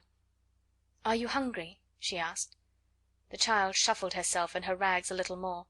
"Ain't I just?" she said in a hoarse voice. "Just ain't I?" "Haven't you had any dinner?" said Sara. "No dinner," more hoarsely still, and with more shuffling. "Nor yet no breakfast, nor yet no supper, no nothin'." "Since when?" asked Sara. "Dunno. Never got nothin' to day nowhere. I've axed and axed." Just to look at her made Sara more hungry and faint, but those queer little thoughts were at work in her brain, and she was talking to herself, though she was sick at heart. "If I'm a princess," she was saying, "if I'm a princess, when they were poor and driven from their thrones, they always shared with the populace. If they met one poorer and hungrier than themselves, they always shared. Buns are a penny each. If it had been sixpence I could have eaten 6. It won't be enough for either of us, but it will be better than nothing." "Wait a minute," she said to the beggar child. She went into the shop. It was warm and smelled deliciously. The woman was just going to put some more hot buns into the window. "If you please," said Sara, "have you lost 4pence, a silver 4pence?" And she held the forlorn little piece of money out to her. The woman looked at it, and then at her intense little face and draggled, once fine clothes. "Bless us, no," she answered. "Did you find it?" "Yes," said Sara, "in the gutter." "Keep it, then," said the woman. "It may have been there for a week, and goodness knows who lost it. You could never find out." "I know that," said Sara, "but I thought I would ask you." "Not many would," said the woman, looking puzzled and interested and good natured all at once. "Do you want to buy something?" she added, as she saw Sara glance at the buns. "4 buns, if you please," said Sara. "Those at a penny each." The woman went to the window and put some in a paper bag. Sara noticed that she put in 6. "I said 4, if you please," she explained. "I have only 4pence." "I'll throw in 2 for make weight," said the woman, with her good natured look. "I dare say you can eat them sometime. Aren't you hungry?" A mist rose before Sara's eyes. "Yes," she answered, "I'm very hungry, and I am much obliged to you for your kindness, and," she was going to add, "there is a child outside who is hungrier than I am." But just at that moment 2 or 3 customers came in at once, and each one seemed in a hurry, so she could only thank the woman again and go out. The beggar girl was still huddled up in the corner of the step. She looked frightful in her wet and dirty rags. She was staring straight before her with a stupid look of suffering, and Sara saw her suddenly draw the back of a roughened black hand across her eyes to rub away the tears which seemed to have surprised her by forcing their way from under her lids. She was muttering to herself. Sara opened the paper bag and took out one of the hot buns, which had already warmed her own cold hands a little. "See," she said, putting the bun in the ragged lap, "this is nice and hot. Eat it, and you will not feel so hungry." The child started and stared up at her, as if such sudden, amazing good luck almost frightened her. Then she snatched up the bun and began to cram it into her mouth with great wolfish bites. "Oh my! Oh my!" Sara heard her say hoarsely in wild delight. "Oh my!" Sara took out 3 more buns and put them down. The sound in the hoarse, ravenous voice was awful. "She is hungrier than I am," she said to herself. "She's starving." But her hand trembled when she put down the 4th bun. "I'm not starving," she said, and she put down the 5th. The little ravening London savage was still snatching and devouring when she turned away. She was too ravenous to give any thanks, even if she had ever been taught politeness, which she had not. She was only a poor little wild animal. "Good bye," said Sara. When she reached the other side of the street she looked back. The child had a bun in each hand, and had stopped in the middle of a bite to watch her. Sara gave her a little nod, and the child, after another stare, a curious lingering stare, jerked her shaggy head in response, and until Sara was out of sight she did not take another bite or even finish the one she had begun. At that moment the baker woman looked out of her shop window. "Well, I never!" she exclaimed. "If that young 'un hasn't given her buns to a beggar child! It wasn't because she didn't want them either. Well, well, she looked hungry enough. I'd give something to know what she did it for." She stood behind her window for a few moments and pondered. Then her curiosity got the better of her. She went to the door and spoke to the beggar child. "Who gave you those buns?" she asked her. The child nodded her head towards Sarah's vanishing figure. "What did she say?" inquired the woman. "Asked me if I was hungry," replied the hoarse voice. "What did you say?" "Said I was, just." "And then she came in and got the buns and gave them to you, did she?" The child nodded. "How many?" "5." The woman thought it over. "Left just one for herself," she said in a low voice, "and she could have eaten the whole 6. I saw it in her eyes." She looked after the little draggled faraway figure, and felt more disturbed in her usually comfortable mind than she had felt for many a day. "I wish she hadn't gone so quick," she said. "I'm blessed if she shouldn't have had a dozen." Then she turned to the child. "Are you hungry yet?" she said. "I'm allus hungry," was the answer, "but 'tain't as bad as it was." "Come in here," said the woman, and she held open the shop door. The child got up and shuffled in. To be invited into a warm place full of bread seemed an incredible thing. She did not know what was going to happen. She did not care even. "Get yourself warm," said the woman, pointing to a fire in the tiny back room. "And look here, when you're hard up for a bit of bread you can come in here and ask for it. I'm blessed if I won't give it to you for that young one's sake." Sara found some comfort in her remaining bun. At all events it was very hot, and it was better than nothing. As she walked along she broke off small pieces and ate them slowly to make them last longer. "Suppose it was a magic bun," she said, "and a bite was as much as a whole dinner. I should be overeating myself if I went on like this." It was dark when she reached the square where the select seminary was situated. The lights in the houses were all lighted. The blinds were not yet drawn in the windows of the room where she nearly always caught glimpses of members of the large family. Frequently at this hour she could see the gentleman she called Mr. Montmorency sitting in a big chair with a small swarm round him, talking, laughing, perching on the arms of his seat or on his knees or leaning against them. This evening the swarm was about him, but he was not seated. On the contrary, there was a good deal of excitement going on. It was evident that a journey was to be taken, and it was Mr. Montmorency who was to take it. A brougham stood before the door, and a big portmanteau had been strapped upon it. The children were dancing about, chattering and hanging on to their father. The pretty rosy mother was standing near him, talking as if she was asking final questions. Sara paused a moment to see the little ones lifted up and kissed, and the bigger ones bent over and kissed also. "I wonder if he will stay away long," she thought. "The portmanteau is rather big. Oh dear, how they will miss him! I shall miss him myself, even though he doesn't know I am alive." When the door opened she moved away, remembering the sixpence, but she saw the traveller come out and stand against the background of the warmly lighted hall, the older children still hovering about him. "Will Moscow be covered with snow?" said the little girl Janet. "Will there be ice everywhere?" "Shall you drive in a drosky?" cried another. "Shall you see the Tsar?" "I will write and tell you all about it," he answered, laughing, "and I will send you pictures of moujiks and things. Run into the house. It is a hideous damp night. I would rather stay with you than go to Moscow. Good night, duckies. God bless you." And he ran down the steps and jumped into the brougham. "If you find the little girl, give her our love," shouted Guy Clarence, jumping up and down on the door mat. Then they went in and shut the door. "Did you see," said Janet to Nora, as they went back to the room, "the little girl who was not a beggar was passing? She looked all cold and wet, and I saw her turn her head over her shoulder and look at us. Mamma says her clothes always look as if they had been given her by someone who was quite rich, someone who only let her have them because they were too shabby to wear. The people at the school always send her out on errands on the horridest days and nights there are." Sara crossed the square to Miss Minchin's area steps, feeling faint and shaky. "I wonder who the little girl is," she thought, "the little girl he is going to look for."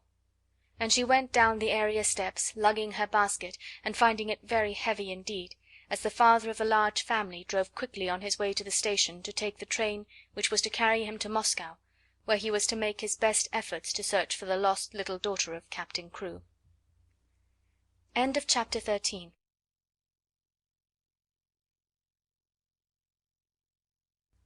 Chapter 14. What Melchizedek heard and saw. On this very afternoon, while Sara was out, a strange thing happened in the attic. Only Melchizedek saw and heard it, and he was so much alarmed and mystified that he scuttled back to his hole and hid there, and really quaked and trembled as he peeped out furtively and with great caution to watch what was going on.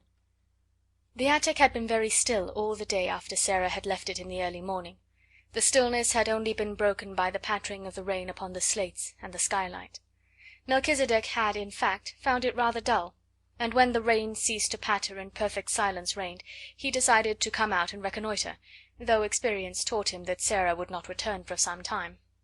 He had been rambling and sniffing about, and had just found a totally unexpected and unexplained crumb left from his last meal, when his attention was attracted by a sound on the roof. He stopped to listen with a palpitating heart. The sound suggested that something was moving on the roof. It was approaching the skylight. It reached the skylight. The skylight was being mysteriously opened. A dark face peered into the attic, then another appeared behind it, and both looked in with signs of caution and interest. Two men were outside on the roof, and were making silent preparations to enter through the skylight itself. One was Ram Dass, and the other was a young man who was the Indian gentleman's secretary. But of course Melchisedec did not know this. He only knew that the men were invading the silence and privacy of the attic, and as the one with the dark face let himself down through the aperture with such lightness and dexterity that he did not make the slightest sound, Melchisedec turned tail and fled precipitately back to his hole. He was frightened to death.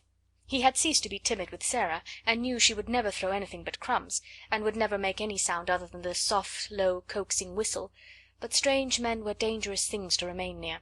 He lay close and flat near the entrance of his home, just managing to peep through the crack with a bright, alarmed eye. How much he understood of the talk he heard I am not in the least able to say, but even if he had understood it all, he would probably have remained greatly mystified. The secretary, who was light and young, slipped through the skylight as noiselessly as Ram Dass had done, and he caught a last glimpse of Melchisedec's vanishing tail. "Was that a rat?" he asked Ram Dass in a whisper. "Yes, a rat, Sahib," answered Ram Dass, also whispering. "There are many in the walls." "Ugh!" exclaimed the young man. "It is a wonder the child is not terrified of them." Ram Dass made a gesture with his hands. He also smiled respectfully. He was in this place as the intimate exponent of Sara, though she had only spoken to him once. "The child is the little friend of all things, Sahib," he answered. "She is not as other children. I see her when she does not see me. I slip across the slates and look at her many nights to see that she is safe. I watch her from my window when she does not know I am near. She stands on the table there and looks out at the sky as if it spoke to her. The sparrows come at her call. The rat she has fed and tamed in her loneliness. The poor slave of the house comes to her for comfort. There is a little child who comes to her in secret. There is one older who worships her, and would listen to her forever if she might. This I have seen when I have crept across the roof. By the mistress of the house, who is an evil woman, she is treated like a pariah, but she has the bearing of a child who is of the blood of kings." "You seem to know a great deal about her," the secretary said. "All her life, each day I know," answered Ram Dass. "Her going out I know, and her coming in, her sadness and her poor joys, her coldness and her hunger. I know when she is alone until midnight, learning from her books. I know when her secret friends steal to her and she is happier, as children can be, even in the midst of poverty, because they come and she may laugh and talk with them in whispers. If she were ill I should know, and I would come and serve her if it might be done. You are sure no one comes near this place but herself, and that she will not return and surprise us? She would be frightened if she found us here, and the Sahib Carrisford's plan would be spoiled." Ram Dass crossed noiselessly to the door and stood close to it. "None mount here but herself, Sahib," he said. "She has gone out with her basket, and may be gone for hours. If I stand here I can hear any step before it reaches the last flight of the stairs." The secretary took a pencil and a tablet from his breast pocket. "Keep your ears open," he said, and he began to walk slowly and softly round the miserable little room, making rapid notes on his tablet as he looked at things. First he went to the narrow bed. He pressed his hand upon the mattress and uttered an exclamation. "As hard as stone," he said. "That will have to be altered some day when she is out. A special journey can be made to bring it across. It cannot be done tonight." He lifted the covering and examined the one thin pillow. "Coverlet dingy and worn, blanket thin, sheets patched and ragged," he said. "What a bed for a child to sleep in, and in a house which calls itself respectable. There has not been a fire in that grate for many a day," glancing at the rusty fireplace. "Never since I have seen it," said Ram Dass. "The mistress of the house is not one who remembers that another than herself may be cold." The secretary was writing quickly on his tablet. He looked up from it as he tore off a leaf and slipped it into his breast pocket. "It is a strange way of doing the thing," he said. "Who planned it?" Ram Dass made a modestly apologetic obeisance. "It is true that the first thought was mine, Sahib," he said, "though it was naught but a fancy. I am fond of this child. We are both lonely. It is her way to relate her visions to her secret friends. Being sad one night, I lay close to the open skylight and listened. The vision she related told what this miserable room might be if it had comforts in it. She seemed to see it as she talked, and she grew cheered and warmed as she spoke. Then she came to this fancy, and the next day, the Sahib being ill and wretched, I told him of the thing to amuse him. It seemed then but a dream, but it pleased the Sahib. To hear of the child's doings gave him entertainment. He became interested in her, and asked questions. At last he began to please himself with the thought of making her visions real things. "You think that it can be done while she sleeps? Suppose she awakened," suggested the secretary, and it was evident that whatsoever the plan referred to was, it had caught and pleased his fancy as well as the Sahib Carrisford's. "I can move as if my feet were of velvet," Ramdass replied, "and children sleep soundly, even the unhappy ones. I could have entered this room in the night many times, and without causing her to turn upon her pillow. If the other bearer passes to me the things through the window, I can do all, and she will not stir. When she awakens, she will think a magician has been here." He smiled as if his heart warmed under his white robe, and the secretary smiled back at him. "It will be like a story from the Arabian Nights," he said. "Only an Oriental could have planned it. It does not belong to London fogs." They did not remain very long, to the great relief of Melchisedec, who, as he probably did not comprehend their conversation, felt their movements and whispers ominous. The young secretary seemed interested in everything. He wrote down things about the floor, the fireplace, the broken footstool, the old table, the walls, which last he touched with his hand again and again, seeming much pleased when he found that a number of old nails had been driven in various places. "You can hand things on them," he said. Ramdass smiled mysteriously. "Yesterday, when she was out," he said, "I entered, bringing with me small sharp nails which can be pressed into the wall without blows from a hammer. I placed many in the plaster where I may need them. They are ready." The Indian gentleman's secretary stood still and looked round him as he thrust his tablets back into his pocket. "I think I have made notes enough. We can go now," he said. "The Sahib Carrisford has a warm heart. It is 1,000 pities that he has not found the lost child." "If he should find her, his strength would be restored to him," said Ramdass. "His God may lead her to him yet." Then they slipped through the skylight as noiselessly as they had entered it. And after he was quite sure they had gone, Melchisedec was greatly relieved, and in the course of a few minutes felt it safe to emerge from his hole again and scuffle about in the hope that even such alarming human beings as these might have chanced to carry crumbs in their pockets and drop one or two of them. End of chapter 14.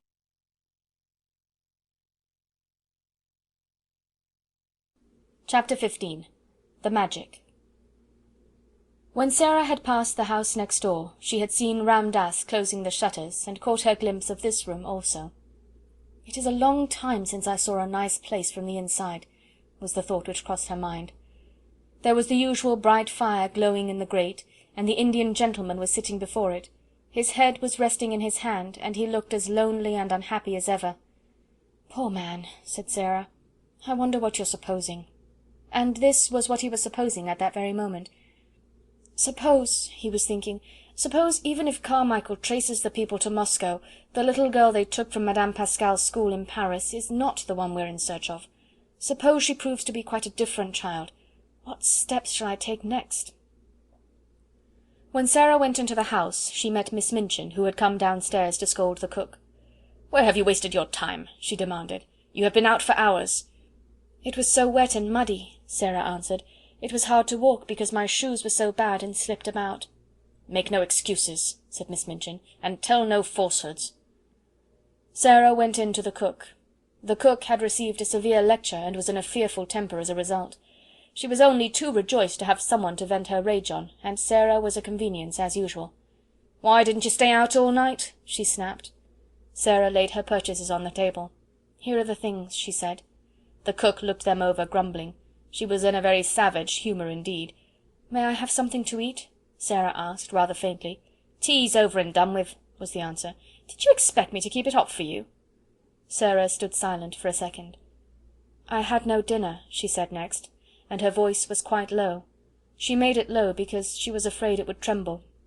"There's some bread in the pantry," said the cook. "That's all you'll get at this time of day." Sara went and found the bread. It was old and hard and dry. The cook was in too vicious a humour to give her anything to eat with it. It was always safe and easy to vent her spite on Sara. Really, it was hard for the child to climb the 3 long flights of stairs leading to her attic. She often found them long and steep when she was tired, but tonight it seemed as if she would never reach the top. Several times she was obliged to stop to rest. When she reached the top landing she was glad to see the glimmer of a light coming from under her door. That meant that Ermengaard had managed to creep up to pay her a visit. There was some comfort in that. It was better than to go into the room alone and find it empty and desolate. The mere presence of plump, comfortable Ermengaard, wrapped in her red shawl, would warm it up a little. Yes, there Ermengaard was when she opened the door. She was sitting in the middle of the bed, with her feet tucked safely under her. She had never become intimate with Melchisedec and his family, though they rather fascinated her. When she found herself alone in the attic, she always preferred to sit on the bed until Sara arrived. She had, in fact, on this occasion, had time to become rather nervous, because Melchisedec had appeared and sniffed about a good deal, and once had made her utter a repressed squeal by sitting up on his hind legs, and, while he looked at her, sniffing pointedly in her direction. "Oh, Sara," she cried out, "I am glad you've come. Melky would sniff about so. I tried to coax him to go back, but he wouldn't for such a long time. I like him, you know, but it does frighten me when he sniffs right at me. Do you think he ever would jump?" "No," answered Sara. Ermengaard crawled forward on the bed to look at her. "You do look tired, Sara," she said. "You're quite pale." "I am tired," said Sara, dropping onto the lopsided footstool. "Oh, there's Melchisedec, poor thing. He's come to ask for his supper." Melchisedec had come out of his hole as if he had been listening for her footstep. Sara was quite sure he knew it. He came forward with an affectionate, expectant expression, as Sara put her hand in her pocket and turned it inside out, shaking her head. "I'm very sorry," she said. "I haven't one crumb left. Go home, Melchisedec, and tell your wife there was nothing in my pocket. I'm afraid I forgot because the cook and Miss Minchin were so cross." Melchisedec seemed to understand. He shuffled resignedly, if not contentedly, back to his home. "I did not expect to see you tonight, Ermy," Sara said. Ermengaard hugged herself in the red shawl. "Miss Amelia has gone out to spend the night with her old aunt," she explained. "No one else ever comes and looks into the bedrooms after we're in bed. I could stay here until morning if I wanted to." She pointed toward the table under the skylight. Sara had not looked toward it as she came in. A number of books were piled upon it. Ermengaard's gesture was a dejected one. "Papa has sent me some more books, Sara," she said. "There they are." Sara looked round and got up at once. She ran to the table and, picking up the top volume, turned over its leaves quickly. For the moment she forgot her discomforts. "Ah!" she cried out, "how beautiful! Carlyle's French Revolution! I have so wanted to read that." "I haven't," said Ermengaard, "and Papa will be so cross if I don't. He'll expect me to know all about it when I go home for the holidays. What shall I do?" Sara stopped turning over the leaves and looked at her with an excited flush on her cheeks. "Look here," she cried, "if you'll lend me these books, I'll read them, and tell you everything that's in them afterward, and I'll tell it so that you will remember it too." "Oh, goodness!" exclaimed Ermengaard. "Do you think you can?" "I know I can," Sara answered. "The little ones always remember what I tell them." "Sara," said Ermengaard, hope gleaming in her round face, "if you'll do that, and make me remember, I'll give you anything." "I don't want you to give me anything," said Sara. "I want your books, I want them." And her eyes grew big and her chest heaved. "Take them then," said Ermengaard. "I wish I wanted them, but I don't. I'm not clever, and my father is, and he thinks I ought to be." Sara was opening one book after the other. "What are you going to tell your father?" she asked, a slight doubt dawning in her mind. "Oh, he needn't know," answered Ermengaard. "He'll think I've read them." Sara put down her book and shook her head slowly. "That's almost like telling lies," she said, "and lies, well, you see, they're not only wicked, they're vulgar. Sometimes," reflectively, "I've thought perhaps I might do something wicked. I might suddenly fly into a rage and kill Miss Minchin, you know, when she was ill-treating me, but I couldn't be vulgar. Why can't you tell your father I read them?" "He wants me to read them," said Ermengaard, a little discouraged by this unexpected turn of affairs. "He wants you to know what is in them," said Sara, "and if I can tell it to you in an easy way and make you remember it, I should think you would like that." "You'll like it if I learn anything in any way," said rueful Ermengaard. "You would if you were my father." "It's not your fault that—" began Sara. She pulled herself up and stopped rather suddenly. She had been going to say, "It's not your fault that you're stupid." "That what?" Ermengaard asked. "That you can't learn things quickly," amended Sara. "If you can't, you can't. If I can, why, I can, that's all." She always felt very tender of Ermengaard, and tried not to let her feel too strongly the difference between being able to learn anything at once, and not being able to learn anything at all. As she looked at her plump face, one of her wise, old-fashioned thoughts came to her. "Perhaps," she said, "to be able to learn things quickly isn't everything. To be kind is worth a great deal to other people. If Miss Minchin knew everything on earth and was like what she is now, she'd still be a detestable thing, and everybody would hate her. Lots of clever people have done harm and have been wicked. Look at Robespierre." She stopped and examined Ermengaard's countenance, which was beginning to look bewildered. "Don't you remember?" she demanded. "I told you about him not long ago. I believe you've forgotten." "Well, I don't remember all of it," admitted Ermengarde. "Well, you wait a minute," said Sara, "and I'll take off my wet things and wrap myself in the coverlet, and I'll tell you over again." She took off her hat and coat and hung them on a nail against the wall, and she changed her wet shoes for an old pair of slippers. Then she dumped on the bed, and drawing the coverlet about her shoulders, sat with her arms round her knees. "Now listen," she said. She plunged into the gory records of the French Revolution, and told such stories of it that Ermengarde's eyes grew round with alarm, and she held her breath. But though she was rather terrified, there was a delightful thrill in listening, and she was not likely to forget Robespierre again, or to have any doubt about the Princesse de Lamballe. "You know they put her head on a pike and danced round it," Sara explained, "and she had beautiful floating blonde hair, and when I think of her, I never see her head on her body, but always on a pike, with those furious people dancing and howling." It was agreed that Mr. St. John was to be told the plan they had made, and for the present the books were to be left in the attic. "Now let's tell each other things," said Sara. "How are you getting on with your French lessons?" "Ever so much better since the last time I came up here and you explained the conjugations. Miss Minchin could not understand why I did my exercises so well that first morning." Sara laughed a little and hugged her knees. "She doesn't understand why Lottie is doing her sums so well," she said, "but it is because she creeps up here too, and I help her." She glanced round the room. "The attic would be rather nice, if it wasn't so dreadful," she said, laughing again. "It's a good place to pretend in." The truth was that Ermengarde did not know anything of the sometimes almost unbearable side of life in the attic, and she had not a sufficiently vivid imagination to depict it for herself. On the rare occasions that she could reach Sara's room, she only saw the side of it which was made exciting by things which were pretended and stories which were told. Her visits partook of the character of adventures, and though sometimes Sara looked rather pale, and it was not to be denied that she had grown very thin, her proud little spirit would not admit of complaints. She had never confessed that at times she was almost ravenous with hunger, as she was to-night. She was growing rapidly, and her constant walking and running about would have given her a keen appetite, even if she had had abundant and regular meals of a much more nourishing nature than the unappetizing, inferior food snatched at such odd times as suited the kitchen convenience. She was growing used to a certain gnawing feeling in her young stomach.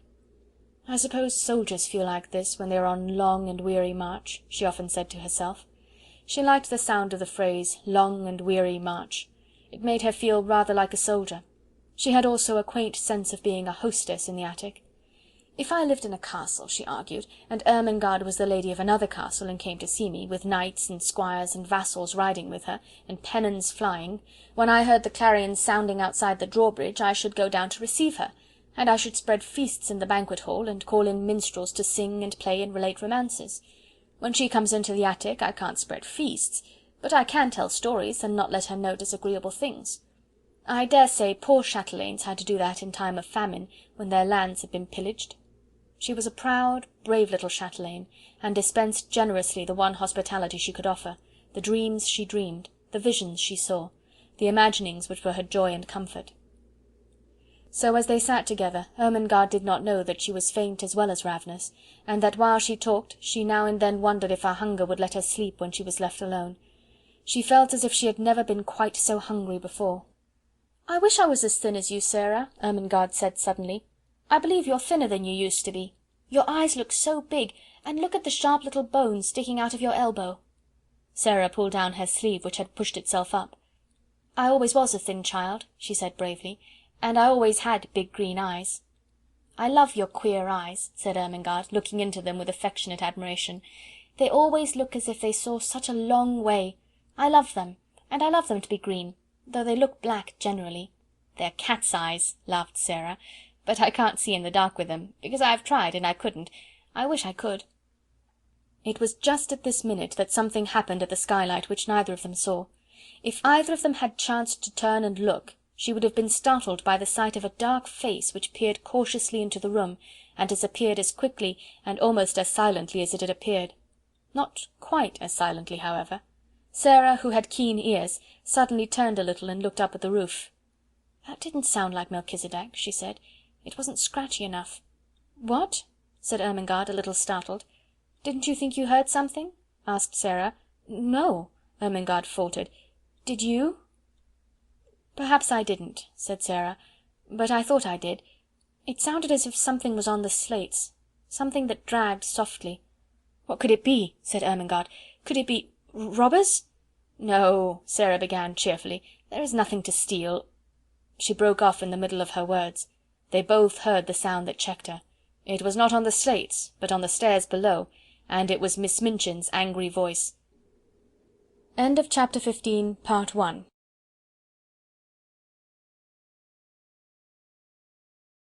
Chapter 15. Continued. Sara sprang off the bed and put out the candle. "She's scolding Becky," she whispered as she stood in the darkness. "She's making her cry." "Will she come in here?" Ermengarde whispered back, panic-stricken. "No. She will think I'm in bed. Don't stir." It was very seldom that Miss Minchin mounted the last flight of stairs. Sara could only remember that she had done it once before, but now she was angry enough to be coming at least part of the way up, and it sounded as if she was driving Becky before her. "You impudent, dishonest child!" they heard her say. "Cook tells me she has missed things repeatedly." "'Twarn't me, ma'am," said Becky, sobbing. "I was hungry enough, but 'twarn't me, never." "You deserve to be sent to prison," said Miss Minchin's voice. "Picking and stealing. Half a meat pie, indeed." "'Twarn't me," wept Becky. "I could have ate a whole one, but I never laid a finger on it." Miss Minchin was out of breath between temper and mounting the stairs. The meat pie had been intended for her special late supper. It became apparent that she boxed Becky's ears.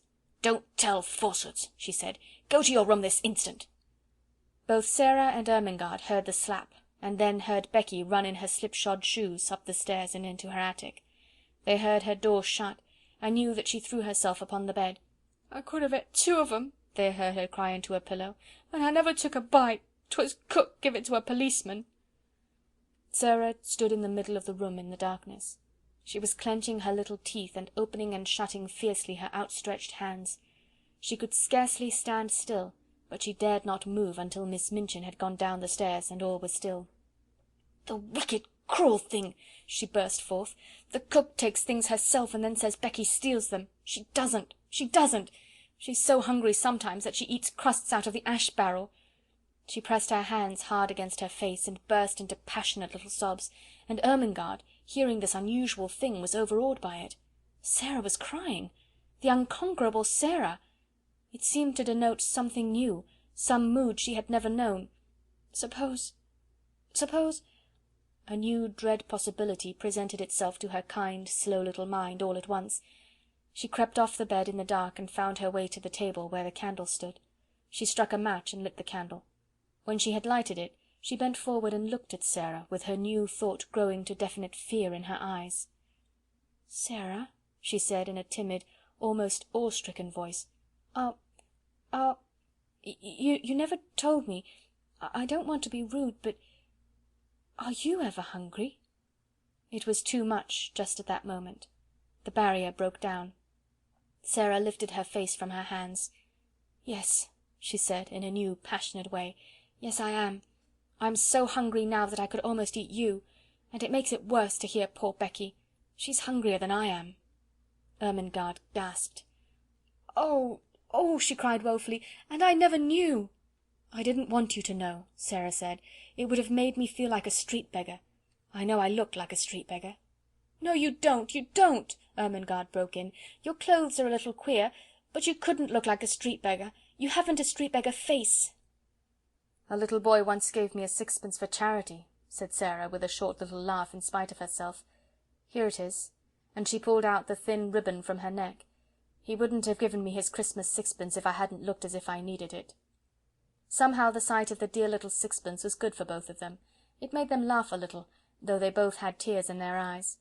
"Who was he?" asked Ermengarde, looking at it quite as if it had not been a mere ordinary silver sixpence. "He was a darling little thing going to a party," said Sara. "He was one of the Large family. the little one with the round legs, the one I call Guy Clarence. I suppose his nursery was crammed with Christmas presents and hampers full of cakes and things, and he could see I had nothing." Ermengarde gave a little jump backward. The last sentences had recalled something to her troubled mind, and given her a sudden inspiration. "Oh, Sarah!" she cried, "what a silly thing I am not to have thought of it!" "Of what?" "Something splendid," said Ermengarde in an excited hurry. "This very afternoon my nicest aunt sent me a box. It is full of good things. I never touched it, I had so much pudding at dinner, and I was so bothered about papa's books." Her words began to tumble over each other. "It's got cake in it, and little meat pies, and jam tarts, and buns, and oranges, and red currant wine, and figs, and chocolate. I'll creep back to my room and get it this minute, and we'll eat it now." Sarah almost reeled. When one is faint with hunger, the mention of food has sometimes a curious effect. She clutched Ermengarde's arm. "Do you think you could?" she ejaculated. "I know I could," answered Ermengarde, and she ran to the door, opened it softly, put her head out into the darkness, and listened. Then she went back to Sara. "The lights are out. Everybody's in bed. I can creep, and no one will hear." It was so delightful that they caught each other's hands, and a sudden light sprang into Sarah's eyes. "Ermy," she said, "let us pretend. Let us pretend it's a party. And oh, won't you invite the prisoner in the next cell? Yes, yes, let us knock on the wall now. The jailer won't hear." Sara went to the wall. Through it she could hear poor Becky crying more softly. She knocked 4 times. "That means, 'Come to me through the secret passage under the wall,'" she explained. "I have something to communicate." 5 quick knocks answered her. "She's coming," she said. Almost immediately the door of the attic opened, and Becky appeared. Her eyes were red, and her cap was sliding off, and when she caught sight of Ermengarde she began to rub her face nervously with her apron. "Don't mind me a bit, Becky," cried Ermengarde. "Miss Ermengarde has asked you to come in," said Sara, "because she's going to bring a box of good things up here to us." Becky's cap almost fell off entirely, she broke in with such excitement. "To eat, miss?" she said. "Things that's good to eat?" "Yes," answered Sara, "and we are going to pretend a party." "And you shall have as much as you want to eat," put in Ermengarde. "I'll go this minute." She was in such haste that as she tiptoed out of the attic she dropped her red shawl and did not know it had fallen. No one saw it for a minute or so. Becky was too much overpowered by the good luck which had befallen her. Oh, miss," she gasped. "I know it was you that asked her to let me come. It makes me cry to think of it," and she went to Sarah's side and stood and looked at her worshippingly. But in Sarah's hungry eyes the old light had begun to glow and transform her world for her.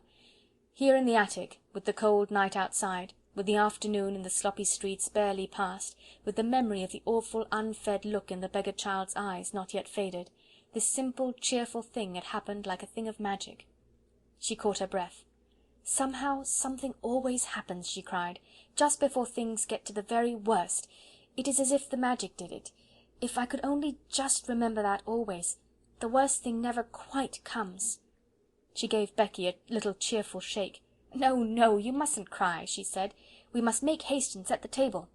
"Set the table, miss?" said Becky, gazing round the room. "What'll we set it with?" Sara looked round the attic too. "There doesn't seem to be much," she answered half laughingly. That moment she saw something and pounced upon it. It was Ermengarde's red shawl which lay upon the floor. "Here's the shawl," she cried. "I know she won't mind it. It will make such a nice red tablecloth." They pulled the old table forward and threw the shawl over it. Red is a wonderfully kind and comfortable colour. It began to make the room look furnished directly. "How nice a red rug would look on the floor!" exclaimed Sara. "We must pretend there is one." Her eyes swept the bare boards with a swift glance of admiration. The rug was laid down already. "How soft and thick it is!" she said with the little laugh which Becky knew the meaning of, and she raised and set her foot down again delicately, as if she felt something under it. "Yes, miss," answered Becky, watching her with serious rapture. She was always quite serious. "What next now?" said Sara, and she stood still and put her hands over her eyes. "Something will come if I think and wait a little," in a soft, expectant voice. "The magic will tell me." One of her favourite fancies was that on the outside, as she called it, thoughts were waiting for people to call them. Becky had seen her stand and wait many a time before, and knew that in a few seconds she would uncover an enlightened, laughing face. In a moment she did. "There!" she cried, "it has come. I know now. I must look among the things in the old trunk I had when I was a princess." She flew to its corner and kneeled down. It had not been put in the attic for her benefit, but because there was no room for it elsewhere. Nothing had been left in it but rubbish, but she knew she should find something, The magic always arranged that kind of thing in one way or another. In a corner lay a package so insignificant looking that it had been overlooked, and when she herself had found it, she had kept it as a relic. It contained a dozen small white handkerchiefs. She seized them joyfully and ran to the table. She began to arrange them upon the red table cover, patting and coaxing them into shape, with the narrow lace edge curling outward, her magic working its spells for her as she did it. "These are the plates," she said.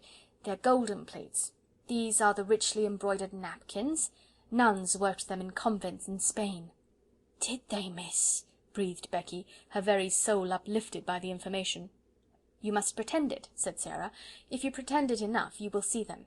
"Yes, miss," said Becky, and as Sara returned to the trunk, she devoted herself to the effort of accomplishing an end so much to be desired. Sara turned suddenly to find her standing by the table, looking very queer indeed. She had shut her eyes, and was twisting her face in strange convulsive contortions, her hands hanging stiffly clenched at her sides. She looked as if she was trying to lift some enormous weight. "What is the matter, Becky?" Sara cried. "What are you doing?" Becky opened her eyes with a start. "I was pretending, miss," she answered, a little sheepishly. "I was trying to see it like you do. I almost did," with a hopeful grin, "but it takes a lot of strength." "Perhaps it does if you're not used to it," said Sara, with friendly sympathy. "But you don't know how easy it is when you've done it often. I wouldn't try so hard just at first. It will come to you after a while. I'll just tell you what things are. Look at these." She held an old summer hat in her hand, which she had fished out of the bottom of the trunk. There was a wreath of flowers on it. She pulled the wreath off. "These are garlands for the feast," she said grandly. "They fill all the air with perfume. There's a mug on the washstand, Becky. Oh, and bring the soap dish for a centrepiece." Becky handed them to her reverently. "What are they now, miss?" she inquired. "You'd think they was made of crockery, but I know they ain't." "This is a carven flagon," said Sara, arranging tendrils of the wreath about the mug. "And this," bending tenderly over the soap dish, and heaping it with roses, "is purest alabaster encrusted with gems." She touched the things gently, a happy smile hovering about her lips, which made her look as if she were a creature in a dream. "My, ain't it lovely?" whispered Becky. "If we just had something for bonbon dishes," Sara murmured. "There!" darting to the trunk again. "I remember I saw something this minute." It was only a bundle of wool wrapped in red and white tissue paper, but the tissue paper was soon twisted into the form of little dishes, and was combined with the remaining flowers to ornament the candlestick which was to light the feast. Only the magic could have made it more than an old table covered with a red shawl and set with rubbish from a long unopened trunk. But Sara drew back and gazed at it, seeing wonders, and Becky, after staring in delight, spoke with bated breath. "This here," she suggested, with a glance round the attic, "is it the Bastille now, or has it turned into something different?" "Oh, yes, yes," said Sara, "quite different. It is a banquet hall." "My eye, miss," ejaculated Becky, "a blanket hall!" and she turned to view the splendours about her with awed bewilderment. "A banquet hall," said Sara. "A vast chamber where feasts are given. It has a vaulted roof, and a minstrel's gallery, and a huge chimney filled with blazing oaken logs, and it is brilliant with waxen tapers twinkling on every side." "My eye, Miss Sara," gasped Becky again. Then the door opened, and Ermengaard came in, rather staggering under the weight of her hamper. She started back with an exclamation of joy. To enter from the chill darkness outside, and find oneself confronted by a totally unanticipated festal board, draped with red, adorned with white napery, and wreathed with flowers, was to feel that the preparations were brilliant indeed. "Oh, Sara," she cried out, "you're the cleverest girl I ever saw." "Isn't it nice?" said Sara. "They're things out of my old trunk. I asked my magic, and it told me to go and look." "But oh, miss," cried Becky, "wait till she's told you what they are. They ain't just... Oh, miss, please tell her," appealing to Sara. So Sara told her, and because her magic helped her, she made her almost see it all: the golden platters, the vaulted spaces, the blazing logs, the twinkling waxen tapers. As things were taken out of the hamper, the frosted cakes, the fruits, the bonbons and the wine, the feast became a splendid thing. End of chapter 15, part 2.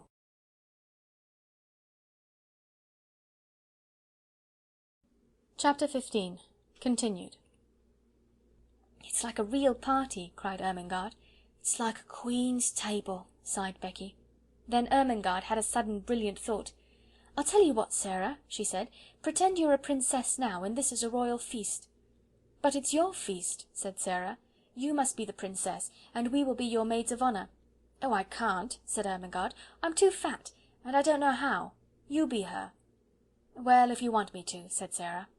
But suddenly she thought of something else, and ran to the rusty grate. "There is a lot of paper and rubbish stuffed in here," she exclaimed. "If we light it, there will be a bright blaze for a few minutes, and we shall feel as if it was a real fire." She struck a match and lighted it up with a great specious glow which illuminated the room. "By the time it stops blazing," Sara said, "we shall forget about its not being real." She stood in the dancing glow and smiled. "Doesn't it look real?" she said. "Now we will begin the party." She led the way to the table. She waved her hand graciously to Ermengarde and Becky. She was in the midst of her dream. "Advance, fair damsels," she said in her happy dream voice, "and be seated at the banquet table. My noble father the king, who is absent on a long journey, has commanded me to feast you." She turned her head slightly toward the corner of the room. "What ho there, minstrels! Strike up with your viols and bassoons." Princesses, she explained rapidly to Ermengarde and Becky, always had minstrels to play at their feasts. "Pretend there's a minstrel gallery up there in the corner. Now we will begin." They had barely had time to take their pieces of cake into their hands, not one of them had time to do more, when they all three sprang to their feet and turned pale faces toward the door, listening, listening. Someone was coming up the stairs. There was no mistake about it. Each of them recognized the angry mounting tread, and knew that the end of all things had come. "It's the missus," choked Becky, and dropped her piece of cake upon the floor. "Yes," said Sara, her eyes growing shocked and large in her small white face. "Miss Minchin has found us out." Miss Minchin struck the door open with a blow of her hand. She was pale herself, but it was with rage. She looked from the frightened faces to the banquet table, and from the banquet table to the last flicker of the burnt paper in the grate. "I have been suspecting something of this sort," she exclaimed, "but I did not dream of such audacity. Lavinia was telling the truth." So they knew that it was Lavinia who had somehow guessed their secret and had betrayed them. Miss Minchin strode over to Becky and boxed her ears for a second time. "You impudent creature," she said, "you leave the house in the morning." Sara stood quite still, her eyes growing larger, her face paler. Ermengarde burst into tears. "Oh, don't send her away," she sobbed. "My aunt sent me the hamper. We're only having a party." "So I see," said Miss Minchin witheringly, "with the Princess Sara at the head of the table." She turned fiercely on Sara. "It is your doing, I know," she cried. "Ermengarde would never have thought of such a thing. You decorated the table, I suppose, with this rubbish." She stamped her foot at Becky. "Go to your attic," she commanded, and Becky stole away, her face hidden in her apron, her shoulders shaking. Then it was Sara's turn again. "I will attend to you to-morrow. You shall have neither breakfast, dinner, nor supper." "I have not had either dinner or supper to-day, Miss Minchin," said Sara rather faintly. "Then all the better. You will have something to remember. Don't stand there. Put those things into the hamper again." She began to sweep them off the table into the hamper herself, and caught sight of Ermengarde's new books. "And you," to Ermengarde, "have brought your beautiful new books into this dirty attic. Take them up and go back to bed. You will stay there all day to-morrow, and I shall write to your papa. What would he say if he knew where you are to-night?" Something she saw in Sara's grave, fixed gaze at this moment made her turn on her fiercely. "What are you thinking of?" she demanded. "Why do you look at me like that?" "I was wondering," answered Sara, as she had answered that notable day in the schoolroom. "What were you wondering?" It was very like the scene in the schoolroom. There was no pertness in Sara's manner. It was only sad and quiet. "I was wondering," she said in a low voice, "what my papa would say if he knew where I am to-night." Miss Minchin was infuriated, just as she had been before, and her anger expressed itself, as before, in an intemperate fashion. She flew at her and shook her. "You insolent, unmanageable child!" she cried. "How dare you? How dare you?"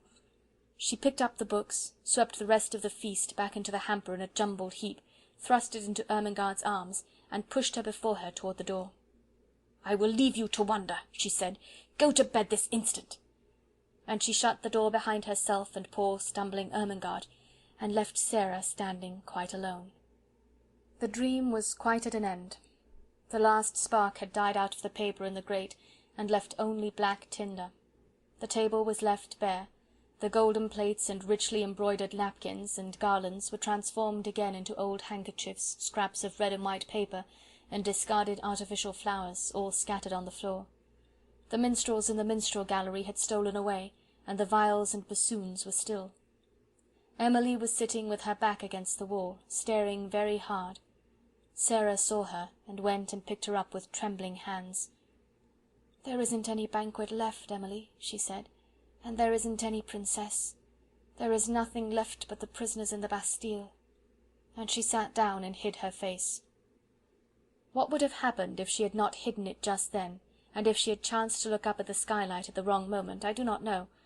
Perhaps the end of this chapter might have been quite different, because if she had glanced at the skylight, she would certainly have been startled by what she would have seen.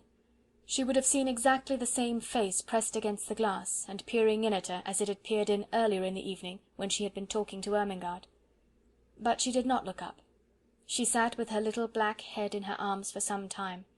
She always sat like that when she was trying to bear something in silence. Then she got up and went slowly to bed. "I can't pretend anything else while I'm awake," she said.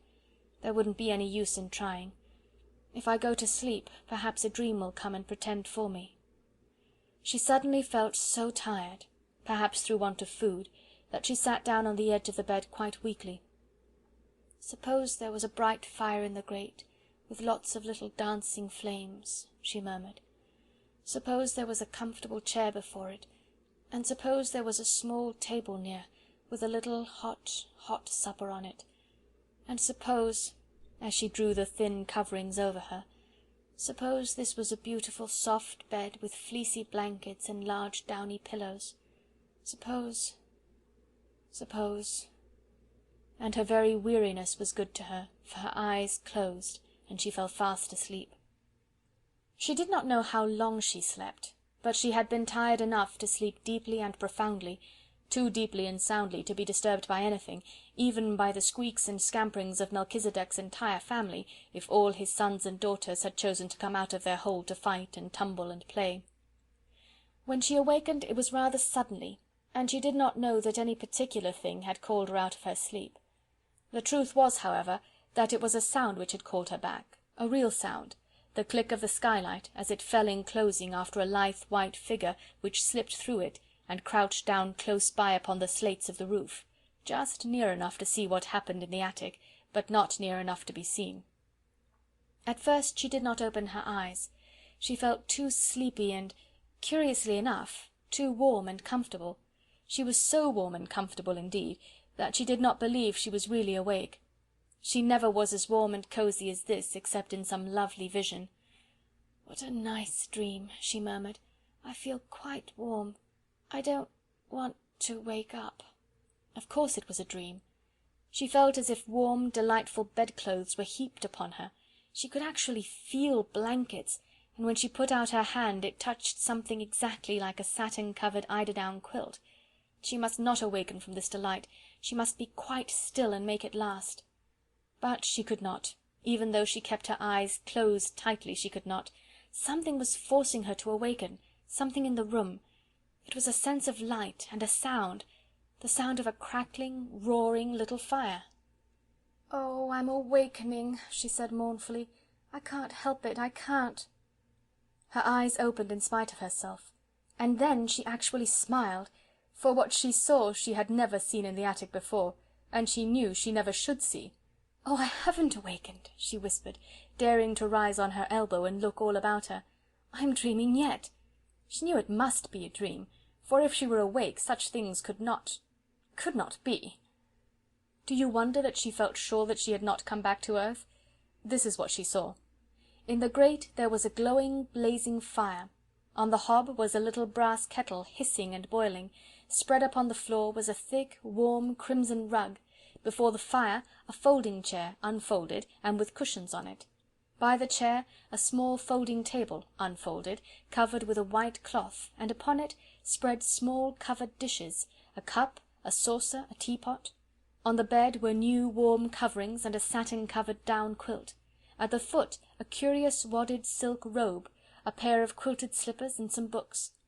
The room of her dream seemed changed into fairyland. It was flooded with warm light, for a bright lamp stood on the table covered with a rosy shade. She sat up, resting on her elbow, and her breathing came short and fast.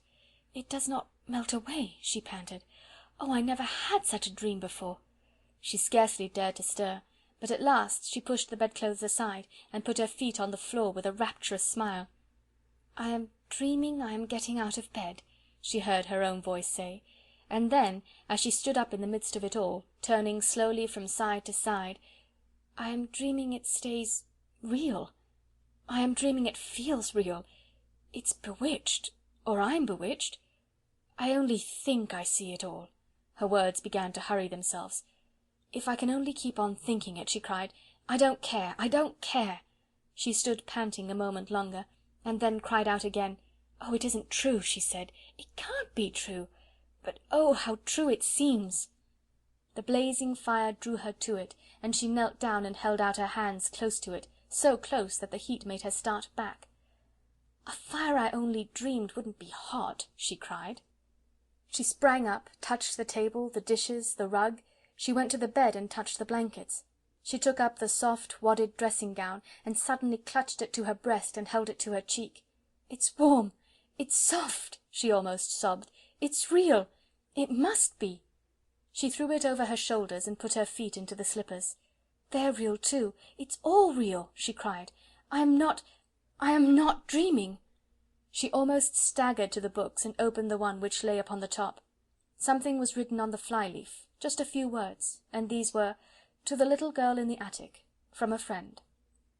When she saw that, wasn't it a strange thing for her to do? She put her face down upon the page and burst into tears. "I don't know who it is," she said, "but somebody cares for me a little. I have a friend." She took her candle and stole out of her own room and into Becky's, and stood by her bedside. "Becky, Becky," she whispered as loudly as she dared, "wake up." When Becky wakened, and she sat upright, staring aghast, her face still smudged with traces of tears, beside her stood a little figure in a luxurious wadded robe of crimson silk. The face she saw was a shining, wonderful thing. The Princess Sara, as she remembered her, stood at her very bedside, holding a candle in her hand. "Come," she said. "Oh, Becky, come!" Becky was too frightened to speak. She simply got up and followed her with her mouth and eyes open and without a word. And when they crossed the threshold, Sara shut the door gently and drew her into the warm, glowing midst of things which made her brain reel and her hungry senses faint. It's true, she cried. "I've touched them all. They're as real as we are. The magic has come and done it, Becky, while we were asleep. The magic that won't let those worst things ever quite happen." End of chapter 15.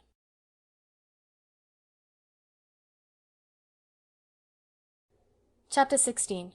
The Visitor. Imagine, if you can, what the rest of the evening was like.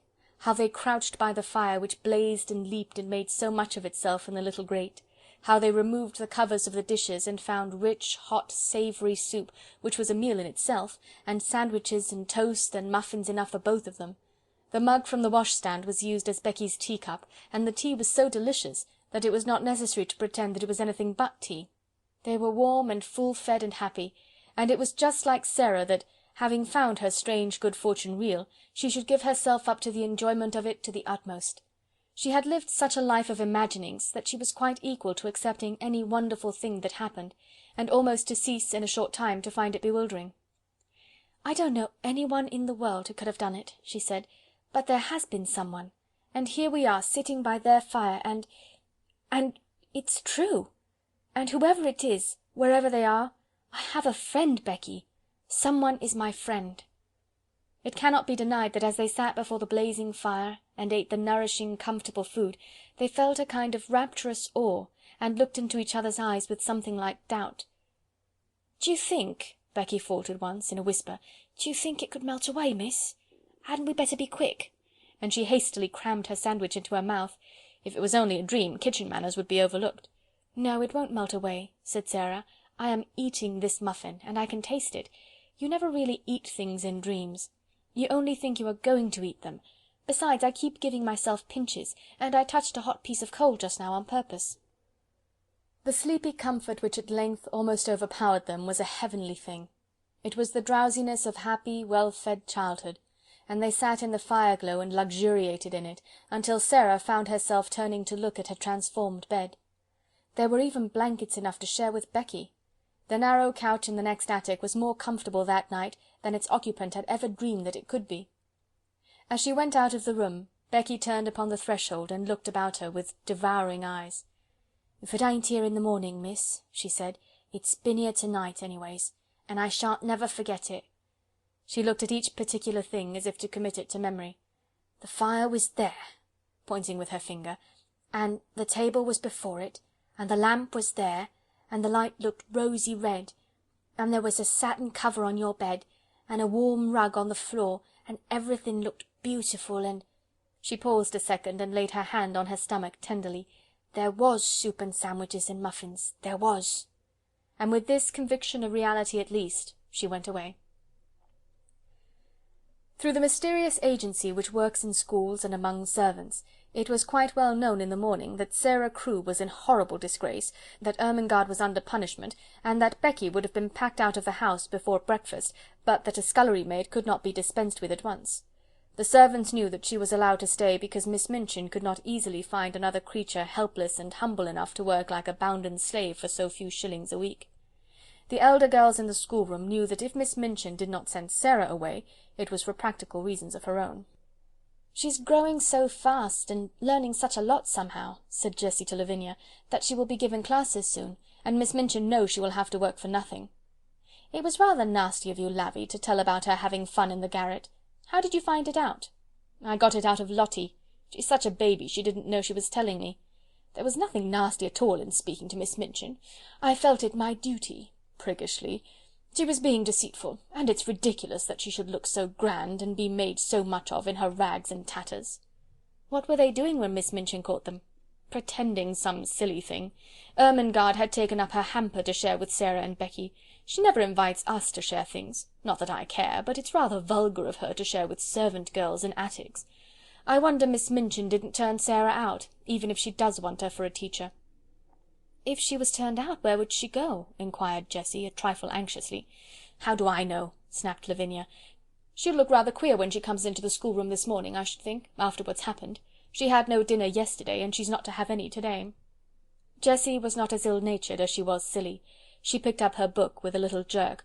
"Well, I think it's horrid," she said. "They've no right to starve her to death." When Sara went into the kitchen that morning, the cook looked askance at her, and so did the housemaids, but she passed them hurriedly. She had, in fact, overslept herself a little, and as Becky had done the same, neither had had time to see the other, and each had come downstairs in haste. Sara went into the scullery. Becky was violently scrubbing a kettle, and was actually gurgling a little song in her throat. She looked up with a wildly elated face. "It was there when I wakened, miss, the blanket," she whispered excitedly. "It was as real as it was last night." "So was mine," said Sara. "It is all there now, all of it. While I was dressing, I ate some of the cold things we left." "Oh, laws, oh, laws!" Becky uttered the exclamation in a sort of rapturous groan, and ducked her head over her kettle just in time, as the cook came in from the kitchen. Miss Minchin had expected to see in Sara, when she appeared in the schoolroom, very much what Lavinia had expected to see. Sara had always been an annoying puzzle to her, because severity never made her cry or look frightened. When she was scolded, she stood still and listened politely, with a grave face. When she was punished, she performed her extra tasks, or went without her meals, making no complaint or outward sign of rebellion. The very fact that she never made an impudent answer seemed to Miss Minchin a kind of impudence in itself. But after yesterday's deprivation of meals, the violent scene of last night, the prospect of hunger to-day, she must surely have broken down. It would be strange indeed if she did not come downstairs with pale cheeks and red eyes and an unhappy, humbled face. Miss Minchin saw her for the first time when she entered the schoolroom to hear the little French class recite its lessons and superintend its exercises. And she came in with a springing step, colour in her cheeks, and a smile hovering about the corners of her mouth. It was the most astonishing thing Miss Minchin had ever known. It gave her quite a shock. What was the child made of? What could such a thing mean? She called her at once to her desk. "You do not look as if you realize that you are in disgrace," she said. "Are you absolutely hardened?" The truth is, that when one is still a child, or even if one is grown up, and has been well fed and has slept long and softly and warm, When one has gone to sleep in the midst of a fairy story, and has wakened to find it real, one cannot be unhappy, or even look as if one were, and one could not, if one tried, keep a glow of joy out of one's eyes. Miss Minchin was almost struck dumb by the look of Sara's eyes when she made her perfectly respectful answer. "I beg your pardon, Miss Minchin," she said. "I know that I am in disgrace." "Be good enough not to forget it, and look as if you had come into a fortune. It is an impertinence. And remember, you are to have no food to-day." "Yes, Miss Minchin," Sara answered, but as she turned away her heart leaped with the memory of what yesterday had been. If the magic had not saved me just in time, she thought, how horrible it would have been. "She can't be very hungry," whispered Lavinia. "Just look at her. Perhaps she is pretending she has had a good breakfast," with a spiteful laugh. "She's different from other people," said Jessie, watching Sara with her class. "Sometimes I'm a bit frightened of her." "Ridiculous thing!" ejaculated Lavinia. All through the day the light was in Sara's face, and the colour in her cheek. The servants cast puzzled glances at her, and whispered to each other, and Miss Amelia's small blue eyes wore an expression of bewilderment. What such an audacious look of well-being under august displeasure could mean, she could not understand. It was, however, just like Sara's singular obstinate way. She was probably determined to brave the matter out. One thing Sara had resolved upon as she thought things over. The wonders which had happened must be kept a secret, if such a thing were possible. If Miss Minchin should choose to mount to the attic again, of course all would be discovered, but it did not seem likely that she would do so for some time at least, unless she was led by suspicion. Ermengaard and Lottie would be watched with such strictness that they would not dare to steal out of their beds again.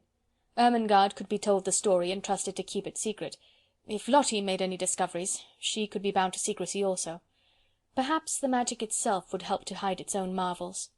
"But whatever happens," Sara kept saying to herself all day, "whatever happens, somewhere in the world there is a heavenly kind person who is my friend, my friend. If I never know who it is, if I never can even thank him, I shall never feel quite so lonely. Oh, the magic is good to me." If it was possible for weather to be worse than it had been the day before, it was worse this day. Wetter, muddier, colder.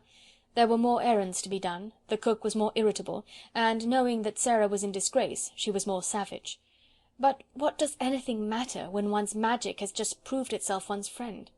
Sara's supper of the night before had given her strength. She knew that she should sleep well and warmly, and, even though she had naturally begun to be hungry again before evening, she felt that she could bear it until breakfast time the following day, when her meals would surely be given to her again. It was quite late when she was at last allowed to go upstairs. She had been told to go into the schoolroom and study until 10 o'clock, and she had become interested in her work and remained over her books later. When she reached the top flight of stairs and stood before the attic door, it must be confessed that her heart beat rather fast. "Of course, it might all have been taken away," she whispered, trying to be brave. "It might only have been lent to me for just that one awful night. But it was lent to me. I had it. It was real." She pushed the door open and went in. Once inside, she gasped slightly, shut the door, and stood with her back against it, looking from side to side. The magic had been there again. It actually had, and it had done even more than before. The fire was blazing in lovely leaping flames more merrily than ever. A number of new things had been brought into the attic, which so altered the look of it, that if she had not been past doubting, she would have rubbed her eyes. Upon the low table another supper stood, this time with cups and plates for Becky as well as herself. A piece of bright, heavy, strange embroidery covered the battered mantel, and on it some ornaments had been placed. All the bare, ugly things which could be covered with draperies had been concealed, and made to look quite pretty. Some odd materials of rich colours had been fastened against the wall with fine, sharp tacks, so sharp that they could be pressed into the wood and plaster without hammering. Some brilliant fans were pinned up, and there were several large cushions, big and substantial enough to use as seats. A wooden box was covered with a rug, and some cushions lay on it, so that it quite wore the air of a sofa. Sara slowly moved away from the door, and simply sat down and looked again. "It is exactly like something fairy come true," she said. "There isn't the least difference. I feel as if I might wish for anything, diamonds or bags of gold, and they would appear. That wouldn't be any stranger than this. Is this my garret? Am I the same cold, ragged, damp Sara? And to think I used to pretend and wish there were fairies. The one thing I always wanted was to see a fairy story come true. I am living in a fairy story. I feel as if I might be a fairy myself, and be able to turn things into anything else." She rose and knocked upon the wall for the prisoner in the next cell, and the prisoner came. When she entered, she almost dropped in a heap upon the floor. For a few seconds she quite lost her breath. "Oh, laws!" she gasped. "Oh, laws, miss!" "You see," said Sara. On this night Becky sat on a cushion upon the hearthrug, and had a cup and saucer of her own. When Sara went to bed, she found that she had a new thick mattress and big downy pillows. Her old mattress and pillow had been removed to Becky's bedstead, and consequently, with these additions, Becky had been supplied with unheard of comfort. "Where does it all come from?" Becky broke forth once. "Laws, who does it, miss?" "Don't let us even ask," said Sara. "If it were not that I want to say thank you, I would rather not know. It makes it more beautiful." From that time life became more wonderful day by day. The fairy story continued. Almost every day something new was done, some new comfort or ornament appeared each time Sara opened the door at night, until in a short time the attic was a beautiful little room full of all sorts of odd and luxurious things. The ugly walls were gradually entirely covered with pictures and draperies. Ingenious pieces of folding furniture appeared, a bookshelf was hung up and filled with books. New comforts and conveniences appeared one by one, until there seemed nothing left to be desired. When Sara went downstairs in the morning, the remains of the supper were on the table, and when she returned to the attic in the evening, the magician had removed them, and left another nice little meal. Miss Minchin was as harsh and insulting as ever, Miss Amelia as peevish, and the servants were as vulgar and rude. Sara was sent on errands in all weathers, and scolded and driven hither and thither. She was scarcely allowed to speak to Ermengaard and Lottie. Lavinia sneered at the increasing shabbiness of her clothes, and the other girls stared curiously at her when she appeared in the schoolroom. But what did it all matter while she was living in this wonderful, mysterious story? It was more romantic and delightful than anything she had ever invented to comfort her starved young soul and save herself from despair. Sometimes, when she was scolded, she could scarcely keep from smiling. "If you only knew," she was saying to herself, "if you only knew." The comfort and happiness she enjoyed were making her stronger, and she had them always to look forward to. If she came home from her errands wet and tired and hungry, she knew she would soon be warm and well fed after she had climbed the stairs. During the hardest day she could occupy herself blissfully by thinking of what she should see when she opened the attic door, and wondering what new delight had been prepared for her. In a very short time she began to look less thin. Colour came into her cheeks, and her eyes did not seem so much too big for her face. "Sara Crewe looks wonderfully well," Miss Minchin remarked disapprovingly to her sister. "Yes," answered poor silly Miss Amelia, "she is absolutely fattening. She was beginning to look like a little starved crow." "Starved!" exclaimed Miss Minchin angrily. "There was no reason why she should look starved. She always had plenty to eat." "Oh, of course," agreed Miss Amelia humbly, alarmed to find that she had, as usual, said the wrong thing. "There is something very disagreeable in seeing that sort of thing in a child her age," said Miss Minchin with haughty vagueness. "What sort of thing?" Miss Amelia ventured. "It might almost be called defiance," answered Miss Minchin, feeling annoyed, because she knew the thing she resented was nothing like defiance, and she did not know what other unpleasant term to use. "The spirit and will of any other child would have been entirely humbled and broken by the changes she has had to submit to. But upon my word, she seems as little subdued as if she were a princess." "Do you remember," put in the unwise Miss Amelia, "what she said to you that day in the schoolroom about what you would do if you found out that she was—" "No, I don't," said Miss Minchin. "Don't talk nonsense." But she remembered very clearly indeed. Very naturally, even Becky was beginning to look plumper and less frightened. She could not help it. She had her share in the secret fairy story too. She had 2 mattresses, 2 pillows, plenty of bed covering, and every night a hot supper and a seat on the cushions by the fire. The Bastille had melted away, the prisoners no longer existed. 2 comforted children sat in the midst of delights. Sometimes Sara read aloud from her books, sometimes she learned her own lessons, sometimes she sat and looked into the fire, and tried to imagine who her friend could be, and wished she could say to him some of the things in her heart. Then it came about that another wonderful thing happened. A man came to the door and left several parcels. All were addressed in large letters, "To the little girl in the right-hand attic." Sara herself was sent to open the door and take them in. She laid the 2 largest parcels on the hall table, and was looking at the address when Miss Minchin came down the stairs and saw her. "Take the things to the young lady to whom they belong," she said severely. "Don't stand there staring at them." "They belong to me," answered Sara quietly. "To you?" exclaimed Miss Minchin. "What do you mean?" "I don't know where they come from," said Sara, "but they are addressed to me. I sleep in the right-hand attic, Becky has the other one." Miss Minchin came to her side and looked at the parcels with an excited expression. "What is in them?" she demanded. "I don't know," replied Sara. "Open them," she ordered. Sara did as she was told. When the packages were unfolded, Miss Minchin's countenance wore suddenly a singular expression. What she saw was pretty and comfortable clothing, clothing of different kinds, shoes, stockings and gloves, and a warm and beautiful coat. There was even a nice hat and an umbrella. They were all good and expensive things, and on the pocket of the coat was pinned a paper on which were written these words: "To be worn every day, will be replaced by others when necessary." Miss Minchin was quite agitated. This was an incident which suggested strange things to her sordid mind. Could it be that she had made a mistake after all, and that the neglected child had some powerful though eccentric friend in the background, perhaps some previously unknown relation, who had suddenly traced her whereabouts, and chose to provide for her in this mysterious and fantastic way? Relations were sometimes very odd, particularly rich old bachelor uncles, who did not care for having children near them.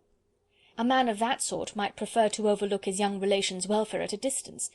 Such a person, however, would be sure to be crotchety and hot-tempered enough to be easily offended.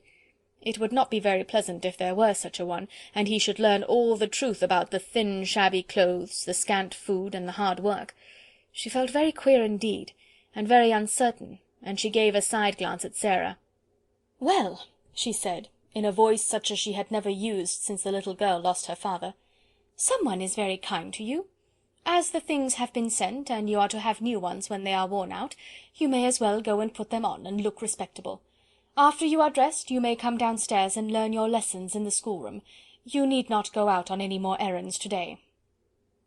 About half an hour afterward, when the schoolroom door opened and Sara walked in, the entire seminary was struck dumb. "My word!" ejaculated Jessie, jogging Lavinia's elbow. "Look at the Princess Sara!" Everybody was looking, and when Lavinia looked, she turned quite red. It was the Princess Sara indeed. At least, since the days when she had been a princess, Sara had never looked as she did now. She did not seem the Sara they had seen come down the back stairs a few hours ago. She was dressed in the kind of frock Lavinia had been used to envying her the possession of. It was deep and warm in colour, and beautifully made. Her slender feet looked as they had done when Jessie had admired them, and the hair, whose heavy locks had made her look rather like a Shetland pony when it fell loose about her small, odd face, was tied back with a ribbon. "Perhaps someone has left her a fortune," Jessie whispered. "I always thought something would happen to her. She's so queer." "Perhaps the diamond mines have suddenly reappeared again," said Lavinia scathingly. "Don't please her by staring at her in that way, you silly thing." "Sara," broke in Miss Minchin's deep voice, "come and sit here." And while the whole schoolroom stared and pushed with elbows, and scarcely made any effort to conceal its excited curiosity, Sara went to her old seat of honour, and bent her head over her books. That night, when she went to her room, after she and Becky had eaten their supper, she sat and looked at the fire seriously for a long time. "Are you making something up in your head, miss?" Becky inquired with respectful softness. When Sara sat in silence and looked into the coals with dreaming eyes, it generally meant that she was making a new story, but this time she was not, and she shook her head. "No," she answered, "I am wondering what I ought to do." Becky stared, still respectfully. She was filled with something approaching reverence for everything Sara did and said. "I can't help thinking about my friend," Sara explained. "If he wants to keep himself a secret, it would be rude to try and find out who he is. But I do so want him to know how thankful I am to him, and how happy he has made me. Anyone who is kind wants to know when people have been made happy. They care for that more than for being thanked. I do wish—" She stopped short, because her eyes at that instant fell upon something standing on a table in a corner. It was something she had found in the room when she came out to it only 2 days before. It was a little writing case, fitted with paper and envelopes and pens and ink. "Oh!" she exclaimed, "why did I not think of that before?" She rose and went to the corner, and brought the case back to the fire. "I can write to him," she said joyfully, "and leave it on the table. Then perhaps the person who takes the things away will take it too. I won't ask him anything. He won't mind my thanking him, I feel sure." So she wrote a note. This is what she said: "I hope you will not think it is impolite that I should write this note to you when you wish to keep yourself a secret. Please believe I do not mean to be impolite, or try to find out anything at all. I only want to thank you for being so kind to me, so heavenly kind, and making everything like a fairy story. I am so grateful to you, and I am so happy, and so is Becky. Becky feels just as thankful as I do. It is all just as beautiful and wonderful to her as it is to me.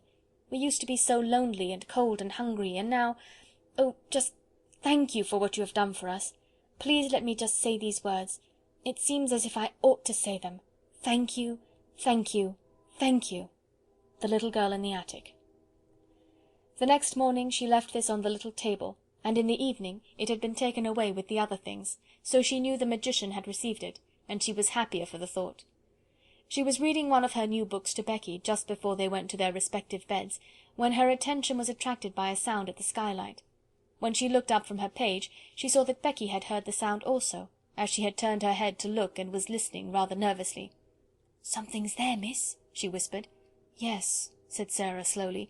"It sounds rather like a cat trying to get in." She left her chair and went to the skylight. It was a queer little sound she heard, like a soft scratching. She suddenly remembered something and laughed. She remembered a quaint little intruder who had made his way into the attic once before.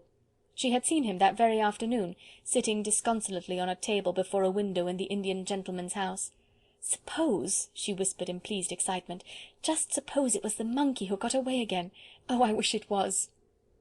She climbed on a chair, very cautiously raised the skylight, and peeped out. It had been snowing all day, and on the snow, quite near her, crouched a tiny shivering figure, whose small black face wrinkled itself piteously at sight of her. "It is the monkey!" she cried out. "He has crept out of the Lascar's attic, and he saw the light." Becky ran to her side. "Are you going to let him in, miss?" she said. "Yes," Sara answered joyfully. "It's too cold for monkeys to be out. They're delicate. I'll coax him in." She put a hand out delicately, speaking in a coaxing voice, as she spoke to the sparrows and to Melchisedec, as if she were some friendly little animal herself. "Come along, monkey darling," she said. "I won't hurt you." He knew she would not hurt him. He knew it before she laid her soft caressing little paw on him and drew him towards her. He had felt human love in the slim brown hands of Ram Dass, and he felt it in hers. He let her lift him through the skylight, and when he found himself in her arms, he cuddled up to her breast and looked up into her face. Nice monkey, she crooned, kissing his funny head. "Oh, I do love little animal things." He was evidently glad to get to the fire, and when she sat down and held him on her knee, he looked from her to Becky with mingled interest and appreciation. "He is plain looking, miss, ain't he?" said Becky. "He looks like a very ugly baby," laughed Sara. "I beg your pardon, monkey, but I am glad you are not a baby. Your mother couldn't be proud of you, and no one would dare to say you looked like any of your relations. Oh, I do like you." She leaned back in her chair and reflected. "Perhaps he's sorry he's so ugly," she said, "and it's always on his mind. I wonder if he has a mind. Monkey, my love, have you a mind?" But the monkey only put up a tiny paw and scratched his head. "What shall you do with him?" Becky asked. "I shall let him sleep with me tonight, and then take him back to the Indian gentleman tomorrow. I am sorry to take you back, monkey, but you must go. You ought to be fondest of your own family, and I'm not a real relation." And when she went to bed, she made him a nest at her feet, and he curled up and slept there as if he were a baby and much pleased with his quarters. End of chapter 16.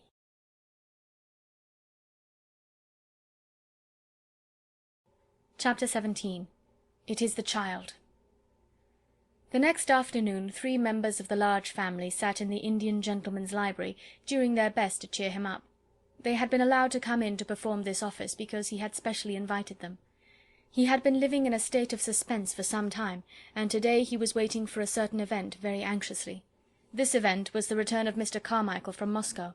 His stay there had been prolonged from week to week. On his first arrival there, he had not been able to satisfactorily trace the family he had gone in search of. When he felt at last sure that he had found them, and had gone to their house, he had been told that they were absent on a journey. His efforts to reach them had been unavailing, so he had decided to remain in Moscow until their return. Mr. Carrisford sat in his reclining chair, and Janet sat on the floor beside him. He was very fond of Janet. Nora had found a footstool, and Donald was astride the tiger's head, which ornamented the rug made of the animal's skin. It must be owned that he was riding it rather violently. "Don't chirrup so loud, Donald," Janet said. "When you come to cheer an ill person up, you don't cheer him up at the top of your voice. Perhaps the cheering up is too loud, Mr. Carrisford?" turning to the Indian gentleman. But he only patted her shoulder. "No, it isn't," he answered, "and it keeps me from thinking too much." "I'm going to be quiet," Donald shouted. "We'll all be as quiet as mice." "Mice don't make a noise like that," said Janet. Donald made a bridle of his handkerchief and bounced up and down on the tiger's head. "A whole lot of mice might," he said cheerfully. 1,000 mice might." "I don't believe 50,000 mice would," said Janet severely. "And we have to be as quiet as one mouse." Mr. Carrisford laughed and patted her shoulder again. "Papa won't be very long now," she said. "May we talk about the lost little girl?" "I don't think I could talk much about anything else just now," the Indian gentleman answered, knitting his forehead with a tired look. "We like her so much," said Nora. "We call her the little unfairy princess." "Why?" the Indian gentleman inquired, because the fancies of the large family always made him forget things a little. It was Janet who answered. "It is because, though she is not exactly a fairy, she will be so rich when she is found, that she will be like a princess in a fairy tale. We called her the fairy princess at first, but it didn't quite suit." "Is it true," said Nora, "that her papa gave all his money to a friend to put in a mine that had diamonds in it, and then the friend thought he had lost it all and ran away because he felt as if he was a robber?" "But he wasn't really, you know," put in Janet hastily. The Indian gentleman took hold of her hand quickly. "No, he wasn't really," he said. "I'm sorry for the friend," Janet said. "I can't help it. He didn't mean to do it, and it would break his heart. I'm sure it would break his heart." "You're an understanding little woman, Janet," the Indian gentleman said, and he held her hand close. "Did you tell Mr. Carrisford," Donald shouted again, "about the little girl who isn't a beggar? Did you tell him she has new nice clothes? Perhaps she's been found by somebody when she was lost." "There's a cab," exclaimed Janet. "It's stopping before the door. It is Papa." They all ran to the windows to look out. "Yes, it is Papa," Donald proclaimed, "but there is no little girl." All three of them incontinently fled the room and tumbled into the hall. It was in this way they always welcomed their father. They were to be heard jumping up and down, clapping their hands, and being caught up and kissed. Mr. Carrisford made an effort to rise and sank back again. "It is no use," he said. "What a wreck I am." Mr. Carmichael's voice approached the door. "No, children," he was saying, "you may come in after I have talked to Mr. Carrisford. Go and play with Ram Dass." Then the door opened, and he came in. He looked rosier than ever, and brought an atmosphere of freshness and health with him. But his eyes were disappointed and anxious as they met the invalid's look of eager question, even as they grasped each other's hands. "What news?" Mr. Carrisford asked. "The child the Russian people adopted?" "She is not the child we are looking for," was Mr. Carmichael's answer. "She is much younger than Captain Crewe's little girl. Her name is Emily Carew. I have seen and talked to her. The Russians were able to give me every detail." How wearied and miserable the Indian gentleman looked. His hand dropped from Mr. Carmichael's. "Then the search has to be begun all over again," he said. "That is all. Please sit down." Mr. Carmichael took a seat. Somehow he had gradually grown fond of this unhappy man. He was himself so well and happy, and so surrounded by cheerfulness and love, that desolation and broken health seemed pitifully unbearable things. If there had been the sound of just one gay little high-pitched voice in the house, it would have been so much less forlorn. And that a man should be compelled to carry about in his breast the thought that he had seemed to wrong a deserted child, was not a thing one could face. "Come, come," he said in his cheery voice, "we'll find her yet." "We must begin at once. No time must be lost," Mr. Carrisford fretted. "Have you any new suggestion to make? Any whatsoever?" Mr. Carmichael felt rather restless, and he rose and began to pace the room with a thoughtful though uncertain face. "Well, perhaps," he said, "I don't know what it may be worth. The fact is, an idea occurred to me as I was thinking the thing over in the train on the journey from Dover." "What was it? If she is alive, she is somewhere." "Yes, she is somewhere. We have searched the schools in Paris. Let us give up Paris and begin in London. That was my idea, to search London." "There are schools enough in London," said Mr. Carrisford. Then he slightly started, roused by a recollection. "By the way, there is one next door." "Then we will begin there. We cannot begin nearer than next door." "No," Carrisford said. "There is a child there who interests me, but she is not a pupil, and she is a little dark, forlorn creature, as unlike poor Crewe as a child could be. Perhaps the magic was at work again at that very moment, the beautiful magic. It really seemed as if it might be so. What was it that brought Ram Dass into the room, even as his master spoke, salaaming respectfully, but with a scarcely concealed touch of excitement in his dark, flashing eyes? "Sahib," he said, "the child herself has come, the child the Sahib felt pity for. She brings back the monkey who had again run away to her attic under the roof. I have asked that she remain. It was my thought that it would please the Sahib to see and speak with her." "Who is she?" inquired Carmichael. "God knows," Mr. Carrisford answered. "She is the child I spoke of, a little drudge at the school." He waved his hand to Ram Dass and addressed him. "Yes, I should like to see her. Go and bring her in." Then he turned to Mr. Carmichael. "While you have been away," he explained, "I have been desperate. The days were so dark and long. Ram Dass told me of this child's miseries, and together we invented a romantic plan to help her. I suppose it was a childish thing to do, but it gave me something to plan and think of. Without the help of an agile, soft-footed Oriental like Ram Dass, however, it could not have been done." Then Sara came into the room. She carried the monkey in her arms, and he evidently did not intend to part from her, if it could be helped. He was clinging to her and chattering, and the interesting excitement of finding herself in the Indian gentleman's room had brought a flush to Sara's cheeks. "Your monkey ran away again," she said in her pretty voice. "He came to my garret window last night, and I took him in, because it was so cold. I would have brought him back if it had not been so late. I knew you were ill, and might not like to be disturbed." The Indian gentleman's hollow eyes dwelt on her with curious interest. "That was very thoughtful of you," he said. Sara looked toward Ram Dass, who stood near the door. "Shall I give him to the Lascar?" she asked. "How do you know he is a Lascar?" said the Indian gentleman, smiling a little. "Oh, I know Lascars," Sara said, handing over the reluctant monkey. "I was born in India." The Indian gentleman sat upright so suddenly, and with such a change of expression, that she was for a moment quite startled. "You were born in India!" he exclaimed, "were you? Come here," and he held out his hand. Sara went to him and laid her hand in his, as he seemed to want to take it. She stood still, and her green-grey eyes met his wonderingly. Something seemed to be the matter with him. "You live next door?" he demanded. "Yes, I live at Miss Minchin's Seminary." "But you are not one of her pupils?" A strange little smile hovered about Sara's mouth. She hesitated a moment. "I don't think I know exactly what I am," she replied. "Why not?" "At first I was a pupil and a parlour boarder, but now—" "You were a pupil! What are you now?" The queer little sad smile was on Sara's lips again. "I sleep in the attic, next to the scullery maid," she said. "I run errands for the cook, I do anything she tells me, and I teach the little ones their lessons." "Question her, Carmichael," said Mr. Carrisford, sinking back as if he had lost his strength. "Question her, I cannot." The big, kind father of the large family knew how to question little girls. Sara realized how much practice he had had when he spoke to her in his nice, encouraging voice. "What do you mean by 'at first,' my child?" he inquired. "When I was first taken there by my papa." "Where is your papa?" "He died," said Sara very quietly.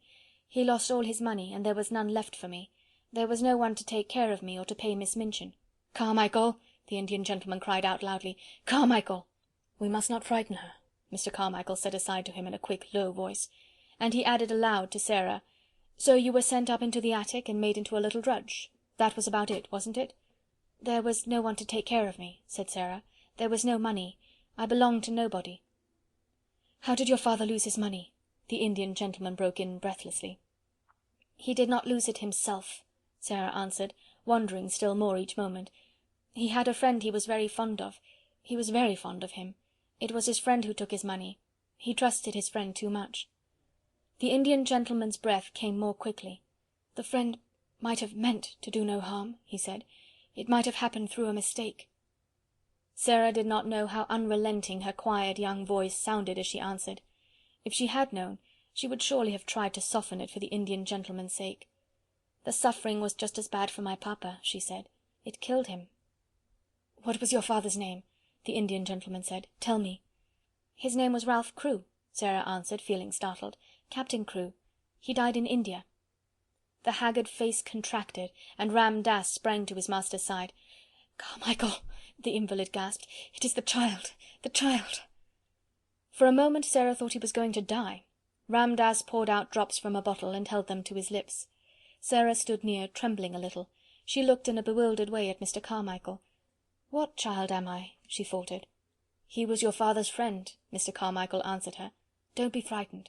We have been looking for you for 2 years." She put her hand up to her forehead, and her mouth trembled. She spoke as if she were in a dream. "And I was at Miss Minchin's all the while," she half whispered, "just on the other side of the wall." End of chapter 17.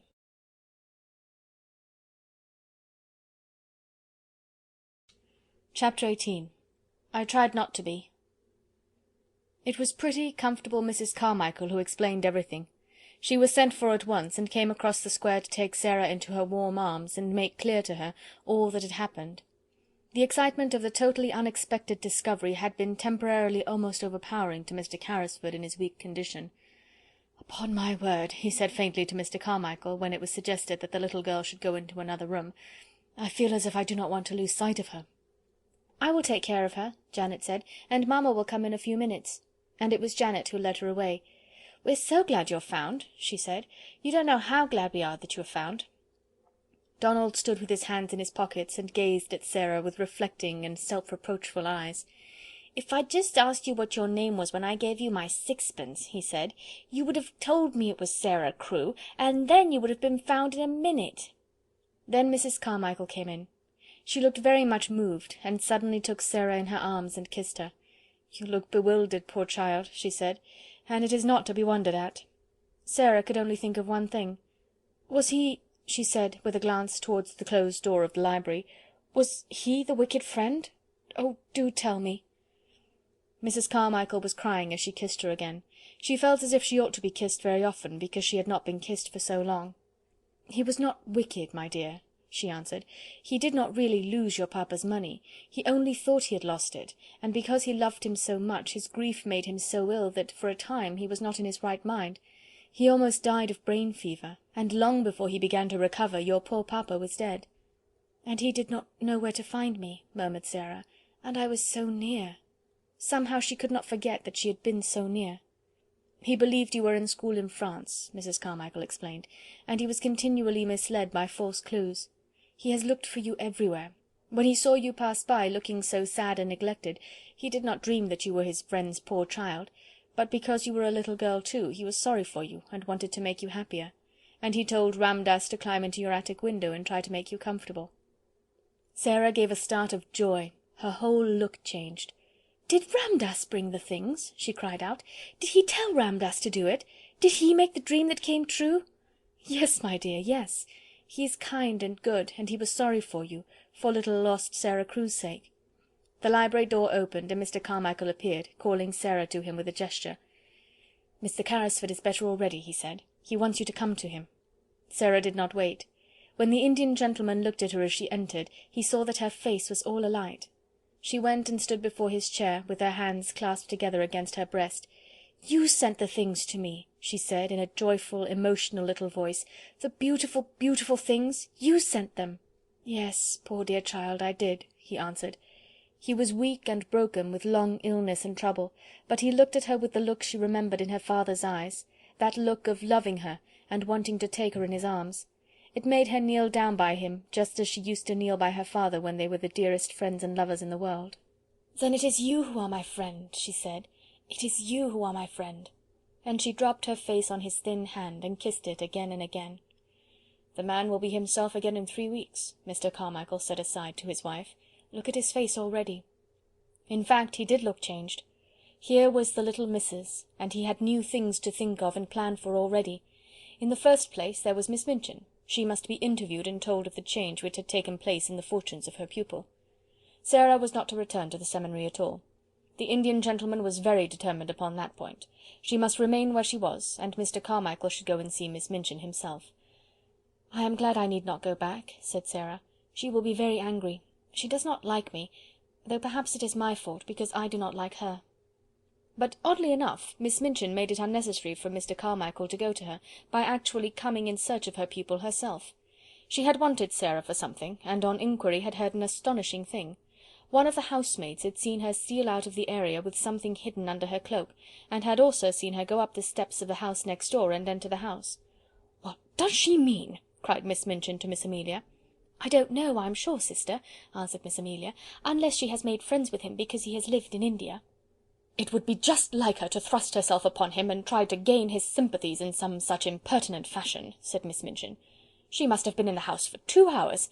I will not allow such presumption. I shall go and inquire into the matter, and apologise for her intrusion." Sara was sitting on a footstool close to Mr. Carrisford's knee, and listening to some of the many things he felt it necessary to try to explain to her, when Ram Dass announced the visitor's arrival. Sara rose involuntarily and became rather pale, but Mr. Carrisford saw that she stood quietly, and showed none of the ordinary signs of child terror. Miss Minchin entered the room with a sternly dignified manner. She was correctly and well dressed, and rigidly polite. "I am sorry to disturb Mr. Carrisford," she said, "but I have explanations to make. I am Miss Minchin, the proprietress of the young ladies' seminary next door."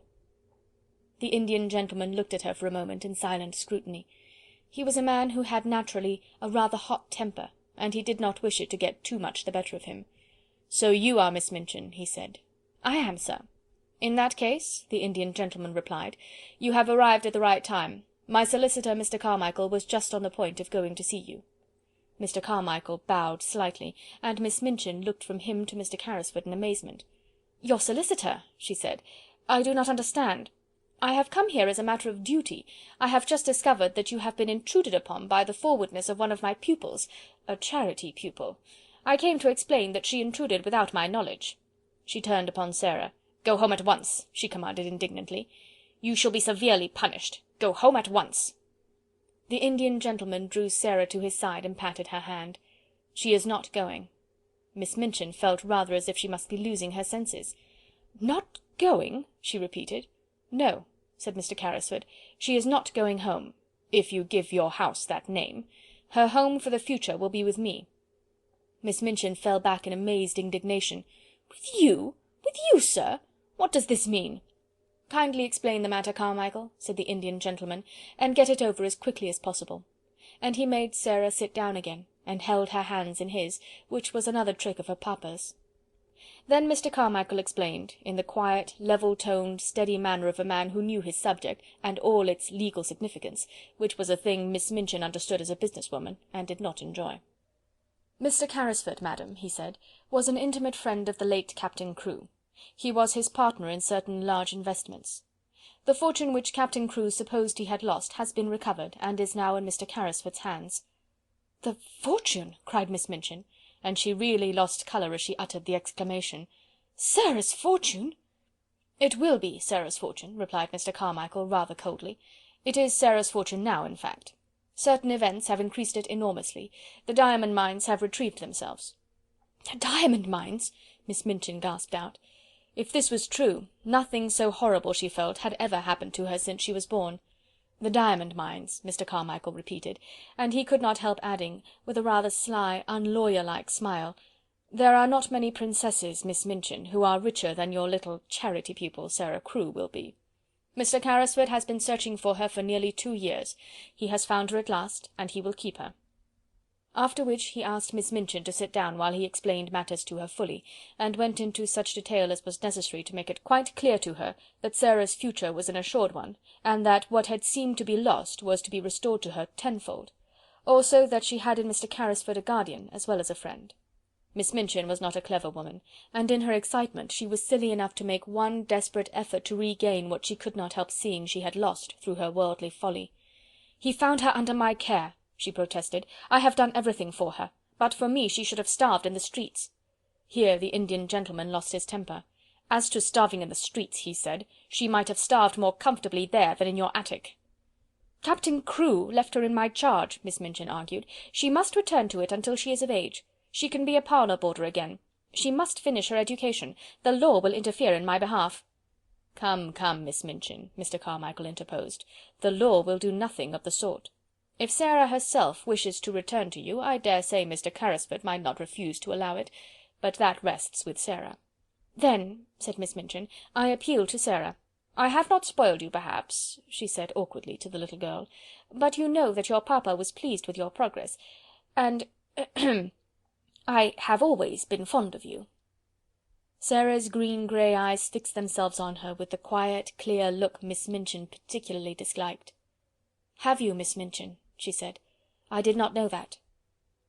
Miss Minchin reddened and drew herself up. "You ought to have known it," said she, "but children, unfortunately, never know what is best for them. Amelia and I always said you were the cleverest child in the school. Will you not do your duty to your poor papa, and come home with me?" Sara took a step toward her and stood still. She was thinking of the day when she had been told that she belonged to nobody, and was in danger of being turned into the street. She was thinking of the cold, hungry hours she had spent alone with Emily and Melchisedec in the attic. She looked Miss Minchin steadily in the face. "You know why I will not go home with you, Miss Minchin," she said. "You know quite well." A hot flush showed itself on Miss Minchin's hard, angry face. "You will never see your companions again," she began. "I will see that Ermengaard and Lottie are kept away—" Mr. Carmichael stopped her with polite firmness. "Excuse me," he said. "She will see anyone she wishes to see. The parents of Miss Crewe's fellow pupils are not likely to refuse her invitations to visit her at her guardian's house. Mr. Carrisford will attend to that." It must be confessed that even Miss Minchin flinched. This was worse than the eccentric bachelor uncle who might have a peppery temper and be easily offended at the treatment of his niece. A woman of sordid mind could easily believe that most people would not refuse to allow their children to remain friends with a little heiress of diamond mines. And if Mr. Carrisford chose to tell certain of her patrons how unhappy Sara Crewe had been made, many unpleasant things might happen. "You have not undertaken an easy charge," she said to the Indian gentleman as she turned to leave the room. "You will discover that very soon. The child is neither truthful nor grateful. I suppose," to Sara, "that you feel now that you are a princess again." Sara looked down and flushed a little, because she thought her pet fancy might not be easy for strangers, even nice ones, to understand at first. "I tried not to be anything else," she answered in a low voice. "Even when I was coldest and hungriest, I tried not to be." "Now it will not be necessary to try," said Miss Minchin acidly, as Ram Dass salaamed her out of the room. She returned home, and going to her sitting-room, sent at once for Miss Amelia. She sat closeted with her all the rest of the afternoon, and it must be admitted that poor Miss Amelia passed through more than one bad quarter of an hour. She shed a good many tears, and mopped her eyes a good deal. One of her unfortunate remarks almost caused her sister to snap her head entirely off, but it resulted in an unusual manner. "I am not as clever as you, sister," she said, "and I am always afraid to say things to you for fear of making you angry. Perhaps if I were not so timid, it would be better for the school and for both of us. I must say I've often thought it would have been better if you had been less severe on Sara Crewe, and had seen that she was decently dressed and more comfortable. I know she was worked too hard for a child of her age, and I know she was only half fed—" "How dare you say such a thing!" exclaimed Miss Minchin.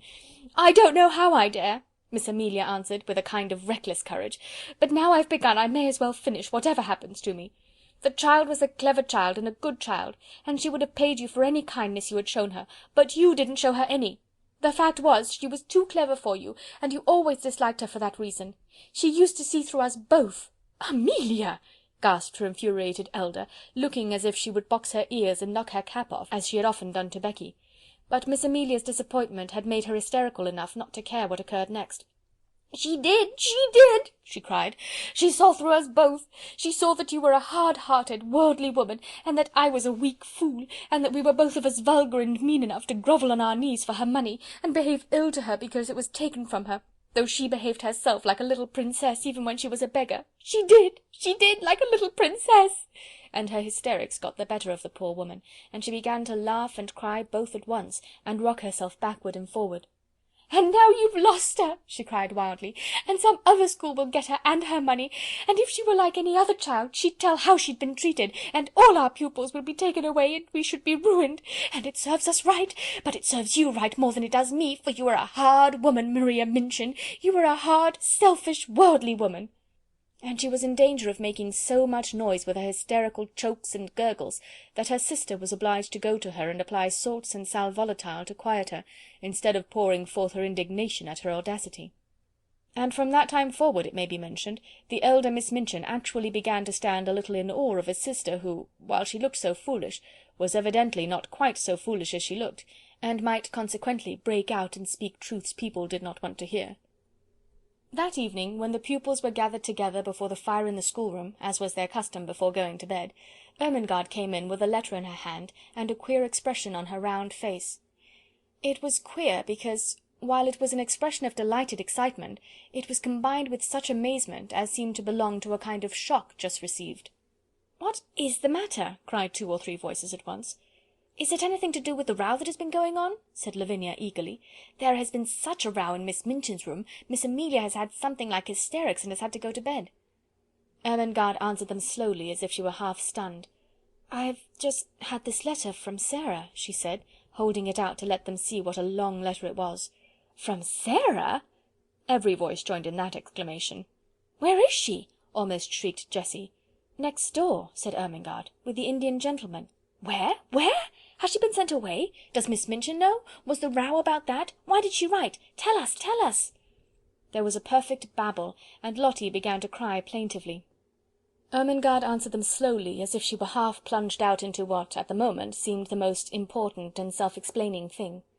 "There were diamond mines," she said stoutly. "There were." Open mouths and opened eyes confronted her. "They were real," she hurried on. "It was all a mistake about them. Something happened for a time, and Mr. Carrisford thought they were ruined." "Who is Mr. Carrisford?" shouted Jessie. "The Indian gentleman. And Captain Crewe thought so too, and he died, and Mr. Carrisford had brain fever and ran away, and he almost died, and he did not know where Sara was, and it turned out that there were millions and millions of diamonds in the mines, and half of them belonged to Sara, and they belonged to her when she was living in the attic with no one but Melchisedec for a friend, and the cook ordering her about, and Mr. Carrisford found her this afternoon, and he has got her in his house, and she will never come back, and she will be more a princess than she ever was, 150,000 times more, and I am going to see her to-morrow afternoon. There!" Even Miss Minchin herself could scarcely have controlled the uproar after this, and though she heard the noise, she did not try. She was not in the mood to face anything more than she was facing in her room, while Miss Amelia was weeping in bed. She knew that the news had penetrated the walls in some mysterious manner, and that every servant and every child would go to bed talking about it. So until almost midnight the entire seminary, realizing somehow that all rules were laid aside, crowded round Ermengaard in the schoolroom, and heard, read and re-read, the letter containing a story which was quite as wonderful as any Sara herself had ever invented, and which had the amazing charm of having happened to Sara herself, and the mystic Indian gentleman in the very next house. Becky, who had heard it also, managed to creep upstairs earlier than usual. She wanted to get away from people, and go and look at the little magic room once more. She did not know what would happen to it. It was not likely that it would be left to Miss Minchin. It would be taken away, and the attic would be bare and empty again. Glad as she was for Sara's sake, she went up the last flight of stairs with a lump in her throat and tears blurring her sight. There would be no fire to-night, and no rosy lamp, no supper, and no princess sitting in the glow reading or telling stories. No princess. She choked down a sob as she pushed the attic door open, and then she broke into a low cry.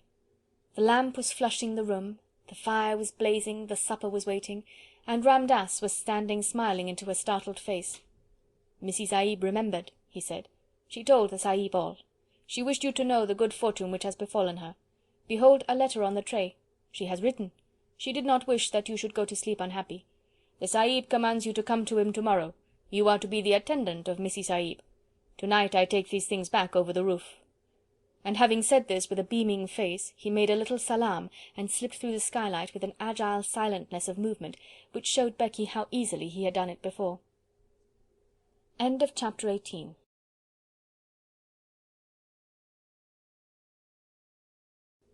Chapter 19. Anne. Never had such joy reigned in the nursery of the large family. Never had they dreamed of such delights as resulted from an intimate acquaintance with the little girl who was not a beggar. The mere fact of her sufferings and adventures made her a priceless possession. Everybody wanted to be told over and over again the things which had happened to her.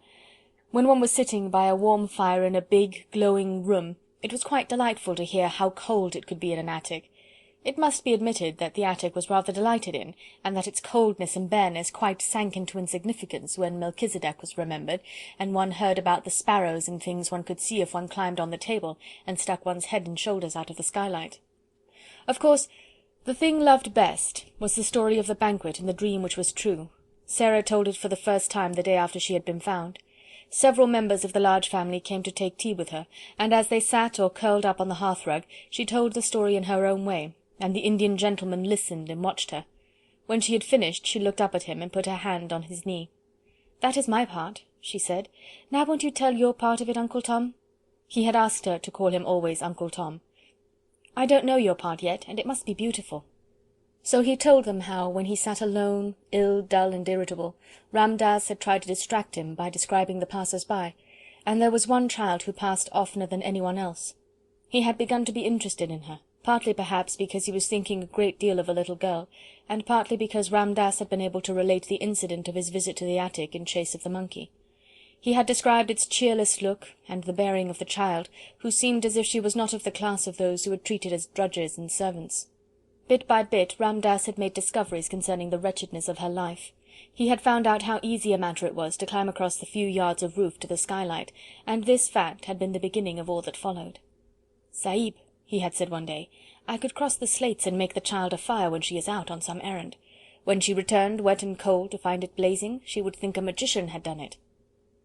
The idea had been so fanciful that Mr. Carrisford's sad face had lighted with a smile, and Ram Dass had been so filled with rapture that he had enlarged upon it, and explained to his master how simple it would be to accomplish numbers of other things. He had shown a childlike pleasure and invention, and the preparations for the carrying out of the plan had filled many a day with interest which would otherwise have dragged wearily.